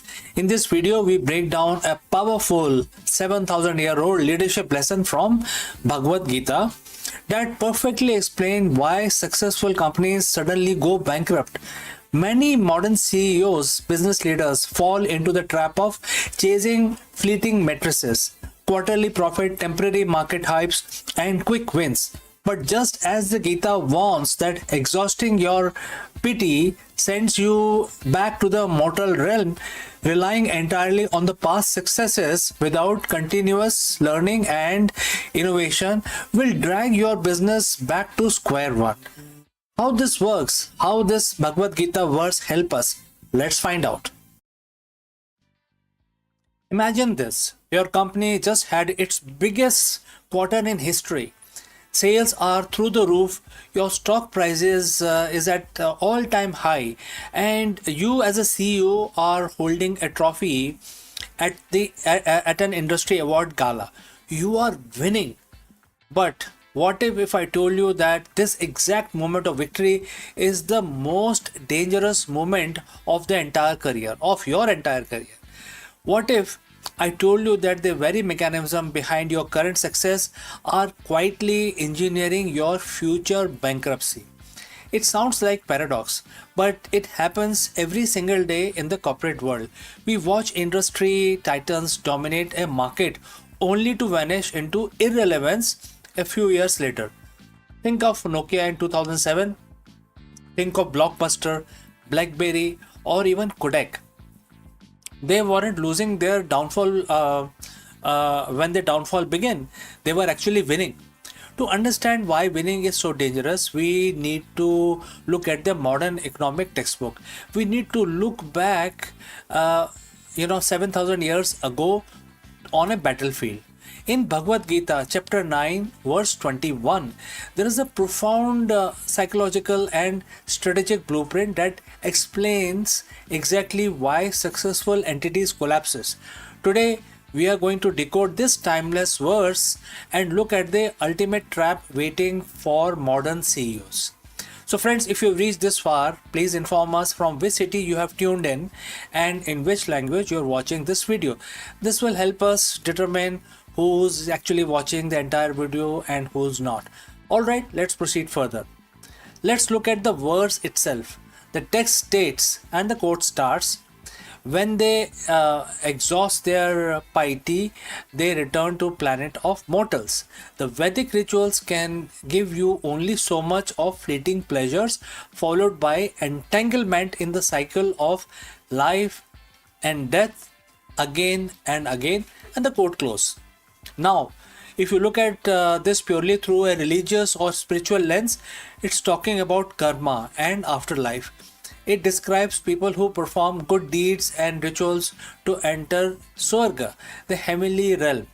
They enjoy immense god-like pleasures, but there is a catch. Those pleasures are finite. The moment their pious merits runs out, they are instantly dropped right back to earth, trapped in a grueling cycle of life and death. But let's translate this into modern corporate language now, so that it makes sense for us. In business, piety or the merit is your competitive advantage. It's your breakthrough product, your brilliant initial strategy, or a favorable market trend. Vedic rituals are standard corporate processes. Your quarterly meetings, your recurring marketing campaigns, your traditional sales funnels, the structure that worked for you in the past. And the fleeting pleasures, what are those? That's your short term revenue, your high profit margins, and your soaring valuation. Bhagavad Gita is giving us stark warning about expiration date of success. It tells us that no matter how high you fly on the merit of your past actions, that merit is a bank account that eventually hits zero.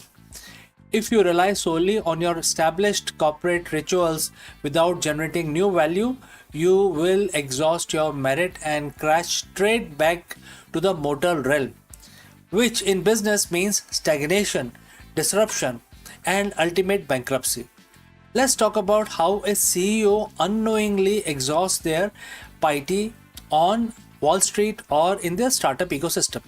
When their company achieves product market fit, it experiences a massive rush of growth. Money pours in, the board is happy, the CEO feels invincible. This is the business equivalent of entering the heavenly realm. But this success creates a dangerous psychological trap, which is complacency disguised as efficiency.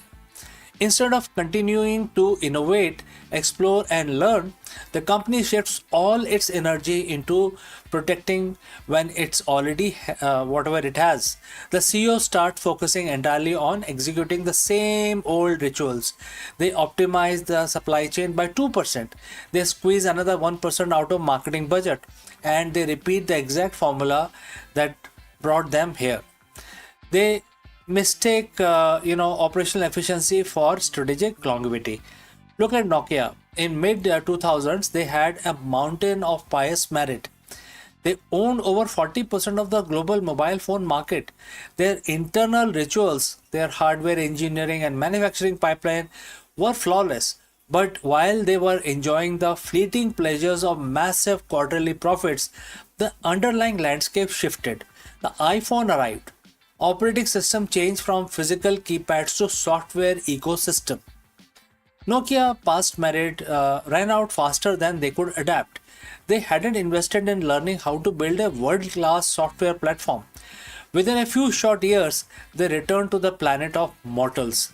Their market share plummeted to near zero. They didn't fall because they stopped working hard. They failed because they kept performing the rituals of a world that no longer existed. The second part of the verse warns you of being entangled in the cycle of life and death again and again. In the corporate world, this is what I call the karmic loop of business. When a company relies entirely on a short term win, it becomes trapped in a frantic reactionary cycle. It looks like this: you experience a drop in sales because your product is getting outdated. How do you respond? Instead of fundamentally learning, innovating, and redesigning your strategy, you look for a quick fix, a corporate ritual, and you launch a massive discount campaign, or you cut cost by laying off staff to make quarterly balance sheet looks good. Boom, your number spikes up temporarily, you feel fleeting sense of pleasure, etc., etc. But because you didn't fix the root cause, your lack of innovation and learning, the numbers drop again a few months later. So what do? You repeat the cycle once more. More discounts, more cost cutting, more short term tricks, right? This is a treadmill of corporate survival. You are running as fast as you can just to stay in the exact same place, burning through your resources until finally you hit a wall, the market shifts permanently, your tricks stop working, and the business goes bankrupt. True leadership requires breaking free from the loop. It requires realizing that hitting this quarter's target is not the guarantee of the next year's survival. So, how does a modern CEO prevent their business from bankrupting itself during a winning streak? How do you stop your corporate piety from running out? The answer lies in shifting your mindset from exploitation to exploration. Unlock your infinite growth, which means understanding that your current success is merely a runaway. It's a buffer of time and capital given to you for one primary purpose: to fund your learning for the future. As a leader, you must never let your organization's capacity to execute outpace its capacity to learn. Dedicate a portion of your win not just to dividend or to stock buyback, but to relentless research and development. Build a corporate culture where questioning your own success is rewarded. Constantly ask your leadership team, what are the Vedic rituals we are performing out of habit that will become obsolete in 3 years? Bhagavad Gita reminds us that the temporary rewards are an illusion. In the world of business, if you are only playing for the next quarter, you are playing a finite game that has guaranteed end date. Don't let your current victories blind you. Treat your success not as a destination to rest in, but as a resource to burn as you build the future. Stop chasing the fleeting pleasures of short term metrics. Break free from the corporate loop and invest heavily in the continuous learning. And that is how you take a business from temporary mortal success and make it truly immortal. So, friends, if you have any questions, feel free to send it across. Thanks for joining live. Thanks for watching. If this timeless insight changed the way you view your current business strategy, hit the like button, share it with your fellow leaders, and subscribe for more deep dive into ancient wisdom for the modern executive. And let me know in the comments below, what is one corporate ritual your company needs to rethink today. So I will see you in the next video. But before I go, a word about our affiliate partner. Stop settling for a good enough video. If your built-in laptop camera looks like a grainy mess, it is time for an upgrade. Want to instantly level up your video presence? I like to present the Lenovo Performance FHD webcam. This is a game changer for your desktop setup. Technically, this is packed. It has a very sensitive RGB sensor, very crisp photographs it takes. Also comes with two microphones on board, which helps you to record very clear voice in stereophonic format. And these microphones are very sensitive. You can actually move away from the camera up to 2 meters, and these microphones will pick up your voice without any problem. This is a very strong piece. This is very sturdy. Comes with tripod ready. Comes with a very long leash, so it gives you a lot of flexibility to place the webcam wherever you want to keep in your studio. And also it has a swivel base, which is also very handy. So if you want to basically level up your game and you want to pick up this camera at a discount, please click on the link here or scan the QR code. Now,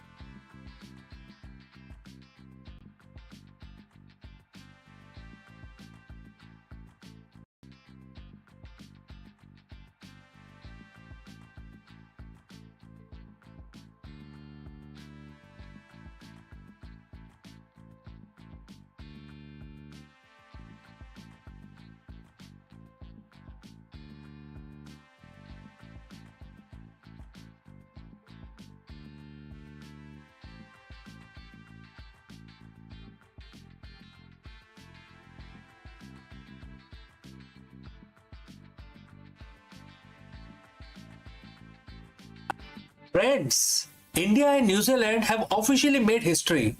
In this video, we dive deep into the landmark India-New Zealand Free Trade Agreement FTA signed on April 27, 2026. This once-in-a-generation deal is all set to transform bilateral relations with the staggering 20 billion investment commitment from New Zealand into India and massive boost for Indian exporters. Let us discuss this in much more detail. In the world of global economies, some deals are just business as usual. But then there are deals that rewrite history. On April 27, 2026, India and New Zealand didn't just sign a paper, they launched a $20 billion revolution. We're talking about the India-New Zealand Free Trade Agreement. Imagine this. 100% duty-free access for over 8,000 Indian products. A massive $20 billion investment commitment coming into India, and a total overall of all students and professionals move between these two nations. But why now? Why New Zealand? And most importantly, how does this deal affect your pocket, your business, or also your career? Today we are breaking down this $20 billion handshake. So friends, if you have reached this far, please let us know from which city you have tuned in and in which language you are watching this video. This will help us determine the reach of our channel. Alright, let's proceed further on our analysis. Let's start with the big win for Make in India. Before the deal, Indian exporters faced a steep climb. We're talking about tariff as high as 10% on things like carpets, ceramic, and auto parts. But as of this week, that barrier has been obliterated. New Zealand has granted India a perfect score, which is 100% of Indian export product line will now enter New Zealand with zero custom duty. And who are the biggest winner? Biggest winners are the textile and apparel. And if you are a garment manufacturer in Tirupur or Ludhiana, the New Zealand market just opened its door wide open. Immediate zero duty status means India now has a massive edge over regional competitors. Leather and footwear is the next one. The leather hub of Agra and Kanpur are celebrating. With tariffs dropping from 5% to zero, experts project the sector could skyrocket to a $50 billion valuation by 2030. Next is engineering and gems. From machinery to handcraft jewelry, the tax wall is completely gone. This isn't just about selling more, it's about making Indian goods the most competitive option in the Pacific. Now, let's talk about the money. Most trade deals focus on what we sell to each other. This deal is different. New Zealand has committed to facilitate $20 billion investment into India over next 15 years. Why is New Zealand putting so much skin in the game? It's about trust. They are betting on Indian growth. This capital isn't just sitting in a bank, it is targeted for agri-tech, helping Indian farmers with cold chain logistics and high yield technology. It is going to be invested in infrastructure and startups, fueling the next wave of Indian unicorns. It is also be helping manufacturing, setting up shop right here in India to export globally. And here is a kicker. There is a rebalancing clause. If that $20 billion isn't flowing as promised, the deal has a formal mechanism to review and fix it. This is accountability at its finest. So if you are a student or a professional listening to this video, listen closely. This FTA isn't about cargo ships, it's about people. For the first time, New Zealand has created a temporary employment entry pathway specifically for 5,000 Indian professionals. Whether you are in IT, engineering, healthcare, or even a yoga instructor or an Indian chef, you can now work in New Zealand for up to 3 years at a time, in a slot of 3 years at a time, right? And for the student, the game has completely changed. Post-study work rights are now given. So STEM graduates get up to 3 years of working right, and if you are a PhD scholar, you get 4 years. Work while you learn. Student can also work for 20 hours per week during their studies, and absolutely no cap at all. New Zealand has removed numerical caps on Indian student. This isn't just a trade deal; it's a talent bridge. Now I know that some of you are thinking. Lot of questions you may have in your mind. What about our farmers? India is the world's largest milk producer.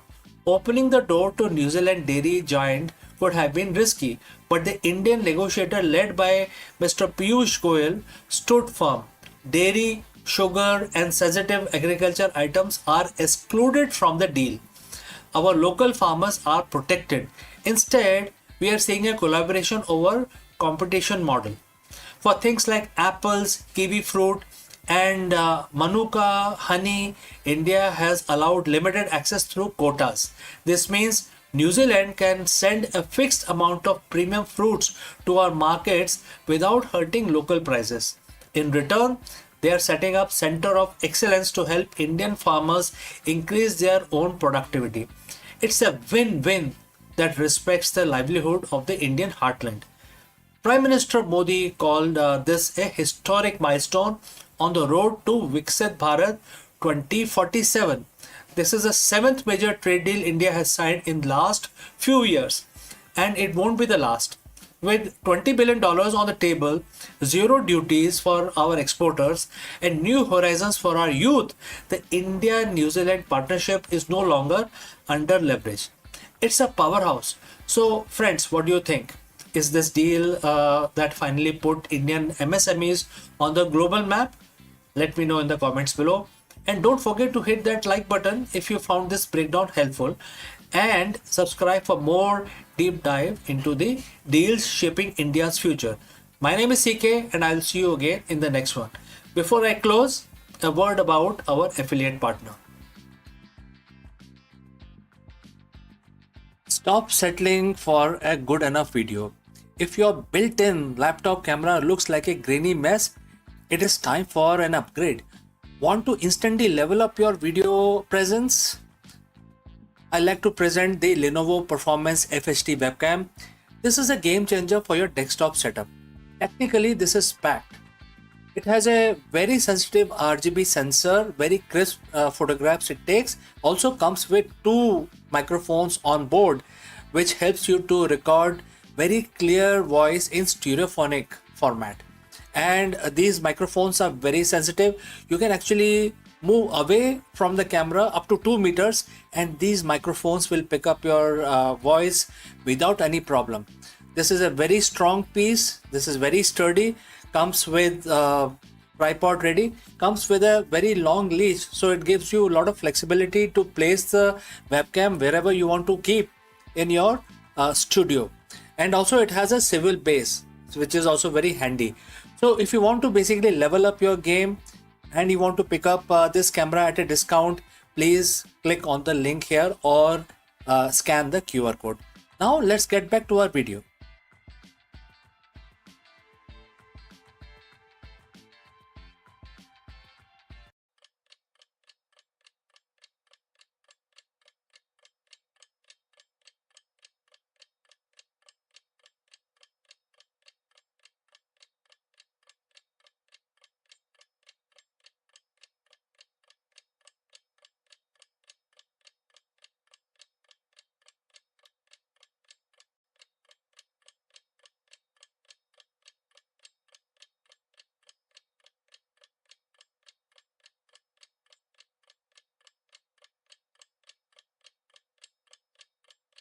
Friends, Namaskaram, you are most welcome.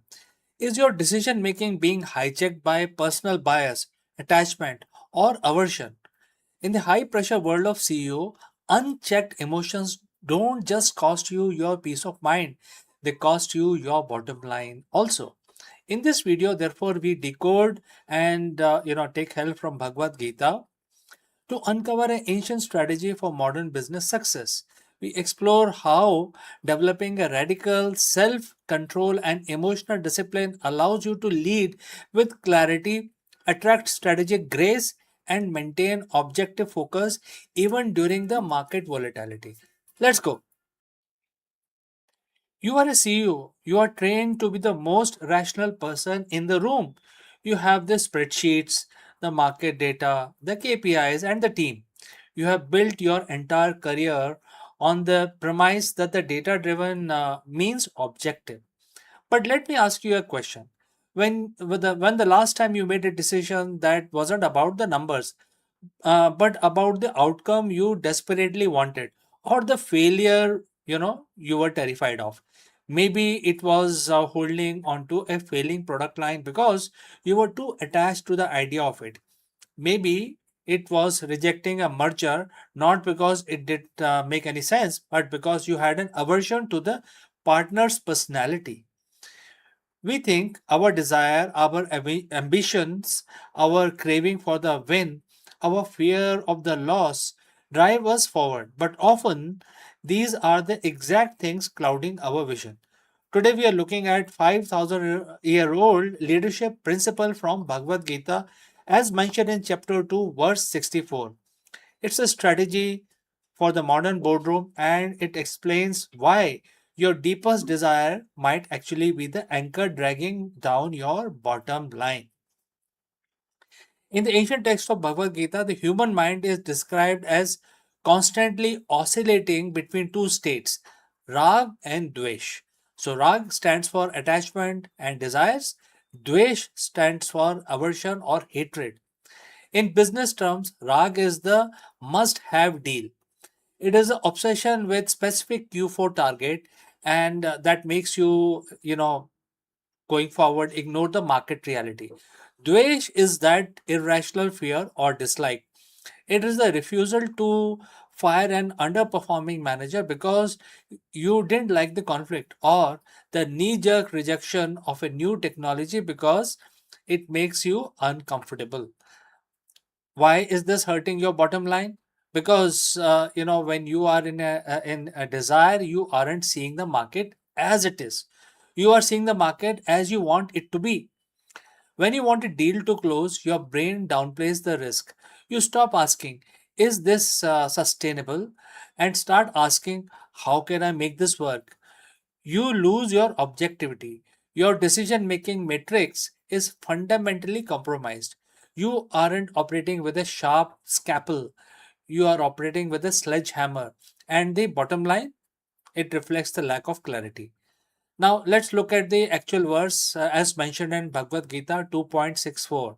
And it says, the quote starts, by moving through the world with senses free from attachment and aversion, a person of disciplined mind attains the grace of the inner clarity.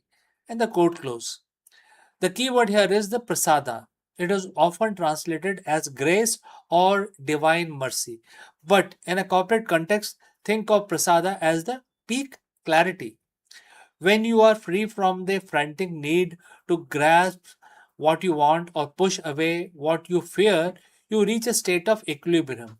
In this state, you don't lose your drive. You didn't become passive. Instead, you become, perspective. You start seeing the market trends that other misses because they are too busy chasing their own shadows. You negotiate better because you aren't desperate for the result. You lead the team better because you aren't projecting your own insecurities onto them. So how do you actually apply this on a Tuesday morning at 9 a.m.? You don't need to go to a cave and meditate for years. You need to apply emotional auditing. And here are the three steps which I want to share with you. Number one is trigger audit. The trigger audit. Before every high stake meeting, take 60 seconds to scan yourself. Ask, am I attached to a specific outcome here? If the answer is yes, acknowledge it. Tell yourself, I want this outcome, but I am open to whatever is the best for the firm. Simply naming the attachment reduces its power over your subconscious. Number two is the worst case simulation, which is about fear or aversion. Fear is the flip side of the desire. Often we make bad decisions because we are terrified of specific outcome. Force yourself to play out that worst case scenario. When you accept that, you can survive the worst case scenario. The dvesha or aversion loses its grip. You are no longer acting out of fear, you are acting out of strategy. And number three, the 10-minute gap. The high frequency trading algorithms are successful because they take the emotions out of the trade. You need to build a 10-minute gap into your decision making process.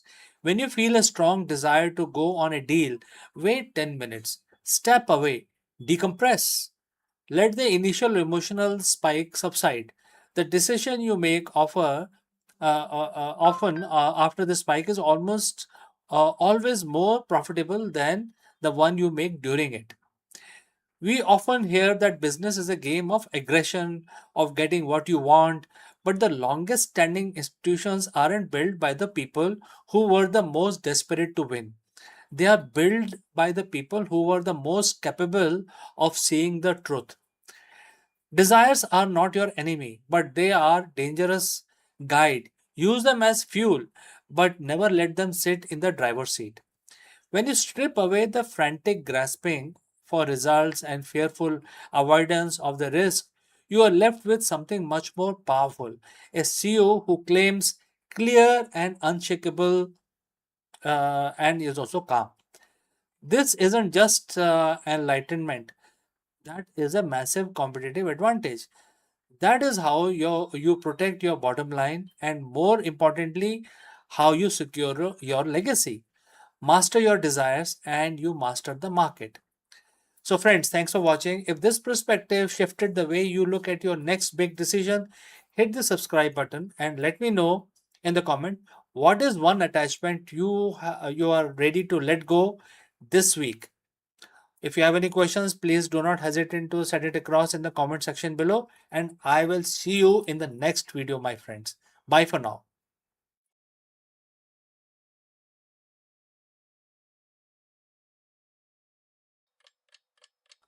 Hello, friends, and Namaskaram. On June 15th, 1908, a landmark moment in India's financial history took place in the formal incorporation of Calcutta Stock Exchange. As one of the oldest stock exchange in Asia and the second to be established in India after the Bombay Stock Exchange, the CSE, the Calcutta Stock Exchange, quickly transformed into a primary engine of the financial growth of the Eastern India region. Therefore, in this video, we explore the origins of the exchange, its original 150 founding members, and how it cemented Calcutta's status as a premier hub for trade, industry, and investment in the early 20th century. Let's go. June 15th in 1908, a date that might seem like just another page in history. But for the financial world of Asia, it was a turning point. Imagine the scene: horse driven carriages clattering over the cobblestone of a line range, the air thick with humidity of Bengal summer, and the hum of the city that served as the heartbeat of the British Empire in India. On this day, a group of visionaries gathered to do something bold. They were signing a charter to create Calcutta Stock Exchange. Today, we are going back in time to see how it all began. So, friends, if you have reached this far, please let us know from which city you have tuned in into this video. This will help us determine the reach of our channel. Now, let's proceed further. To understand the importance of 1908, we have to understand the city. At the time, Calcutta wasn't just a city, it was the commercial powerhouse of the East. The massive British trading houses were located there, managing the tea gardens of Assam, the jute mills along the Hooghly, and the sprawling coal mines of the hinterlands. Before the exchange, trading happened informally, often under the shades of neem tree or the makeshift offices. But the scale of business was becoming too vast, too complex for informal handshakes. The economy demanded order. The economy demanded an institution. Enter the 150 founding members, of initial founding members. They weren't just the merchants, they were the architects of India's modern financial landscape. When the Calcutta Stock Exchange was incorporated on June 15th, 1908, it wasn't a sole effort, it was a massive collaboration of both Indian and European brokers. Think about the friction of that era. Yet, in the pits of exchange, business came first. They pooled their resources, established a regulatory code, and decided that instead of scattered trading, they would create a unified marketplace. The exchange became the second in all of India, trailing only the Bombay Stock Exchange, and it quickly became the primary financial hub for everything happening in the East. Why does this matter today? Because the Calcutta Stock Exchange fueled the industrial revolution of East India. When you look at the growth of the coal industry, the massive exports of jute that were essential to global trade, or the tea plantation that became household names, we are looking at companies that were at the same point traded right there on the lines range. It provided the liquidity and the transparency that allowed these businesses to grow from small family run business operations into massive corporate entities. It set the stage for how India would handle capital, risk, and investment for the next century. The building on line range still stands today, a silent witness to over a century of boom, bust, policy shift, and the sheer grit of the trader who walked on its floor. While the world of finance has moved into a digital realm where billions of dollars exchange hand in milliseconds via fiber optics cable, the spirit of 1908 remains relevant. It taught us that the economy is only as strong as the institution itself. Founders of 1908 didn't just create a building, they created a culture of trust and commerce that laid the foundation for the India as we see it today. History isn't just about dates and charters, it's about people who saw the potential for a better, more organized future. June 15th, 1908 changed everything for the traders of Calcutta and, by extension, for the history of Indian finance. So, friends, thanks for joining me on this trip back to 1908. If you enjoyed this dive into our financial heritage, don't forget to like this video, subscribe to the channel, and hit that bell icon. I want to know what other historic institutions should we uncover next. Drop a suggestion in the comments below, and I will see you next very soon, friends. Bye for now.